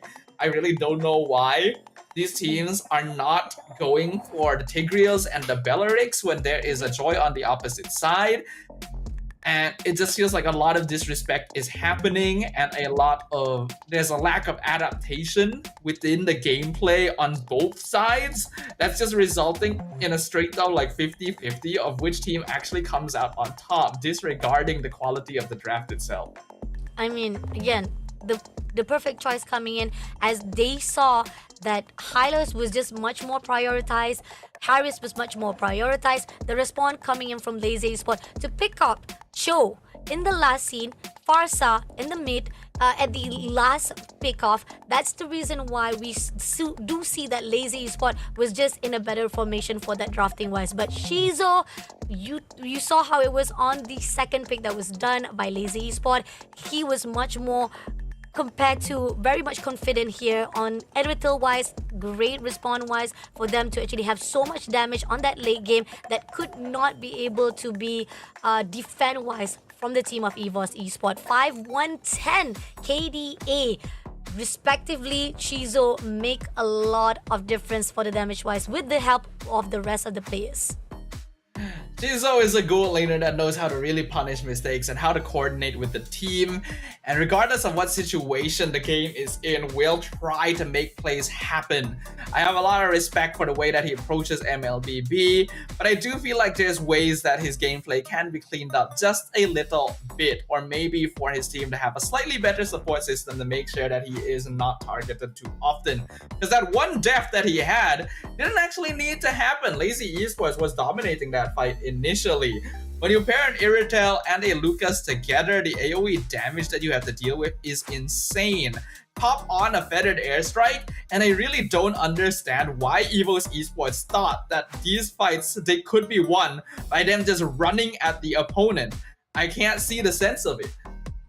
Probably, again, overconfidence coming through. They expected more from the side, and they didn't actually. I feel like most of the time the glory pass that was picked up, yes, the idea was there, but it didn't slow down any of the potential or even momentum coming in from Lazy Esport. Again, mobility wise from Jinx Spawn, from that electrifying beats, that's where the pull out that was done by Lazy Esport, that EVOS Esport could not shut him down, and double kill coming in the end. And even Annabelle tried to pull through, was still taken off by Jinx Spawn. And that was it. You have Joy to be prioritized on the first pick. You cannot do a mistake once you actually picked off to respawn it off. But congrats coming in from the side of Team Lazy Esport on round number 2. That means we're gonna go in for the best of 1 for this match number 3, because we're still not done yet. We're still looking forward to see who will be surviving in the lower bracket of Group A. Is it gonna be Lazy Esport, or will it be on EVOS Esports?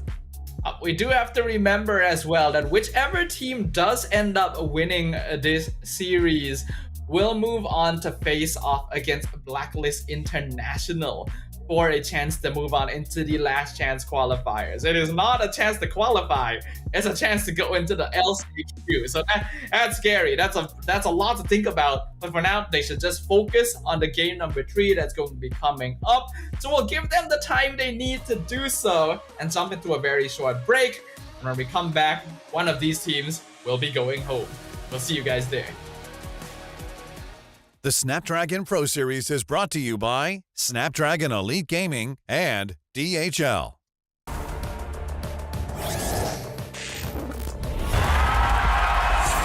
Here we go!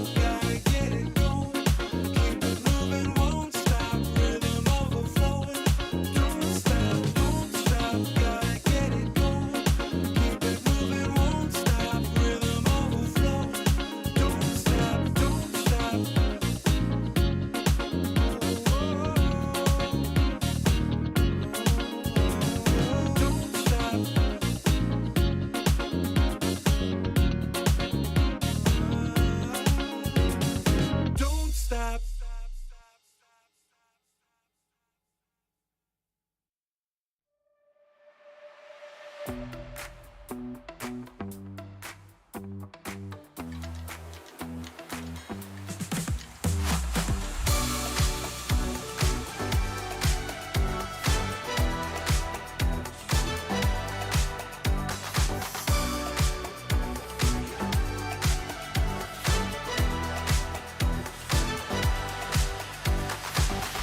through the bar, all eyes on me. People picking up my energy. The music never stops. They play my song on repeat, on repeat. I'm flying till I hit the sky. The melody is getting high. You know how to free my mind, my mind. When I'm with you, my world is golden, so golden. Baby, you make my heart shine golden, so golden. Feeling so alive, let's dance through the night. Come on, raise a glass, we're electrified. When I'm with you, my world is golden, so golden.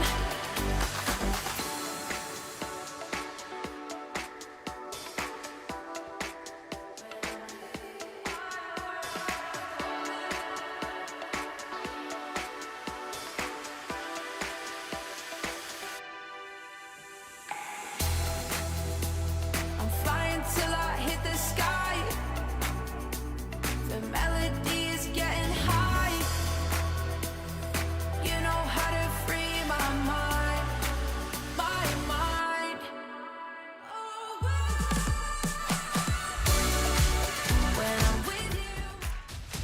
A full series is right over the horizon, ladies and gentlemen, as game number 3 between Lazy Esports and Evos Esports is coming up next in our first elimination match of the SPS Season 6 Challenge Season.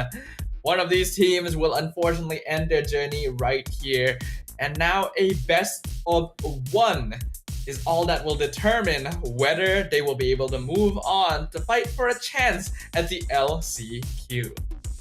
Oh, this is tough. I mean, like, we expected coming in from Lazy Sport will have the potential to actually close it off with 2-0, right? But this is the first series that we are going into the best of 1, not able to actually continue off with that 2-0 streaks itself, but it's okay. It shows how much of the desperation, how much momentum and motivation and passion coming in from both sides of this team to survive it out here, because they only have 1 lifeline left, and if it's done here, they cannot sustain anymore to be surviving on SPS, and nobody wants that.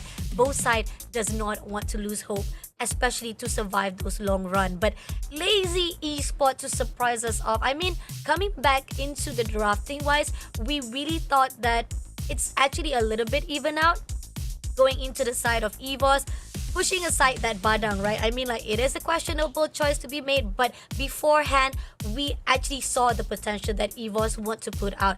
But as time comes along, there's one thing they kind of missed out once they push into this round number 2.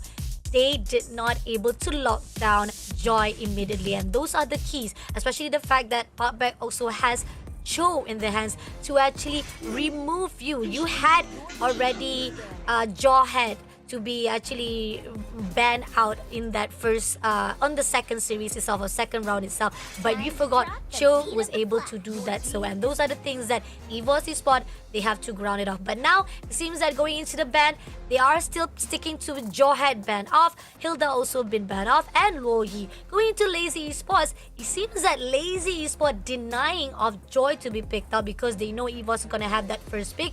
Jushin and Fanny also has been banned off.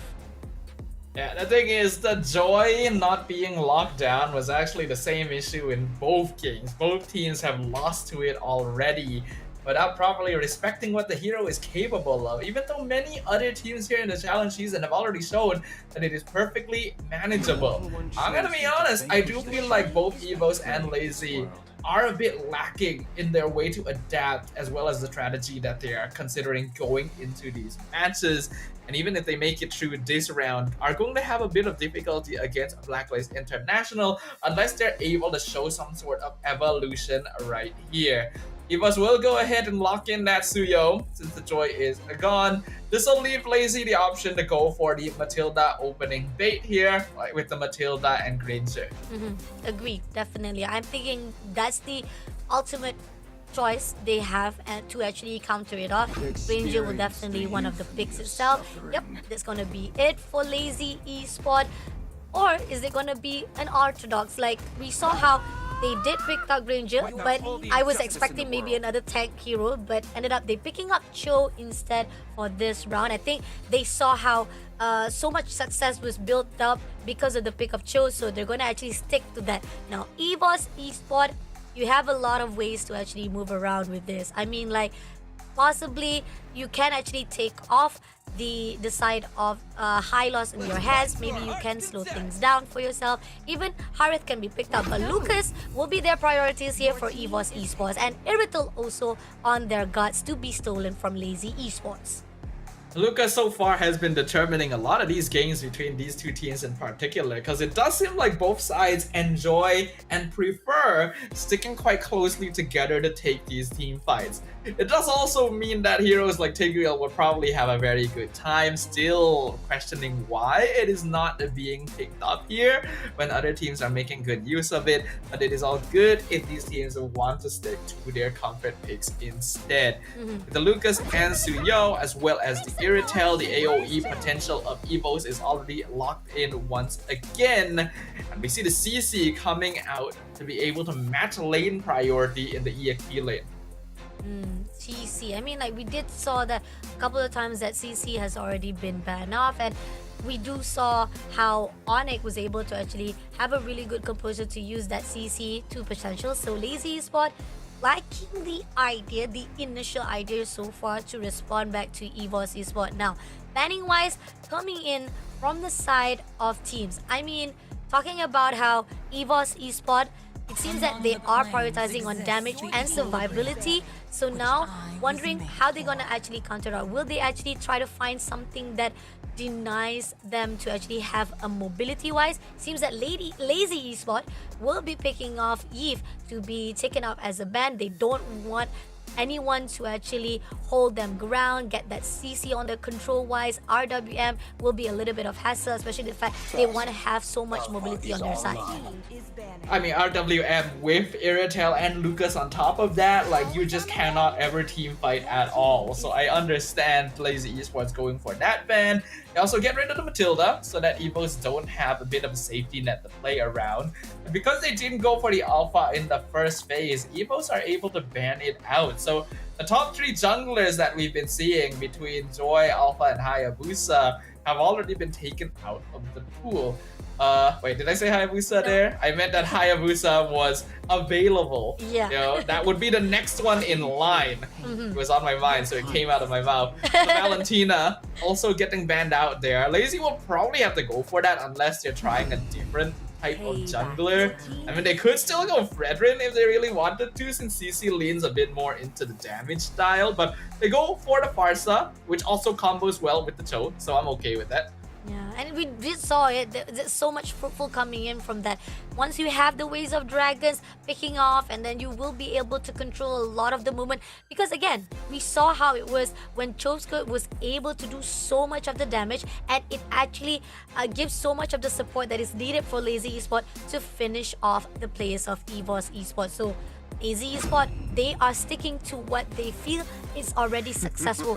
Why break something that it was not broken, like already been done? So you are going to repeat that. Hopefully EVOS Esport already expecting it, and they're going to actually respond wise. We do see Farmis will be picked up for their last two picks, and Gadget Kacha as the last one as well. Alright, I think the Gatot's actually pretty good here. Immediately counters the Farsa, but the Martis comes out instead of the Hayabusa. It has been a very long time since we've last seen this hero. But NetherRealm could also mess with the Decimate stacking a bit. So Lazy is trying to stick to a bit of a pocket pick here, disregarding the potential counterplay. Let's see if it will be enough to push them forward into the final bracket of Group A. I feel again this is Lazy Esports just going into a much comfort zone, because you talked about Hayabusa is still in the pick, right? They could have actually taken it out, and it's a really good idea to insert the gameplay of Hayabusa, getting that mobility wise that is needed in Lazy Esports, despite the fact that you have Cho. But again, Cho pretty much has that single-handed combat that you have to be aware of, and if he's pretty much occupied with one hero, you're not going to be able to actually have a good opportunity to have the mobility wise with the rest of the heroes on the side. But then again, maybe Lazy Esports has a better chance here to actually portray an idea that I haven't seen yet. We don't know. But coming into match number 3, this is round number 3, the last round, best of 1, for them to see who goes home and who stays still here at the SBS Challenge Seasons. Looking at it as well, James Pons has gone for that killing spree on the Martis. None of that more universal, impure rage. He intends to go on kill streaks against Evo's Esports. So honestly, this is a very greedy pick and setup that Lazy Esports is trying to go for. Their pickoff potential is going to be very, very high, but their ability to team fight is almost non-existent. Evo's Esports is going to be team fighting quite a lot around this NetherRealm, so I don't know how well this will work for them, but it's going to be fun to see whether it does. It's really tough, seriously. Again, the idea that has been portrayed by Lazy Esports, it has so much of, just as a short form, I would say I'm a bit scared for them, and hopefully they might actually have a better potential with the Martis on their side. Again, comfort choice wise, if you're actually quite aware and confident and you know how to actually go in with that hero, maybe Lazy Esports can surprise us off here for round number 3. But then again, we do see somehow most of the teams, most of the players are just actually having their own focus right now. And it seems that Pobet is finding an opportunity. They want to actually go in already. This is already going into level 3, level 4 as well. So they're looking for a way out. They're going to actually try to actually initiate that team fight itself. But not just yet. You need to actually be very patient, as Turtle already been spawned. Yeah, Evo's Esports, basically their goal in this game is just to avoid fighting too much early, but the first turtle is already coming out. And Predator X-Prize coming in and a lot of damage coming through. Annabelle takes down the turtle. At the same time, they did manage to get the first blood to Veldora. And this is where Lazy Esports, they're looking a bit better off on the first game itself. So much damage that couldn't be done by Evo's Esports, but they did manage to get the turtle. But at what cost, as Lazy Esports did trade off for the kill. Yeah, I think Veldora was just slightly too far away, because Claw could almost made it to him with the NetherRealm to save him from the Decimate, but it wasn't quite enough. I was literally just about to say that Evo's Esports doesn't need to prioritize fighting too much early on, because if they can just avoid giving too many kills to James Pons, they will naturally win the mid to late game anyway. But getting the turtle still not too bad. Laser Dragon coming in, stunning off Tony, but at the same time, it's not going to be enough, though James Pond had to pull away. Pobet also has to push, and now damage coming through. James Pond tried to finish it off, did manage to be taken down by Nikki instead, and Team Lazy Esports unfortunately had the trade into the side of Evo's Esports. That was very unfortunate timing for James Pons right there. He wanted to decimate Tawny. The Gatot was on such low HP, but he managed to get the AOG out just in time. And because he was invulnerable, the decimate targeted Annabelle instead, who wasn't within range, and put James Pons too far out of position for his team to potentially save him. So that immediately stifles his killing spree already, and Evo's Esports now in a much more confident position. Razor Dragon coming in from Nikki. Nikki will be taken out by Chizo with the backup as well. And at the same time, right now, it's going to be trade-off for Lazy Esports. Pobet is not going to overextend. They already got what they needed to shut down Nikki, and this is a good prioritize coming in, at least for the side of EXP. And the fact that we do see right here, Team Lazy Esports, some of the back and forth are doing well. I think both of these teams really need to do a better job of keeping track of the enemy roamers' rotations. There is no reason for your gold laner to be caught out like that when you have the presence on the map to be able to respond to it. It's still not too much damage. The net worth still pretty even as we approach the 4 minutes. Second turtle now spawning.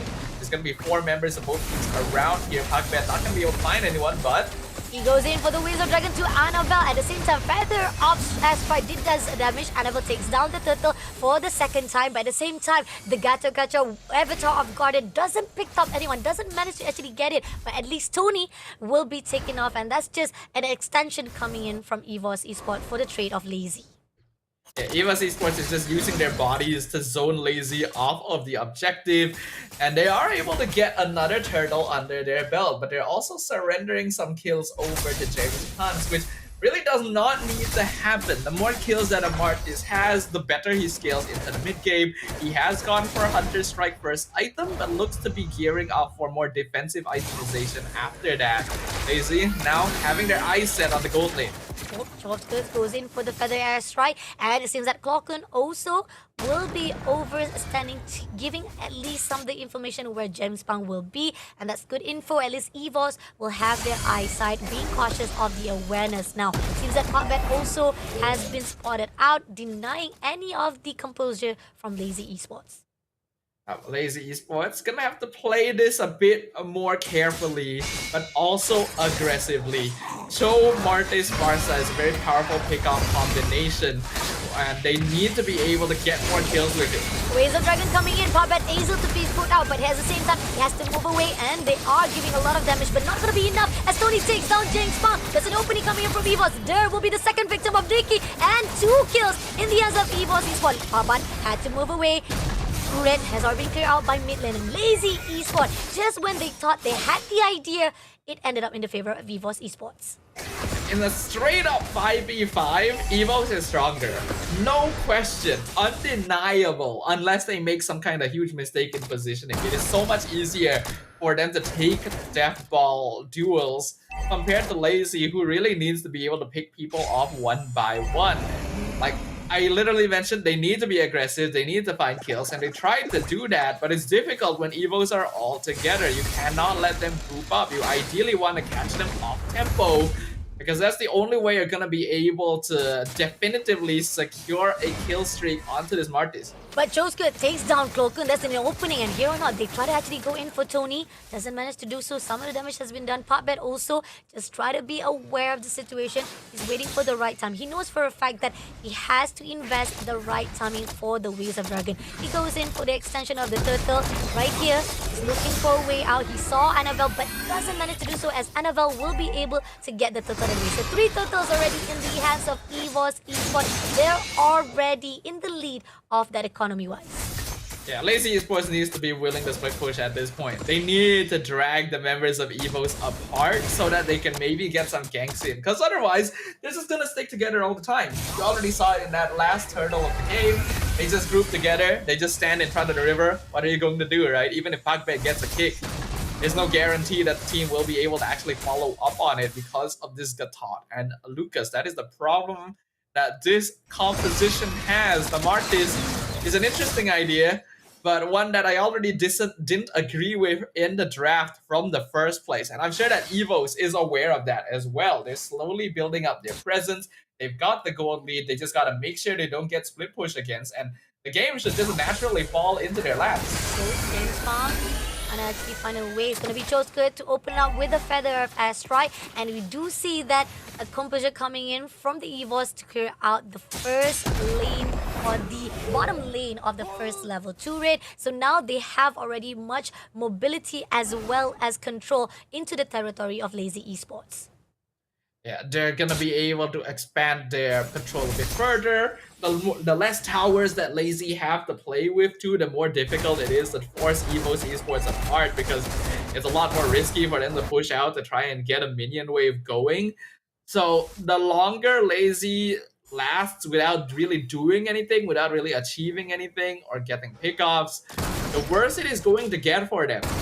Martis is not picked up for a reason. His drop-off in the mid to late game is legendary in and of itself. Oh, this is gonna be a bit tough on the side, and we do see that EVOS is just finding a way to actually go into each and every infiltration they are required to go into Lazy Esport. And Lazy Esport, as you talked about how they cannot mess things up. If they want to actually separate off, they could have actually tried to control most of the movement that EVOS is. But now, going in, Feather Airstrike being used by Chopstick to find the information.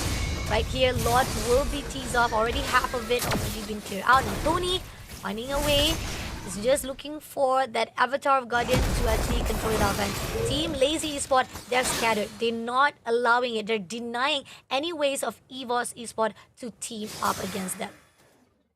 Well, they're slowing down the approach here, which I do like. And they do have a wave pushing up top that could force EVOS into an uncomfortable spot. So I do like the discipline I'm seeing from Lazy right now.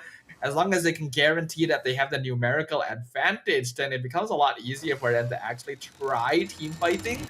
But it's still going to be difficult. They have to somehow set up kills for James Punks while keeping him safe enough in the back line. And that's going to be difficult to achieve when their only source of CC is this show.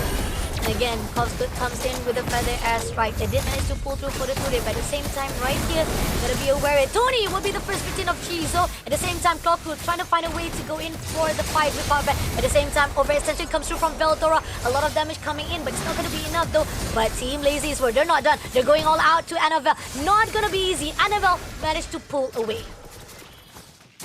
There were so many opportunities there that James Punks could have gotten decimated, was just not quite close enough, or that the NetherRealm was able to save them. That's how much difficulty he is having in this game right now. But Lazy did approach that Lord fight very, very well. They are actually able to narrow the gold lead quite a lot, though the minion wave up top ends up giving EVOS a free tier 2 since they're not really able to respond to it. And since they know that the CC is up top, Lazy can't really contest this anymore. Honestly, they should back it off. They should back it off, but here, Waves of Dragon picking off Annabelle. Is it gonna be enough? Nope, it's gonna be Puppet who was taken out. Cloakun takes down Shizo as well for the trade. And now Jangspawn right in the open. He's gonna be taken out. He's trying to survive, but he will be shut down by Veldora. So much of the potential was being put out by Lazy Esport now, having a lot of struggle. Durr had to pull away as quickly as possible, denying of Team EVOS to make even more damage. And here, with a lot of light line already been depleted, Team EVOS Esport looking better, but lot on the side of Team Lazy Esports. Somehow, despite everything, James Punks was still able to get that retreat in time since he was able to pick off Annabelle. I figured that they needed to back it off, but hey, they got the Lord. But is it really the most worth it since they lost so many members and Shizo ended up dying for the first time as well? You could argue that it kind of is, since EVOS will not be able to get any additional structures thanks to that play. Right now, Lazy is in a very, very crucial timing. It is basically the last chance for them to be able to create some kind of snowball presence on the map. And if they fail to do so in the next couple of minutes, EVOS Esports will just outscale them directly. And it seems that Lazy Esport is finally trying to actually pull out, and it seems that Tony spotted out them right in the open. Doesn't actually pull out. Instead, Tony not doing anything, ended up being in the sacrifical of Lazy Esport. But they are going in all out to Cloakun, doing some damage. Cloakun had to pull away as quickly as possible, denying of them to be taken out. So Team Lazy Esport, they find an opening. Tony could not do anything as was hang up. Alright, this is good. Like I mentioned, this is the last chance for Lazy to make something happen. They need to play aggressive. They need to find any pick-off that they can get. But they only have so many minion ways to work with. They're unfortunately not very good at split pushing with the heroes they have. Wave management is a little bit of an issue. It's not bad what they were able to get with that last one. They got a kill, they got some damage in mid, were able to clear out all the external towers, but they need a little bit more. Shizo now going to play a very, very important role. As we all know, late game Granger can do a lot. This team needs to make sure to be able to defend him, since an AOG could just come out of nowhere. Let's see, they clear out all the marching minions. So far, EVOS Esport is trying to actually make sure that they'll be able to be in between the fights all all alone, not all alone, to be tagged off all alone by the side of Team Lazy. So that's the reason why they're being cautious, denying any of the Lazy Esport to pick off easily. That's the mistake that was done by Tony before, and it gave a little bit of opening for Lazy Esport, but they didn't continue on that measure, that momentum to a point they could have actually get another kill, but it's okay. It gives a lot of space for Team EVOS to breathe. Team EVOS does need the space to breathe right now. They are still better in a direct 5v5, but Tawny is definitely a lot less tanky than he used to be, and Lazy trying to go for the flank. Coming in right now, it seems that Propbet goes in for the Waves of Dragon, picking out straight away Annabelle, but doesn't manage to go in for the connection. He's gonna actually have to sacrifice by Nikki instead, and Annabelle takes down Jinx Fan for the trade, and there will be finishing off for the double kill of Annabelle as well. So much of the potential and investment was done by Lazy, yet been denied by EVOS. I think we can officially call it there. I mentioned that was Lazy's last chance. These few crucial minutes, they needed to win a definite team fight to keep themselves in the game, but they ended up losing 3 to that last one. Evo should be able to start running them down. They've got the Lord. As long as they sync up the wave, should be able to take all the external towers. Even an inhib for free up here before the Lord has connected. And Lazy no longer has the hero presence they need to really be able to handle it. Their base defense is still going to be fairly solid with a Granger and a Farsa, but they have to really time their movements because of the potential of Tawny or Veldora just jumping into the backline. That kind of consideration will paralyze them. Yeah, definitely. And it seems that Tony going in for the Avatar of Guardian. Next one takes on Veldora immediately, and now they're looking for the next one. Propbet right in the open, try to clear things out. Did manage to actually at least make sure that Team Lazy Esports still survive it out, and they managed to skirt away Team EVOS Esport, and Lord will be finished off. But marching off the minions are something they have to be aware of. I am face palming a little bit from that play. I get that you want to zone them off of the tower so that you can get it for free, but you can do it in a lot safer way than that. There is a Cho over there. Your team is not ready to follow up after you. If Veldora didn't die there, that last inhibitor should have probably fallen for EVOS as well. It's not a big deal, but it is more space given to Lazy than they logically should have. I already pointed this out before this game started, but it does feel like both of these teams are still missing something in the general scheme of things. They get very messy into the later stages, and a lot of unnecessary mistakes come out. So even though Evo should be able to directly win engagements here, if they take too long, they could be whittled down by Shizo, and if they're not careful with their cooldown management, they could get disrupted as well. I actually have no idea who is going to come out on top right now. It's tricky because, again, we keep on saying both of the teams are making mistakes. One after another, they will be trying to actually take advantage of it. And somehow, it's all about timing. Who makes the more mistakes and who makes the most crucial decision making based off that mistake that was done. So EVOS, somehow, I do see they're trying to actually make sure they have the good formation coming in from mid. Lazy Spot, they're denying it for a while. But again, there's a lot of wave they need to be aware of. And here on out, they're still heading off. And we do see Jinx Spawns is just overlooking, trying to actually have a really good control on that territory-wise of Lazy Esports. EVOS actually has no idea that Propbet is in this bush. He has been waiting for a very, very long time, but hasn't really found the target or the angle to really go in from yet. And now he's going to be joined by Shizo as well as Der from the back line. Maybe they can find Tawny. They don't actually know where the rest of Lazy is yet. Oh, but he is going to go all out to Clo Koon. A lot of damage was done by Feather Air Track as well. But at the same time, right here, he's going to be stunned out by Veldora coming in for the push. And they are going to be able to take down Der by Annabelle as well. But at the same time, no! Propbet overextension will be punished by Nikki. And that's the initial state that EVOS Esports needed to get this Lord. That should definitely be GG for EVOS. This Lord is free for them, standing for Lazy Esports. As long as they don't make mistakes that are too notable, you can tell that they just straight up have more damage than Lazy with this Airtel, with this Lucas as well.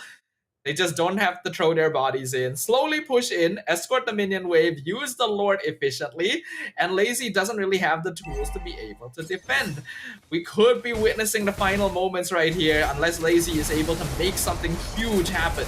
There, Shizo. So much damage already put out. He will be taken out by Veldora. Nothing can be done. The Crystals is already down to the numbers, giving the last win right here for the match number 3 in the hands of EVOS Esports 2-1.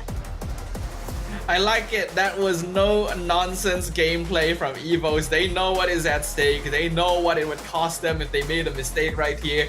The moment that the crystal was exposed, just full send it. Target that structure and get the victory. Lazy Esports, this will unfortunately be the end of their journey. A team that surprised many as a potential dark horse, but not quite enough to be able to move on to the next stage of the challenge season. EVOS had the more complete lineup, had a bit more leeway with the heroes that they were given, and the scaling kicked in when it needed to the most. I mean, you have Suyo on the first pick, and then Lucas, and the fact that Veldora giving so much of the survivability that EVOS Esports needed. He was always on that front line, making sure that every time Lazy, if we see Puppet try to go in for the Waves of Dragon, Veldora will be there to actually clear it out and making sure that Puppet will never be able to finish down. He did try to actually take off Annabelle. He did try to actually pick him off, denying it, and he also tried to actually go out to Tony as well. But it keeps on being denied by Veldora himself, and a lot of those damage as well. We saw how it was given out by Feather Airstrike to get that information, but it was still not enough because it was denied immediately by Annabelle as well as Plo Koon with that Nether of Lamb. I have to say that in the end, I really am not a fan of the lineup that Lazy tried to play here. It feels like it's totally fine to try and go back to comfort picks or lineups that you really want to pull out as a last resort, right? Since you might end up going home after this anyway, you may as well go for heroes that you feel the most confident on to try and make something happen. But there are certain limits to what you can do with that. Lazy was trying to set up for a Martis lineup from the very beginning here. It feels like they had the Cho, they had the Barca, even the CC to go for a formless skirmish pickup style team, which is fine. But you can tell from the beginning that EVOS has a lot of team fight damage, right? And it seems clear that they probably want to lean in that direction after all. I think you needed to modify something. You needed to just go for what is going to be the most effective as a response. And Lazy, I gotta commend them for sticking to their guns, right? They figured this Martis would work out. They're gonna just full send it, hope that it is the ticket they need to move on, but it didn't pay off. And EVOS Esports will be able to reap the rewards by moving forward, face off against Blacklist International. Oh, that's gonna be another story to be unfold into the next lower bracket story journey. But MVP wise goes out to Plo Koon with 533 gold per minute. I think pretty much we did saw most of the freedom that was done by Team EVOS itself. It has to be started off with Annabelle as well as Veldora. I think Tony had to be a sacrificial lamb so many times because they try to pick him out first of all, and they know that if they had Tony out of the picture, that could be a win for them, but they forgot that there's a lot of potential coming in from Veldora itself. So those are the crucial survival that was done by Team EVOS Esports. But coming off from Plo Koon with 110 KDA as well as 92 kill participation, he made it all happen here for EVOS Esports. Yeah, Plo Koon keeping his team alive, that Nether Realm, and the Faramis choice. This ended up being a great option, even though they didn't know the Martis was coming out last. When the Faramis was locked in, the fact that Lazy Esports still decided we are going to go for this is very, very greedy and very, very risky, since the Nether Realm can always cancel it out. Yes, they were still able to get some decimate kills in the beginning, but it was very, very close, and you can tell how much difficulty James Punch was having generally throughout the match, especially without solid front lines to hold space for him. Ahmed is not going to be able to stand there and tank damage. He's meant to initiate, and Dirk could maybe do it, but it's very easy to just ignore him as well with the lineup that Evo's Esports has. They can just run down, stick together, stay alive with Revitalize, keep themselves topped up with the Nether Realm, and then James Punks can never really get a kill in. And because of that, the entire ranks of Lazy Esports fall apart, right? If your frontline is not able to hold them in place, then your backline is not able to safely deal damage. And you're just not able to put up a solid fight at almost any point. And I think you talked about Hike. I want to add on, like, they picked up Farames as well as Gatokacha at the end, and you picked up Martis, which you talked about how it was a comfort zone. Could have been a better hero picks to actually respond well, or even to actually defend wise coming in from Lazy Esport. I think most of the potential, again, they kind of actually missed out a lot of the opportunity because they feel the lack of options from their hero pool itself. I mean, I love the fact that they were actually quite satisfied with Faramis because they knew that Valentina was already been banned out. So those are the things that are crucial that I feel, yes, it's a bit sloppy, a bit messy, but the idea and as well as the planning that was done by Team EVOS was actually quite good. They actually had the idea already and they know what was best for them, and it was portrayed here for last round for match number 3 itself. So congratulations to EVOS Esports for still surviving here at the SPS Challenge season. But for now, we're gonna say goodbye for the first time to our Lazy Esport. You did amazing from the group stage. We saw how it was. You guys tried it, but unfortunately, this is going to be the end of the road. Hope to see you guys again on season number 7, the next XPS. We really do have to commend Lazy Esports and give them a big hand. They are an MDL team and they have made it this far in the Snapdragon Pro Series where there's so many international titans and veterans to face off against. They have proven to the world their potential, and I'm very excited to see what they have in store for us for the future. These players definitely have a lot of growing still to do. You can still mold them into players that are of a different quality and breed entirely. But there's definitely still a lot to fix in their gameplay as well. Congratulations to EVOS Esports. They will live to fight another day, but they also have some work to do. Back to the drawing board. Their next opponent not going to be easy. They are still in the danger zone in the lower bracket.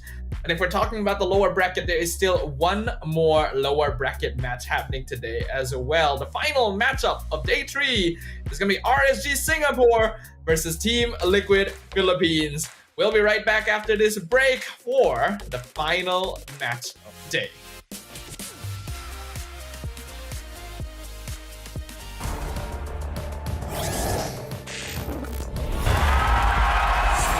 Here we go! Lonely places, the strength to stare fear in the face that only I give to me.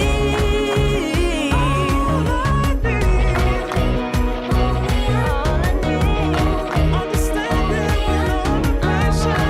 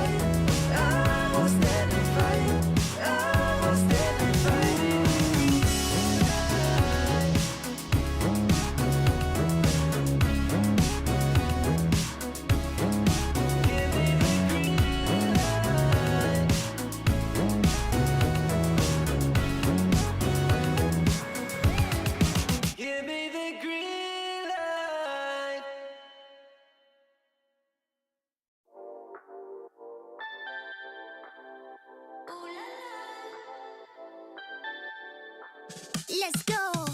Put it in motion. Baby, we're going faster, faster, faster, faster. Seizing the moment. Baby, keep going faster, faster, faster, faster. Speed on, make that thing rev. Foot on the gas till you got nothing left. Let's drive to the top of the mountain and see the view. Let's vibe, looking back on the journey, just me and you. Ain't nobody wanna go slow. Yeah, I was chilling in the past, I was solo. Now that I got you in my life, I'm like, go, go. I be living for the thrill of it, whoa, whoa. I hear you like to gamble. Let's take the road, let's travel. Know I'm a lot to handle, but I wanna go fast with you. Think we can go the distance, although I know we're different. Together we both fit it, so I wanna go fast with you. Put it in motion. Baby, we're going faster, faster, faster, faster. Seizing the moment. Baby, keep going faster, faster, faster, faster.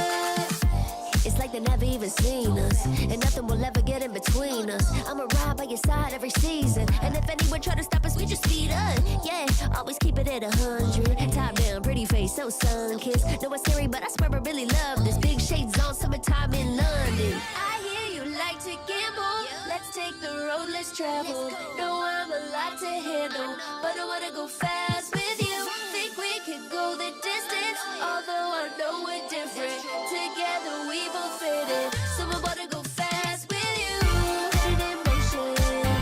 Baby, we're going faster, faster, faster, faster. Seizing the moment. Baby, keep going faster, faster, faster, faster. Put it in motion. Baby, we're going faster, faster, faster, faster. Seizing the moment. Baby, keep going faster, faster, faster,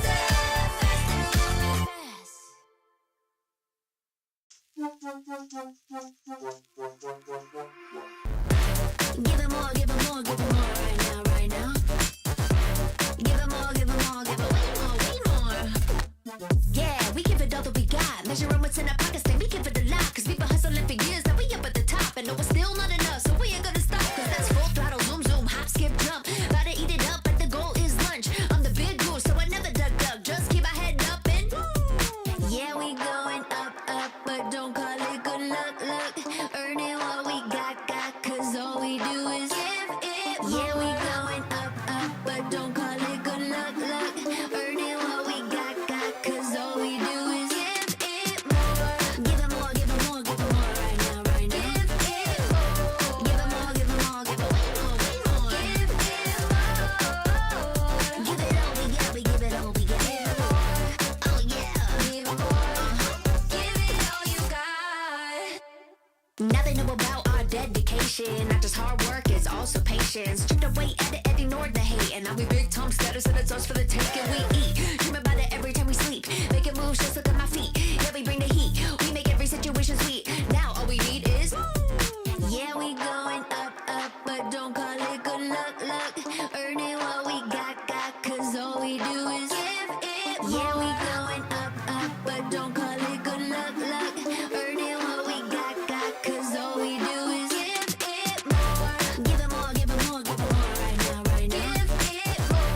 Give it more, give it more, give it way more, way more. Give it more. Give it all we got, we give it all we got. Give it more. Oh yeah. Give it more. Give it all you got. Give it more, give it more, give it more right now, right now. Give it more, give it more, give it way more, way more. Give it all we got, we give it all we got. Oh yeah.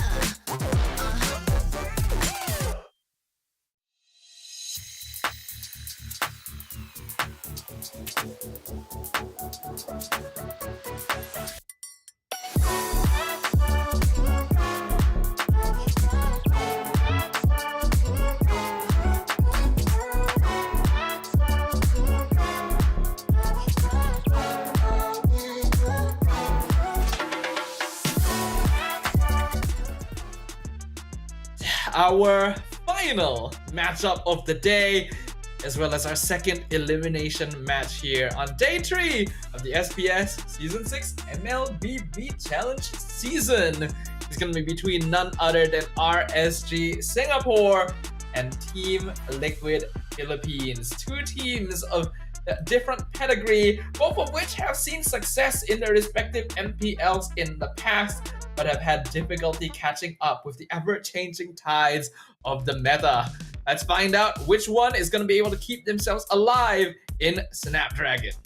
I mean, looking on the stats wise, we are seeing that RSG Singapore is slightly higher compared to Team Liquid Philippines, but we've already seen how Team Liquid Philippines during the rise or their prime time, they are performing better. It's just that possibly because of how the change of the roster has been done to them the past few seasons, it has been shown that RSG Singapore has also improved in their own gameplay itself. So statistics wise, coming in from both sides of the teams, RSG Singapore as well as Team Liquid Philippines, it does shows how much potential that RSG Singapore might go up against the Team Liquid Philippines. But I would not count Team Liquid Philippines just based on the statistics. Do you agree on that, Stafa?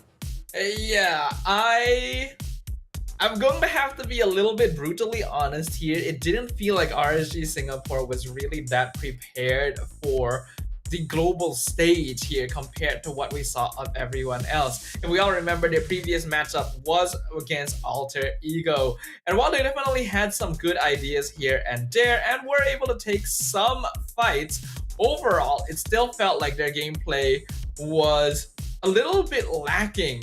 Maybe a little bit on the textbook side and not really being willing to go out of their comfort zone. But in the same way, their opponents, Team Liquid Philippines, have been having difficulty catching up with the assassin meta for a very, very long time. These are all veterans of the industry. We've got Sanford, we've got Cortese, Sanji, JP, and brand new addition in Yuktese to hopefully keep themselves in the SPS. I mean, we've seen the achievements that was done by Carl TZ himself. He has already built the teams that able to actually achieve championship in his own hand itself. So we know the experience-wise coming in from Carl TZ and how he will able to actually inform and involve himself into Team Liquid Philippines as well. I mean, not just him, but also Sanji as well as the rest of the players of Team Liquid. Even though with the addition of UTZ, I think there's a possibility Team Liquid Philippines is still intact for their own performance itself. Team Liquid, even if we're saying that they've been having some challenges adjusting to the brand new meta, that is based off of their performance traditionally as a powerhouse in the MPL Philippines scene. They were able to bring RRQ Hoshi to a full series, so I think they're still going to be the favorites in general up against RSG Singapore. We've got their roster up on screen right now. It's Closer, Yon, Yunsky, Gear, as well as CS. I mean, RSG Singapore, yes, they are improving in wise. I mean, like, respectively, in their own region, they are phenomenal. And I feel like we have to give credit a little bit of acknowledgement. I mean, on the rising of the fact that once they actually have that potential to actually fight off with NIP Flash, I mean, maybe RSG Singapore can actually put out a really good fight. The question is, once you actually move into another stage of the line to meet off with those who are experienced, I think RSG Singapore still haven't had that level yet that can actually be in the same row or in the same pool with the rest of experienced teams or experienced players itself. So that is why we are seeing there's a possibility that this game itself, which we are saying this is the second elimination bracket, neither one of them are going to actually have to fight it off to get that survival here for the lower bracket. But on the rise, Singapore's, we do want to give credit. They have placed first and second in MPL Singapore. But then again, we're talking about region-wise performance, and it's not fair once you move into the inter-region as well as into the global stage that you talked about. They are not still able to perform wise. But yes, they have so much success on the line, especially the fact that they are champions from season 1 till season 8.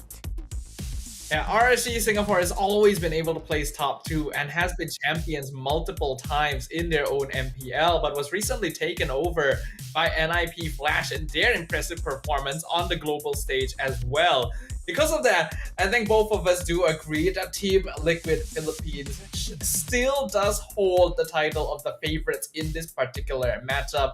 They have, after all, been champions of international tournaments before, which is definitely a much bigger ballpark compared to just MPL SG itself.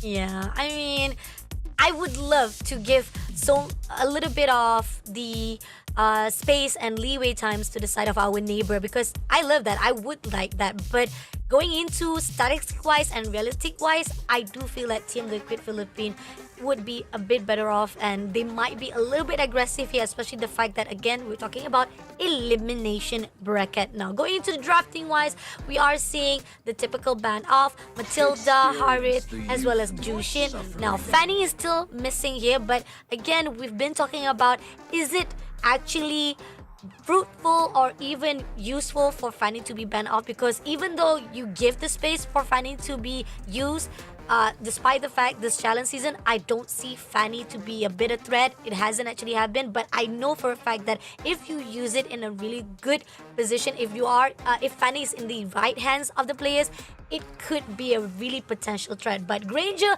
will be banned off, so 2 more slots to go. I mean, it could be Hilda, it could also be Suyo as well, unless they want to actually give space, and that could be Team Liquid to be picked off. We also see that there's a potential of maybe other heroes depending on how the gameplay is going to be. But Martis been banned off straight away by Team Liquid Philippines. A very heavy focus onto the gold lane right here for Team Liquid PH. Banning out both Harith as well as Moskov. RSG already banned the Granger before this, so it's not like Liquid is setting up for that. Instead, the next best case scenario would be something like the Iritel, but you wouldn't ordinarily ban so heavily into this particular factor. There's still quite a lot open in draft. Suyo and Joy are both still up there. Even the Lo Yi, which many other teams have already been banning up until now, is still open. RSG, they're gonna pick their poison, make sure that Lo Yi is not there. So the Fanny is left open for Carl TZ. Many people have had questions about how well Cartesi would perform on Assassins once again. His Joy was not the best, but solid enough. Fanny is definitely much more difficult to execute mechanically, so he's gonna want to prove to the world that he's still got it. I mean, we've remembered all the memories wise coming in from Kaltizi dominating the Land of the Dawn with Fanny himself. We saw the success coming in from him. It's just a matter of time that will he be able to do it again here with the new meta itself. And I'm loving it. I'm feeling like a little bit of, how do I say, a walk into the memory lane of the rise and the prime time of Kaltizi himself with Fanny in his hand. Now, going into the pick of RSG Singapore, they know Joy was already in the open for them, so they picked up Joy and Hilda. Now, the question is, Team Liquid Philippines, how are they going to actually respond it off? Who they are going to prioritize more? Are they going to actually let more mobility wise, or are going to actually have much more tankiness on their side? Heroes that have solid lockdown and invasion potential are going to be very effective here. I'm pretty sure that RSG will want to ban out Tigreal in the second phase, and maybe even Cho if they're particularly worried about being invaded in the early game. Team Liquid Philippines have decided not to hard focus on that just yet. They're gonna lock in the Phobius as the general option in the EXP lane, as well as the Bruno. So this is what they were setting up for with all the gold lane bans. This is RSG's last chance now to lock in the glue counter in the EXP lane to make sure they have lane priority. They can still send Hilda down there. Doesn't match up too badly into the Phobius, but glue definitely dominates a lot more and is less vulnerable to being directly targeted by the Fanny as well. Oh, that's true. They kind of need something to hold off. But instead of that, they pretty much picked out Cho instead because they want to actually have a picked off for them, possibly a good kind of counter coming in from Fanny if he will be able to catch it off guard. And this is something that risky wise on RSG Singapore, but I think they pretty much prioritize more on how to control the mobility wise and the freedom of movement coming in from Fanny itself. Yeah, so they're not going full out into priority in the EXP lane. Instead, they're gonna send Hilda down there to match the Phobias fairly evenly, prioritize single target lockdown Cho, one of the best options for making sure that Fanny isn't able to fly around wherever she wants. And like I mentioned before, I think you should probably ban out the Tigreal. It depends whether you want to ban out the Valeric as well, but RSG has different ideas in mind. They get rid of Faramis and Team Liquid, heavy focus towards CS in particular. They're trying to force them to dig really deep into the gold lane hero pool. I mean, you still can pick up Cloud. You can still be able to do something about it. But yeah, it's actually decreasing a lot of the pools. There's a lot of most of the choices are decreasing even more for RSG Singapore. So not sure which of the heroes that are actually comfort zone on the side of RSG. But it seems that RSG also picking up Vexana as well to be banned off. Somehow, I am kind of feeling that is there a possibility they might actually bring out Valentina in this, or possibly of Eve as well here, because the potential of RSG Singapore to pick that up, that could be a case. But Sicilian also been banned off right in the instant from the side of Team Liquid Philippines as well. So Team Liquid is just denying RSG any chance of scaling into the late game. They want to make sure that Bruno is the ultimate threat once he is maxed out on items. They still ideally need a bit more crowd control to deal with the Joy, but otherwise I do like the idea they're going for. RSG in terms of mid lane, Valentina is open, but I'm not a big fan of it here. I would like the Farsa because it matches well with the Cho, but is also quite vulnerable to the Phobias and Fanny, so it depends whether RSG feels comfortable with that. And it looks like they will keep it safe first, leave the mid until last when they know who its opponent is going to be, and lock in the quad instead. Pretty much expected that because again, you don't have much of the option anymore. So Claude will be a simple case of them try to actually have that option open as well as going in for the mobility wise. Farsa been picked up as well as Khalid right here from Team Liquid Philippines.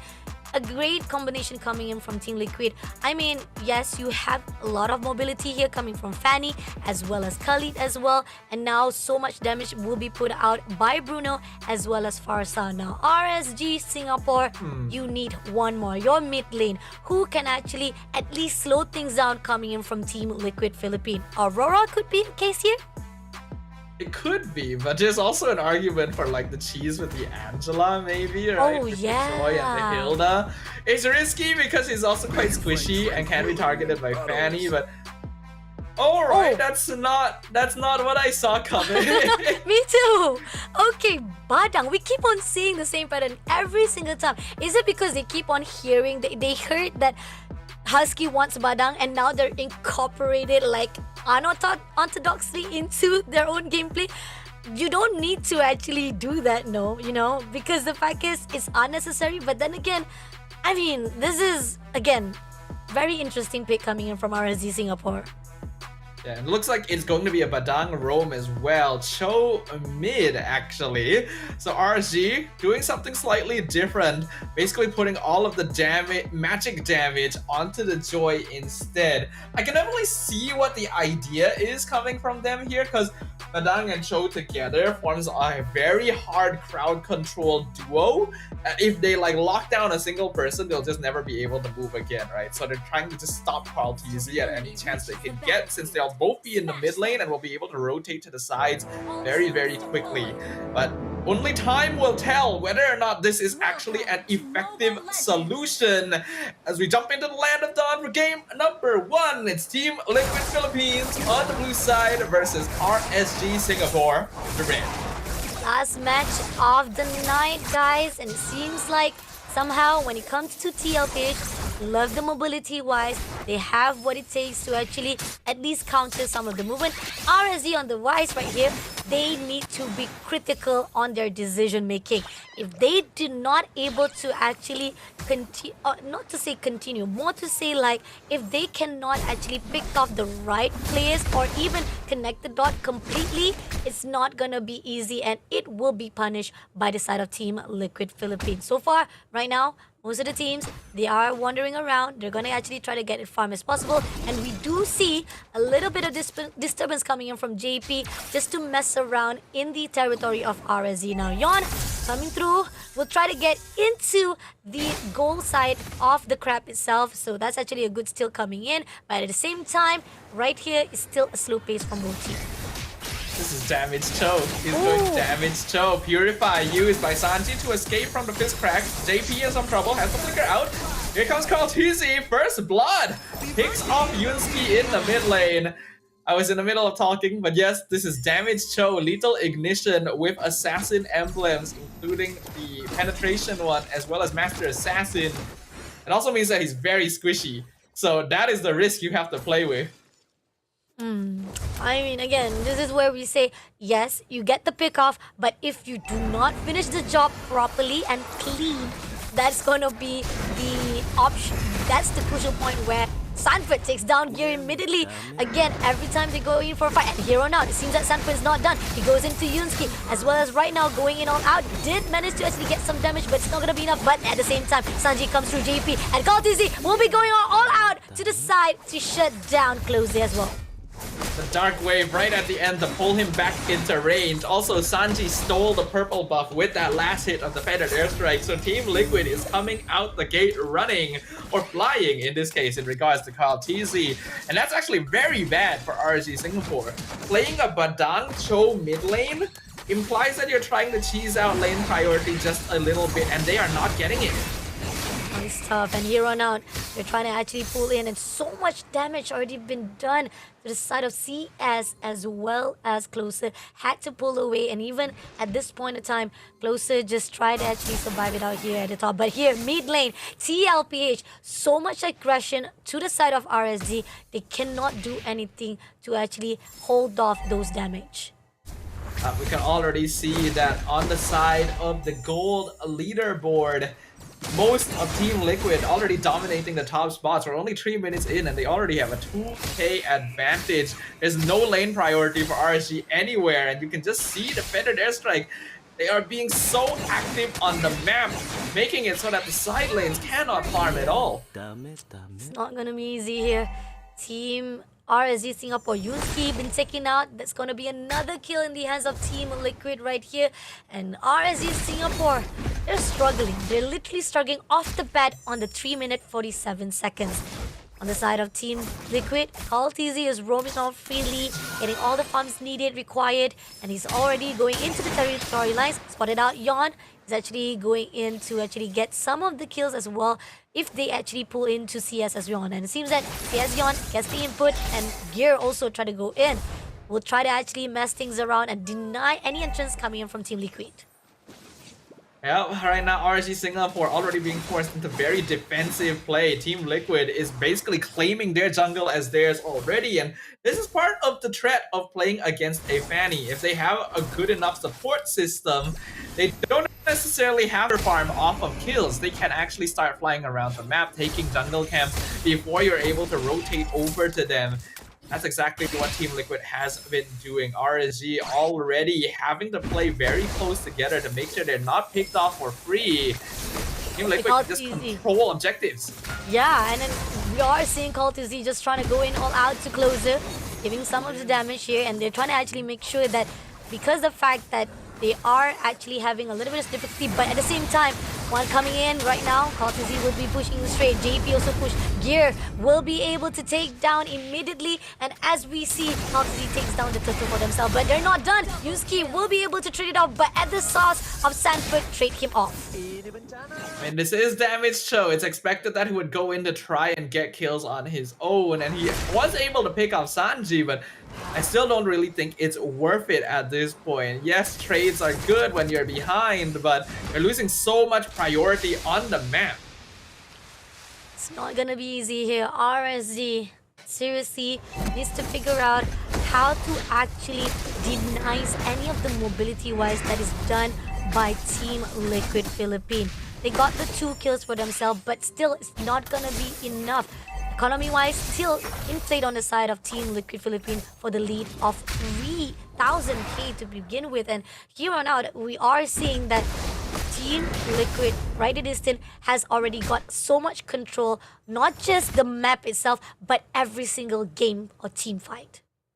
And we're even seeing trades happening off screen, right? Yon being caught out in the top lane. He was able to trade for Yuktz earlier, but he has a lot more value to RSG Singapore at this point. And Yunsky picked off by himself up top. Mega kill for Sanford in the mid lane, and they're still going. It's still going right on top, but CS want to make a difference here, is going all out to UZ, but still not going to be enough. And Persada comes in, Sanji with a Federer X strike, takes him down immediately for the extension. Even CS will not be done. Sanford takes down Gear immediately, and Turret, number 1 of the mid lane, will be shut down immediately, giving more control of the map here for Team Liquid Philippines. For Team Liquid, just continuing to run away with everything, and I really like what Yuktz did there. He specifically stayed as long as possible to bait CS into staying to try and get the last hit and setting up and pick off in the mid lane. And an airstrike being used very actively as a zoning tool, and Sanford is quite unkillable. Sanford coming in, and Sanford takes down Yuzuki, stunning off closer, as well as the overextension by Gear will be a mistake. Comes through with Kaltizi as well. Yuzi shutting down CS, and now making it even more tougher for RSG Singapore as they are gaining up every single turret. RSG, they're just gonna have to try and trade wherever they can get it there. At least they won't get that turtle with Yon on the opposite side of the map. Yon, you really should have recalled there. I feel like not completing that recall could be a mistake, as now the rest of Team Liquid comes on in, and this is a very dead Joy. Oh no, been shut down by the Feather Strike. Even electrifying bits will not be able to do so. He's not able to get away, and it's at what cost of you stealing off that turtle. And here Sanford is looking for the next bit and doing so much of the cover-up so that turret will be taken out easily by the rest of Team Liquid. Kill score 8 minutes in is 15-2 with an 8,000 gold advantage for Team Liquid. We can see even the purple buff being contested in the jungle, and Gear already gone before we even have a chance to turn the camera over to their half of the map. This is turning into a one-sided slaughter very quickly. I mean, Team Liquid doesn't give any breather space to the side of RSG. Now, Sanford still looking for the next victim. He goes all for the airborns of closer, giving so much of the initiation as well as clearing out that turret for the mid lane. And now they're looking for a way. Yon all by himself with Kaltizi. Can he actually make a change? It's not going to be easy with the mobility-wise coming in from Kaltizi, but he did put up a really good match to survive it out.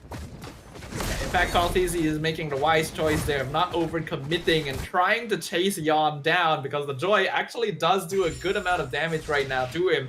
And he's got a 5-kill streak, and he doesn't want to give away a shutdown gold closer. Nearly dead there, but Yuktz, look at the damage on this Bruno already. They're pushing in. They're pushing in for their strike being put out. Yusuke comes in, try to actually go in for the Wizard Dragon, but doesn't manage to do so. Kaltizi push him out immediately, and now Kaltizi will be denied by CS. But at the same time, Gear having a lot of pressure here, had to pull away, but at least a trade-off was done by RSG to at least hold down all the damage that was done. Kaltizi did actually end up losing the shutdown gold in the end, but I can't really remember who exactly got it. It might have been CS. Gear got a really nice fist break, actually locking Kaltizi in underneath the tower, so there was no way for him to escape.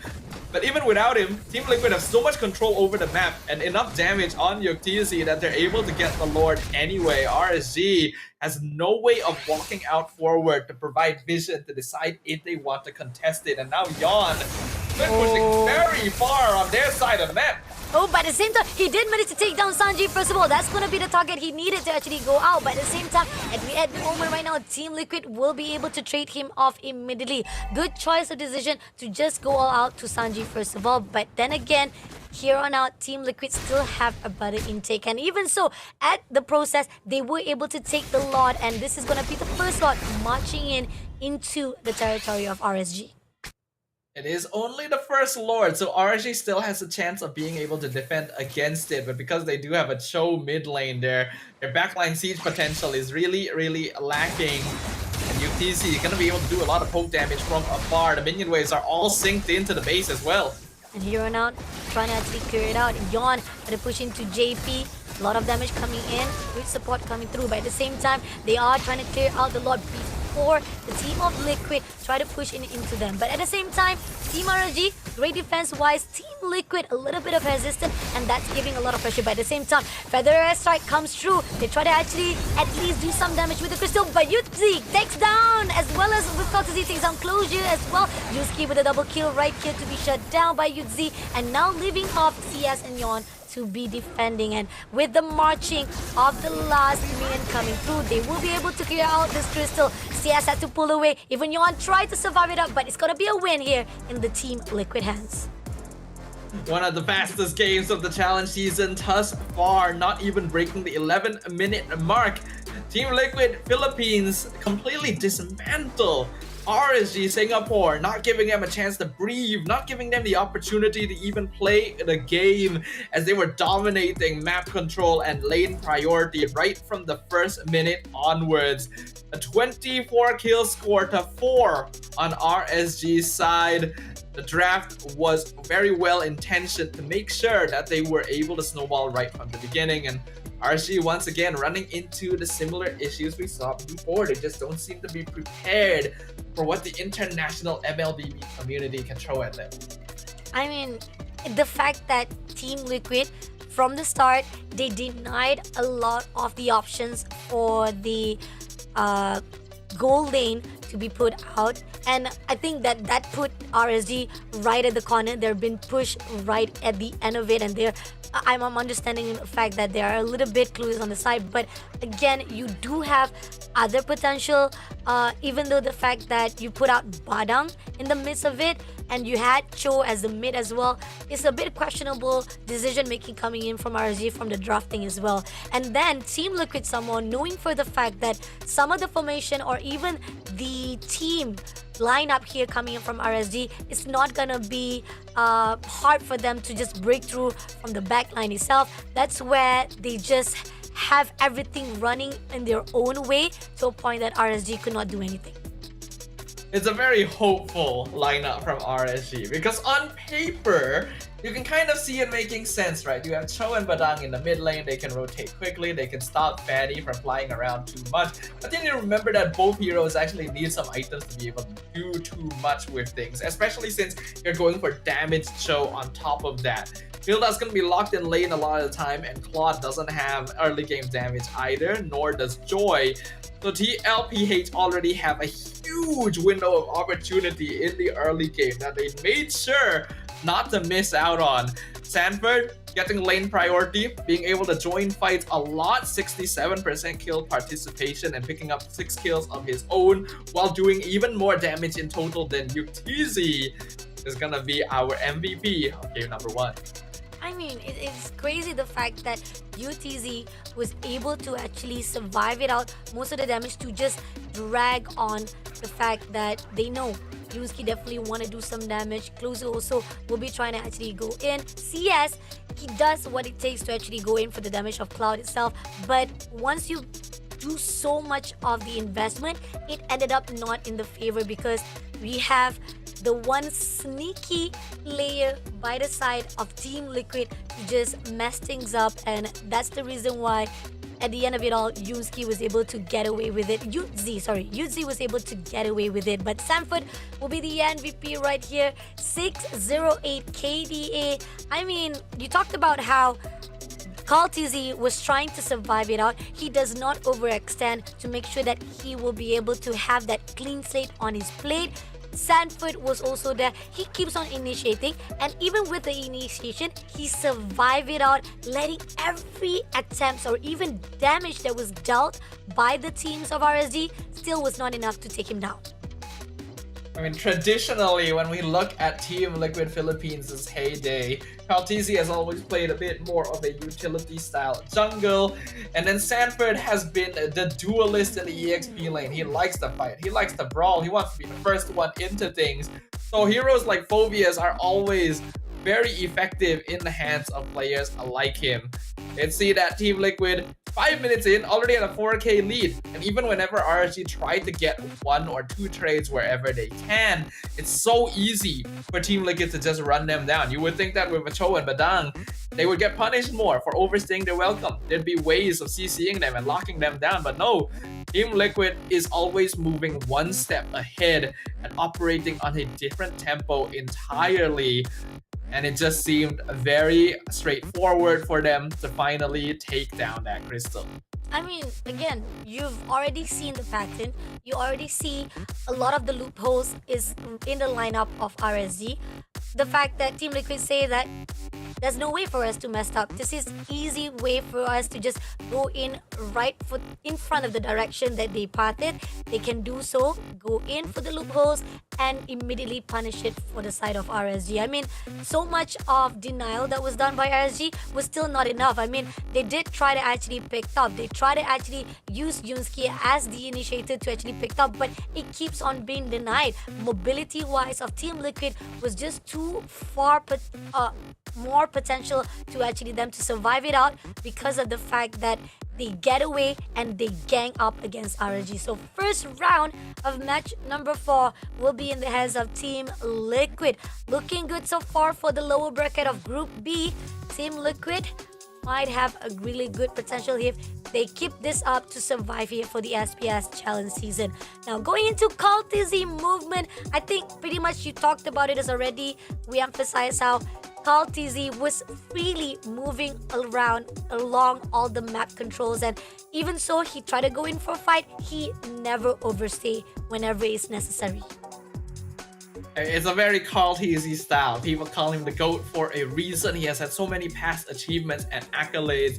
And while many people have been looking at him with potentially judging eyes since his mechanics may not have returned quite as much for Assassins, he proves to us that he's still perfectly capable of playing a hero like Fanny. He doesn't really want to go for a hyper-aggressive style, the same way we see from junglers like King Kong, for example.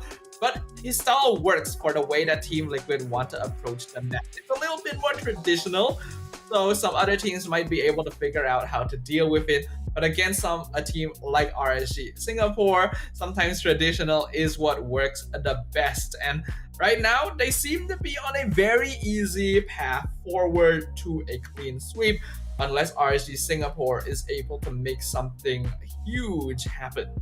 I mean, that's hopeful. That's a miracle that we're looking forward, because again, power-wise, we do know for a fact that Team Liquid, even though they're not in their sole prime time during the past experience or past achievement they still have so much experience in their own chapters and in their own books that RSG is still not in the same par. Again, we're trying to see whether or not RSG will be able to adapt here coming into match number 2. But looking from that match number 1, drafting wise need to be fixed, as well as the gameplay. I mean, again, yes, you talked about how they had the idea of the mid of Cho that movement wise they need to actually take advantage of. They didn't. They ended up being trampled easily by Team Liquid. If you ask me, it would have even been better for RSG Singapore to keep the Cho on roam and draft something like a Eudora instead. I feel like it would have actually still worked more effectively and been easier to play, in fact, than the Cho damage mid and the Badang roam. But yeah, it's really hard to say how well that would have truly worked until the end, right? So RSG Singapore, keep their minds open a little bit more. I think they tried to let the Fanny through because they figured, hey, maybe we can handle it with this kind of combo. Didn't work out. I'm pretty sure the Fanny is going to get banned at game number 2. But what else is going to get let through the cracks? It was very smart of Team Liquid to focus hard on one lane in particular. They forced out the Claude on the gold lane and didn't give them any opportunity of playing early to mid-game style marksmen that could out-DPS the Fanny, right? Because of that, they were able to control that stage of the game a lot more easily. Definitely. I think right off the bat, Team Liquid was already in control of that drafting wise. There was not much of choices to be given to RSG Singapore itself. So I guess, again, they're really been pushed to the corner. So I feel bad for them. That's the reason why the drafting wise, even with the thought that we talked about, there's a lot of mage, even though it's a bit difficult. I mean, I put out, yes, Vexana has already been banned off. You still have Aurora. You talked about Eudora as well, but it's a bit risky on the side of how it's gonna be easy for them to actually pull through, because the fact is of the squishiness, as well as it's not gonna be enough to shut down the movement of Team Liquid itself. But again, at least it's an option, because Badang versus, as well as combination to the side of Cho, was just not in the favor of RSG. Things just didn't go their way at all. And we can't really blame too much, right? We already mentioned that MPL Singapore in general does fall a little bit behind the power level of many other regions, with the exception of NIP Flash. And that's a lot because a lot of these players aren't quite able to commit as much time and resources comparatively, since a lot of them do play more on the part-time or as a hobby rather than like MPL PH or ID, where a lot of the players are full-time training all the day at MLBB, right? It's the fact that the Singaporean players who are able to make it this far are still able to do so despite not being quite as invested, that we have to give them praise for. And it makes me wonder, are they going to bring out even more surprises in game number 2 to keep themselves in the competition? Oh, agree, definitely. I mean, again, we are talking about the previous champions in their own hometown, Singapore. There's a reason why they have been achieving a lot of the champions. It's just a matter of time they'll be able to step up from their own home achievement into the global stage as well. Now we see RSG Singapore will be banning E first of all. Again, we talked about how Fanny-wise, it's not really necessary, but at the same time, you don't want it to fall into the hands of Kaltizi, because it has been a little bit of menace to be fighting off. You give that so much freedom, he will move around as if that map is his. Now, Hilda will be banned off as well. The question is, most of the choices is maybe Fanny you want to ban out, or you want to actually ban out Granger, the metas, Suyo as well, maybe. But at the same time, Team Liquid will be banning off Fanny instead for themselves, as well as Juician. For a moment, I thought that since there's a good amount of leeway for Team Liquid right now, they would be willing to just let the Fanny through so that it would be something that they could maybe counteract against immediately. It looks like they're gonna play it safe. They want to go for that 2-0 sweep and secure their spot in the final bracket of their group. Now, looking at the state of things, there's still the Joy, there's still the Suyo, Loi is still open as well as the Granger and the Harif. A lot of these were banned out in game number 1, so there's been a pretty notable shift in the way that the bans have gone since RSG SG is now on the blue side of the draft. With Suyo and Matilda taken out, now you have the options of Joy, Granger, Loi. It's a lot of choices. Yeah, a lot of choices been given up here, and I'm just stunned for the fact that I feel like this is already an opportunity. It is already like open in the back already. It's a, how do I say, standardized answer coming in from RSG Singapore. If they don't pick it up, it's actually like opportunity been wasted. Now, Team Liquid Philippines has Granger been picked up. They still have what it takes to actually counter back or even answer it off. They picked up Joy, and who are they going to actually prioritize? Will they actually pick out Tank first of all? Is it going to be Hylos, or would they actually pick out... Oh, they ended up picking up Fovius instead, right here. So RSG Singapore, responding wise, they need something to make sure that most of the damage will be hold off just a little bit coming in from Team Liquid itself. I thought for sure that Team Liquid were going to go for the Loi here, but having both Joy and Loi together does open up the Tigreal and Belleric as very obvious counters. So Team Liquid still wants to leave it open for now. In fact, they're actually baiting RSG to go for things like the Glue or CC early, to avoid it being banned out later on. RSG, they're gonna go ahead and pull out the Hayabusa, not going for the typical alpha pick here, since he will have a bit of trouble with Joy come mid-game. and the high-lows as well. So no glue or CC as the Phobia's counter, and the Loi now comes out. So Liquid will probably be banning out Tigreal or Belleric here. Okay. Hayabusa wise, we talked about how you want to make sure that you be able to hold out those damage. So Hayabusa, great mobility wise, can pull in and pull out as quickly as possible. And you also have high-lows with the Glorious Pass to slow things down once you have Joy with the electrifying beats as well. And you want to be able to actually shut down a little bit of the Phobia's damage as well. But then again, you do have Loi that you have to be wary about. So questionable wise coming in from the band side of RSG, they decided to take off Bruno as they see that Bruno can be a potential threat right here on the side of RSG.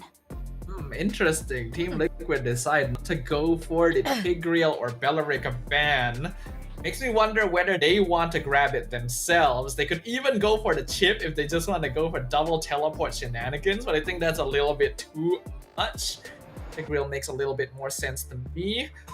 Vexana and Cecilion to get rid of any mid laners that would be able to do well against the Loi, as well as the Irritel to take out any direct counters to the Granger. So Team Liquid will probably have to fall back to the Harith at this point, unless they go for the Moskov instead. Oh, that could be also another choice to be made by Team Liquid Philippines. But oh, there you go. The Moskov already booked out already here for the matchup. And RSZ-wise Singapore, again, I like the idea coming in from the first three picked up, even though it is a little bit more into the textbook territory on wise of RSG.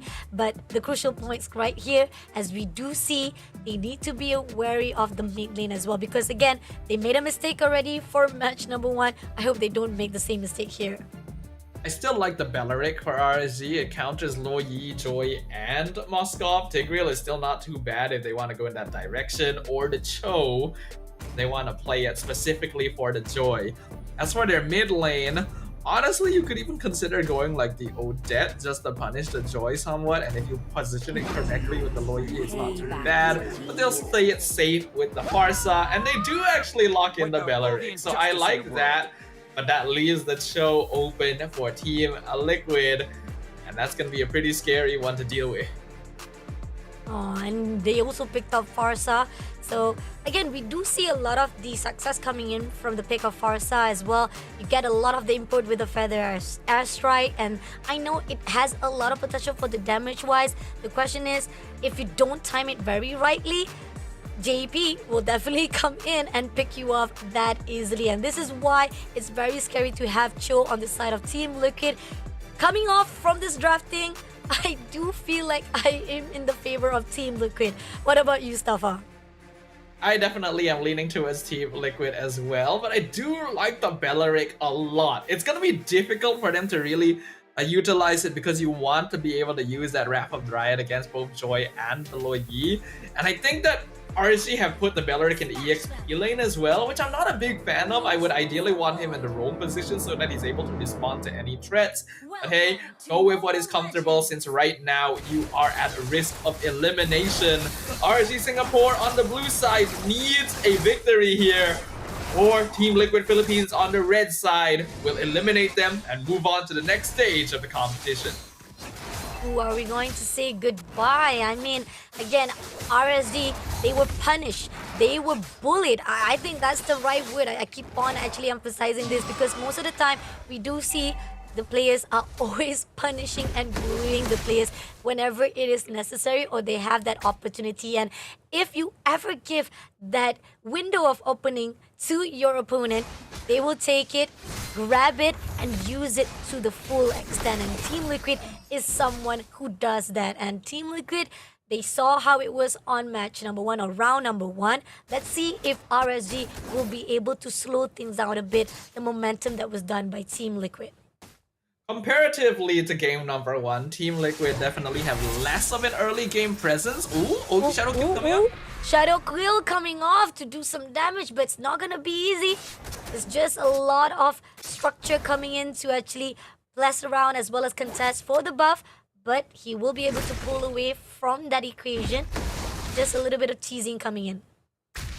I like the aggression from RSG. The Yogi Shadow Kill almost actually picked off JP. That would have been huge for RSG if they got it, but the pressure is still not too bad. You can already see that Team Liquid doesn't have nearly as much pressure or priority with the particular heroes they're playing in this game. So RSG will have a little bit more space to breathe with. We are seeing the rotation of the EXP and roam to make sure that JP hits level 4 by the turtle fight.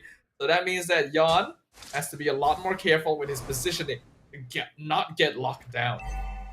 And we do see Gear also having a little bit of damage coming in, and we're going in all out. Airborne comes through with the Waves of the Dragon. Sanford takes down Closer first of all, and as the TM goes by, they will try to actually take down Gear as well. 2 of the elimination coming in from the side of Team Liquid to shut down RSG. Turtle right in the open, but here Shadow Kill comes through. Will they actually be able to go in? Nope. Yon pulls away instead, not going to overextend, and is giving that opportunity for the Turtle in the hands of Team Liquid.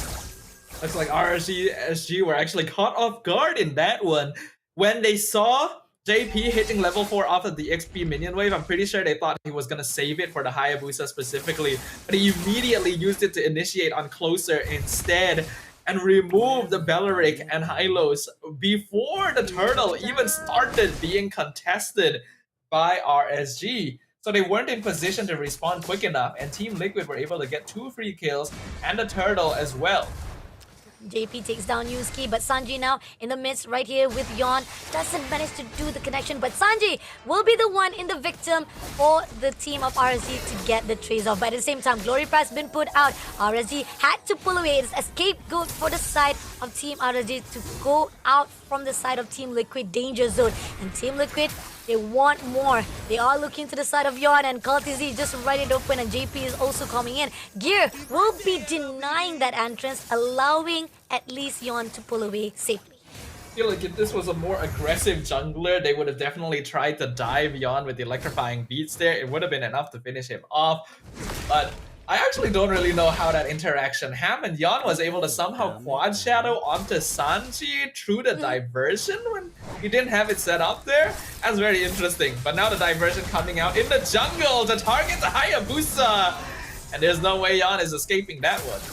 Oh, I mean, if your first time you didn't get it, the second time will be fruitful, and that's what Team Liquid is. Persistent is the key, and here on out, they are looking for more. Closer, try to actually back things off, but Glorious Pass been used here. RSG is finding a way, try to go into JP, but doesn't manage to do the connection, and in the end here, it seems that JP try to actually find a way, actually picked off the team of RSG. Going down at the round here, as we do see, he will be able to actually slow things down. Did manage to pick off Gear immediately with the Waves of Dragon. Yuxi takes down Gear immediately, and that's going to be another opening for Team Liquid. But CS is on the rise right here as Kaltizi shuts him down as well.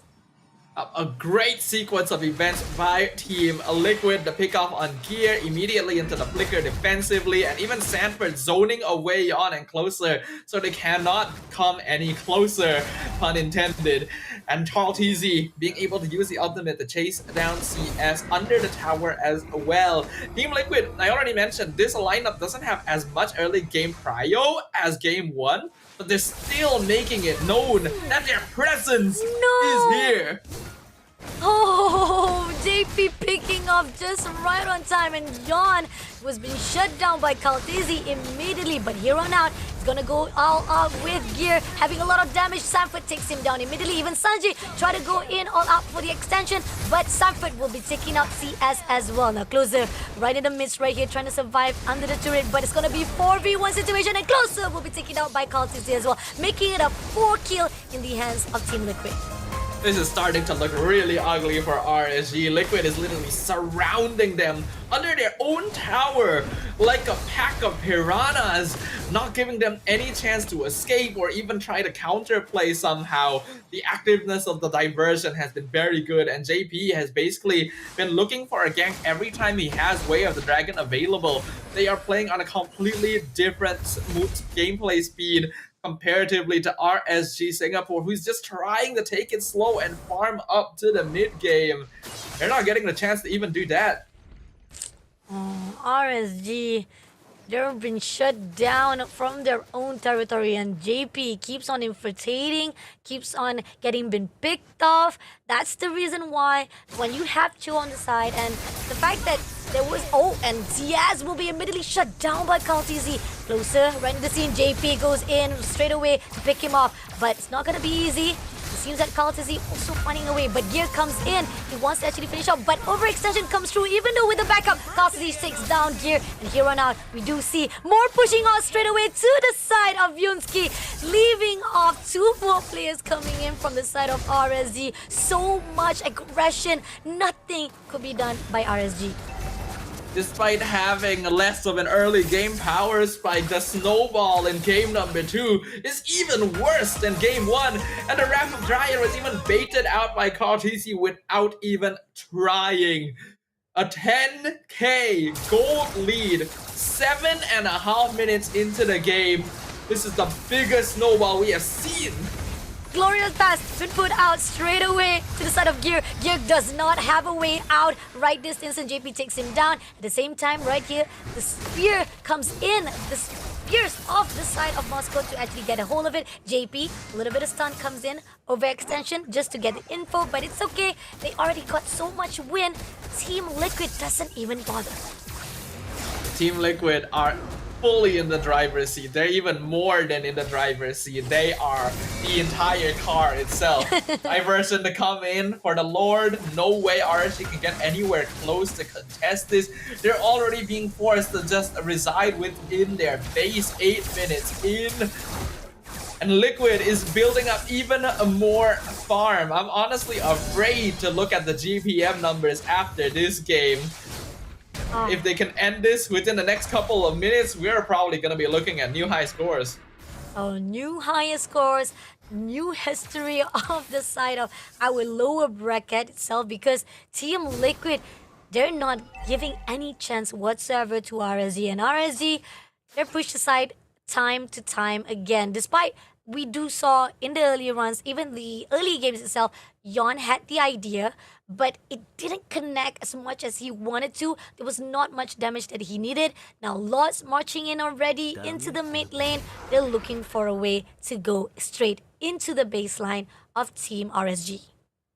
Up until now, RSG Singapore just have not been able to match the speed of Liquid at all. The diversion comes out, using it as a bait. Glorious pass been put out, and here on out, they're going all out. Closer will be able to take down JP Percival for the overextension, but Sanford denies Gear immediately. At the same time, Yon had to pull away. Sanford is right in the seat. He did manage to take down Sanford, and he pulls out before he became a casualty. A really good reflex coming in and respond from the side of RSG, but things are not done. Lord was already marching in into the crystal. Now they had to clear out the minions, and Kaltizi coming in. He goes out for Yon, but he pulls it to inside of Yuski instead. He was a little bit off discouraged, but he goes in all out a little bit more. Kaltizi takes down Yon immediately, and now leaving off 4 players of RSG to Yon from himself. Team Liquid are so farmed right now that they can just sneeze on you and you basically blow up. RSG Singapore not really able to do anything. Even after Liquid threw themselves at them, they are not punished. Another diversion being used right here. Coming in right now with the Gear side, a lot of damage. Glorious pass been put out. CS did manage to take down JP for the extension, but closer takes down Sanji. Oh, this is going to be a really good epic comeback comes through. But at the same time, Kaltizi and Sanford still survive. That overextension coming from JP helped along the side with the trade of Yunski at Liz. Yeah, that was actually a pretty big mistake by Team Liquid. They all grouped up underneath the tower and got caught inside the Wrath of Dryad, which resulted in many of them being picked off for the first time. Like a pretty big gold swing for RSG Singapore. And yet, the gold lead is still 10k for Team Liquid. After that, Sanji will... Oh! No! Again, mistakes come through, and Gear, not sure why he was actually putting himself right in the open for TLP to just get him off already. Again, mistakes by RSG is just another closer success on Team Liquid side. Team Liquid, they made that one mistake that time. I doubt they're gonna allow it to repeat again. And even if it did happen, they were able to exchange their bodies for all 3 inhibitors. So RSG Singapore just has no structures left standing. and they have no way of getting close enough to the Lord Pit to actually contest it. So now they're gonna have to find some way to defend against a full 5-man push with the Lord on Team Liquid's side. And this is the second lot. It's gonna be even more damage on the side of Team Liquid. Questionable how they put the but they go all out straight to the baseline, shuts down immediately Yon, and this is gonna be opening. Glorious pass been put out. Team RSG moves away quickly, evading any opportunity to begin out. But at the same time, they go all out to the side of Closer. Closer having a lot of damage here. Tried to survive it out, but had to pull away. But Carlsy did manage to take down Closer immediately. Now putting off to the side of Gear. Gear is still surviving, but at the same time, and one God Starfoot comes in through. He did manage to take down CS as well. And Crystal will be taken off immediately with Team Liquid right off the bat on 12 minutes on the clock. They win this lower bracket, saying goodbye to RSG. Team Liquid Philippines will move on to the final bracket of Group B, where they will face off against Alter Ego for a chance to advance to the last chance qualifiers. And like you mentioned, Pasha, this is unfortunately going to be goodbye to RSG Singapore. The LPH just steamrolled through them, not giving them an opportunity to respond at all. And even the few kills that they were able to pick up were because TL were already so far ahead that they just didn't even care too much about their positioning. I mean, again, at least at this point of time and going into the second drafting, there was so much of potential. There was a lot of pool of choices to be made by RSG because they were actually having more control in the earlier stages. But then Team Liquid, again, solid lineup. They had a really good response. Just in the side of RSG, even though they had a good response wise, there was a lot of them trying to actually input and insert themselves in all those team fights. Yet it was denied immediately, and we do saw Kaltis. He was just popping off from one place to another. He gets all the kills, he shuts down all the players, and even with Yon trying to actually go out for the early games, it's still not enough because Team Liquid, they're just everywhere and they are just so much painful to be bared that RSG could not do anything. Maltese doing 78,000 damage and having 1,047 gold per minute. That is once again another player reaching the 1,000 GPM mark. He was already full on items by the 10-minute mark because of how quickly he was farming overall. So he definitely deserves the MVP for this game. But Sanji also deserving an honorable mention. Those diversions were incredibly active. This is what happens when a player with experience is able to read and predict the rotations of the enemy team and catch them off guard in the most unexpected of angles. I feel like the moment they really had that grasp of the teleportation coming into every single situation or even the right location to actually surprise off RSG, that's when Team Liquid, they've already controlled the flow of the game itself. Yon, however, he did surprise us off right off the bat. I mean, we didn't actually expect it that Yon was able to actually maneuver from fighting off with Sanji itself, and then he was able to back off and get the kill in the early runs. But I had the idea, I saw the idea, the opportunity that Team RSG was putting out. It's just that, again, experience-wise coming in from Team Liquid is just too much to actually bear, and there's so much that RSG just need to actually pull together and recover back from all the mistake that was done. Carl Teasy, you can see that he can even go for a very greedy full damage build. No need for any immortality or winter crown at the end. Just the holy crystal into the wishing a lantern. In game 1, the draft from RSG Singapore was a little bit too hopeful and maybe a little bit of a whimsy, but in game number 2, it was actually a very logical and solid lineup. I actually quite liked the final pick on the Belleric, and there were definitely ways they have made it work. But a lot of the difference came from gameplay perspectives. Team Liquid are a much more coordinated team. They operate on a much faster speed as well because they're very experienced with dealing with stronger teams on the land of Dawn. Every single time their cooldowns are available, they are looking for a play to be made, and they know where exactly you can be punished on the map as well. Even at the very end, when they use the diversion into the base, they use a little trick with Loyi to actually position the diversion circle outside the map so that RGSG weren't aware that they were TPing in until they had already completed the process. Oh, I mean, this is beautiful. Coming in, they went straight into the baseline, able to actually spook out RSG, getting Yoonski first of all, so that they find the opening, and then at the end of it all, they shut down Yonan. This is where the fine line that the Glorious Pass was invested. A lot of the skills that was able to actually hold off the movement coming in from the team of RSG. Yes, they did try to actually defend wise, but at the end of it all, it was still not enough. And Team Liquid Philippine rising off here from their lower bracket into the second stage of lower bracket. So they will be the one to actually fight it off with the team that loses the chance to go to the challenge finals. Now, hopefully, Team Liquid has in start because they know they still have the lifeline to be surviving out. Now let's take a look back into the bracket itself, how it started off right into day number 1. Started off with Onyx fighting off with Blacklist, and they managed to shut down with 2-0, but then ended up having the opportunity to be fighting off into the challenge finals is going to be those who are at the bottom bracket, whereby Lazy versus EVOS surprised us because we thought that Lazy was going to actually get the whole of the comfort zone of the fact that they are well off performing well into the day number 1, but ended up EVOS surprised us off, and they will be the one who meet off with Blacklist, who was taken down. Yeah, Group A, I think a lot of us already knew which of these teams was going to be able to get that direct qualification ticket.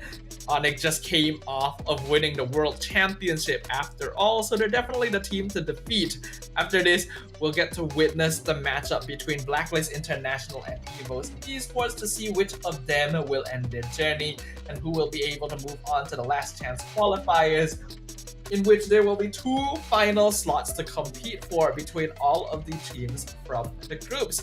But as for Group B, at the start of the day, we were able to witness RRQ Hoshi clean sweep Alter Ego to join Onyx Philippines in the challenge finals as the second team to go through.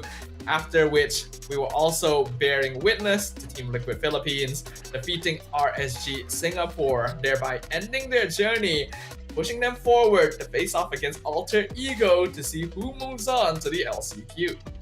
I mean, looking on the pattern, right, we do see that there's a possibility right here. Team Liquid Philippine, if they keep this up, the momentum they put out here, they might have the chance to actually go into the LCQ. It's not done yet. Mordecai's LCQ, they might actually meet off either Blacklist or even so to the side of team from the Group B or Group A or Group CD itself. So these are the things that we are already covering up for day number 3. Group A and Group B is done. Tomorrow we're going to actually continue on with teams coming in from Group C as well as Group D.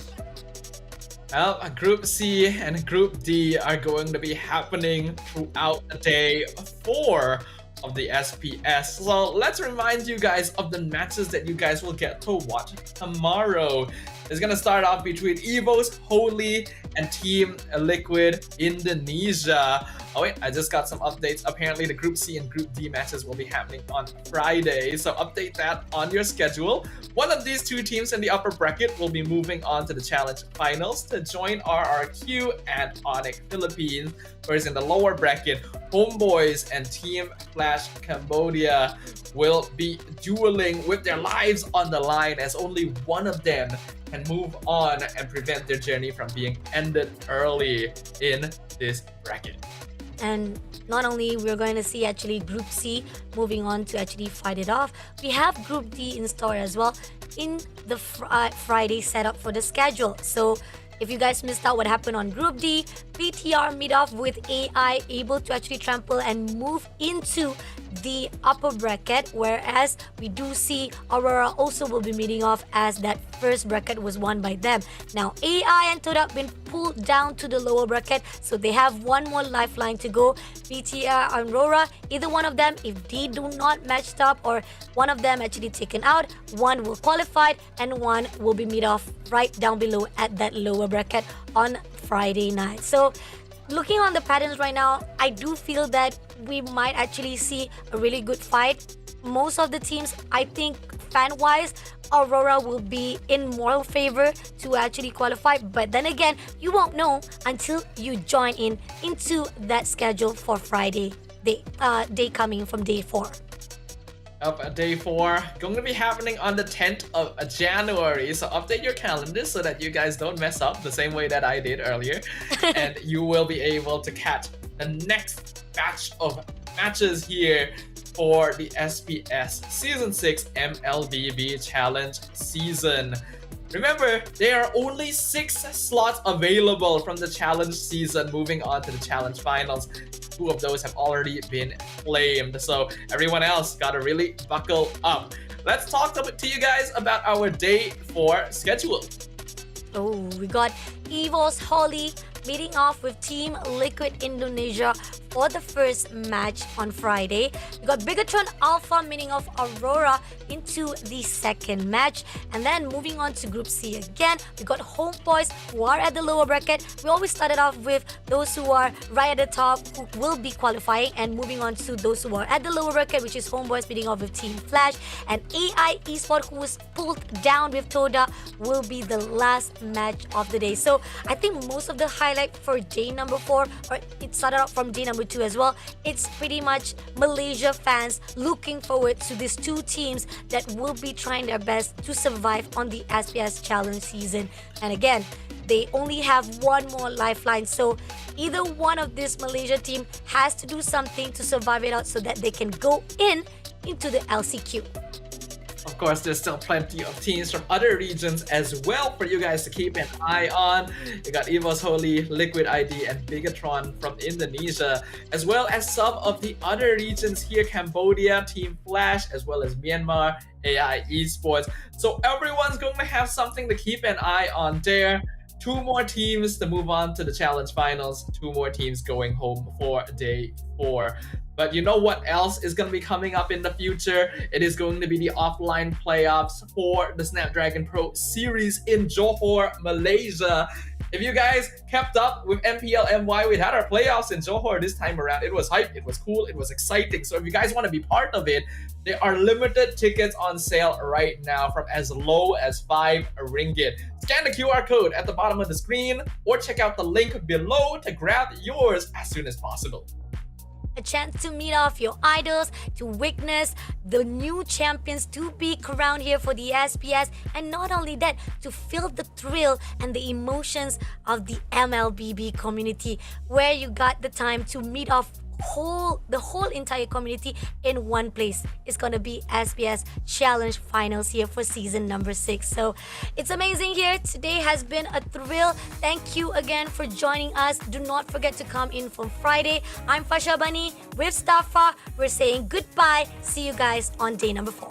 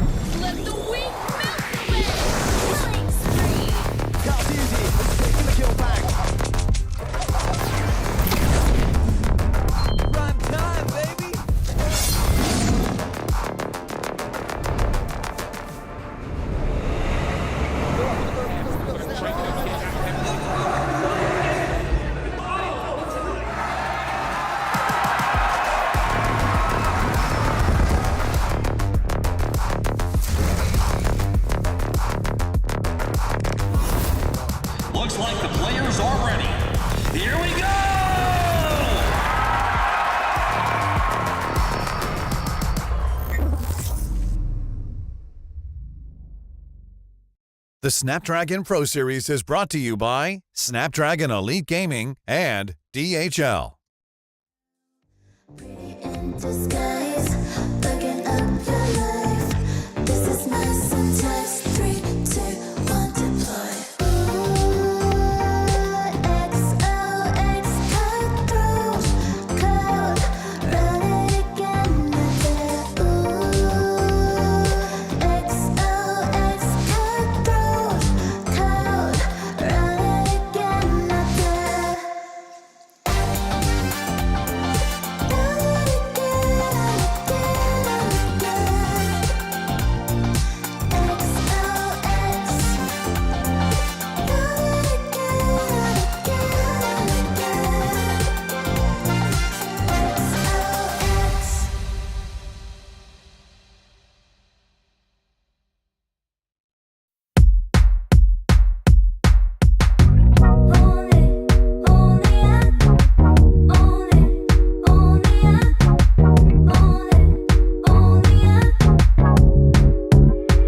Like a moth to the flame, I'm attracted when the doubt starts saying my name. I can go there easily, and it's hard to maintain, 'cause I know it's not the world I know, it's me. Believe in every little thing I hear, and no, I ain't no stranger to the fire, burning up all my desire to be great. It stays coming in waves, and no, I ain't no stranger to the fire, burning up all my desire to be great. I gotta just open the gate. All I need is saving from hitting the pavement, understanding when I'm impatient, that only I give to me. All I need is a little love in lonely places, the strength to stare fear in the face, that only I give to me.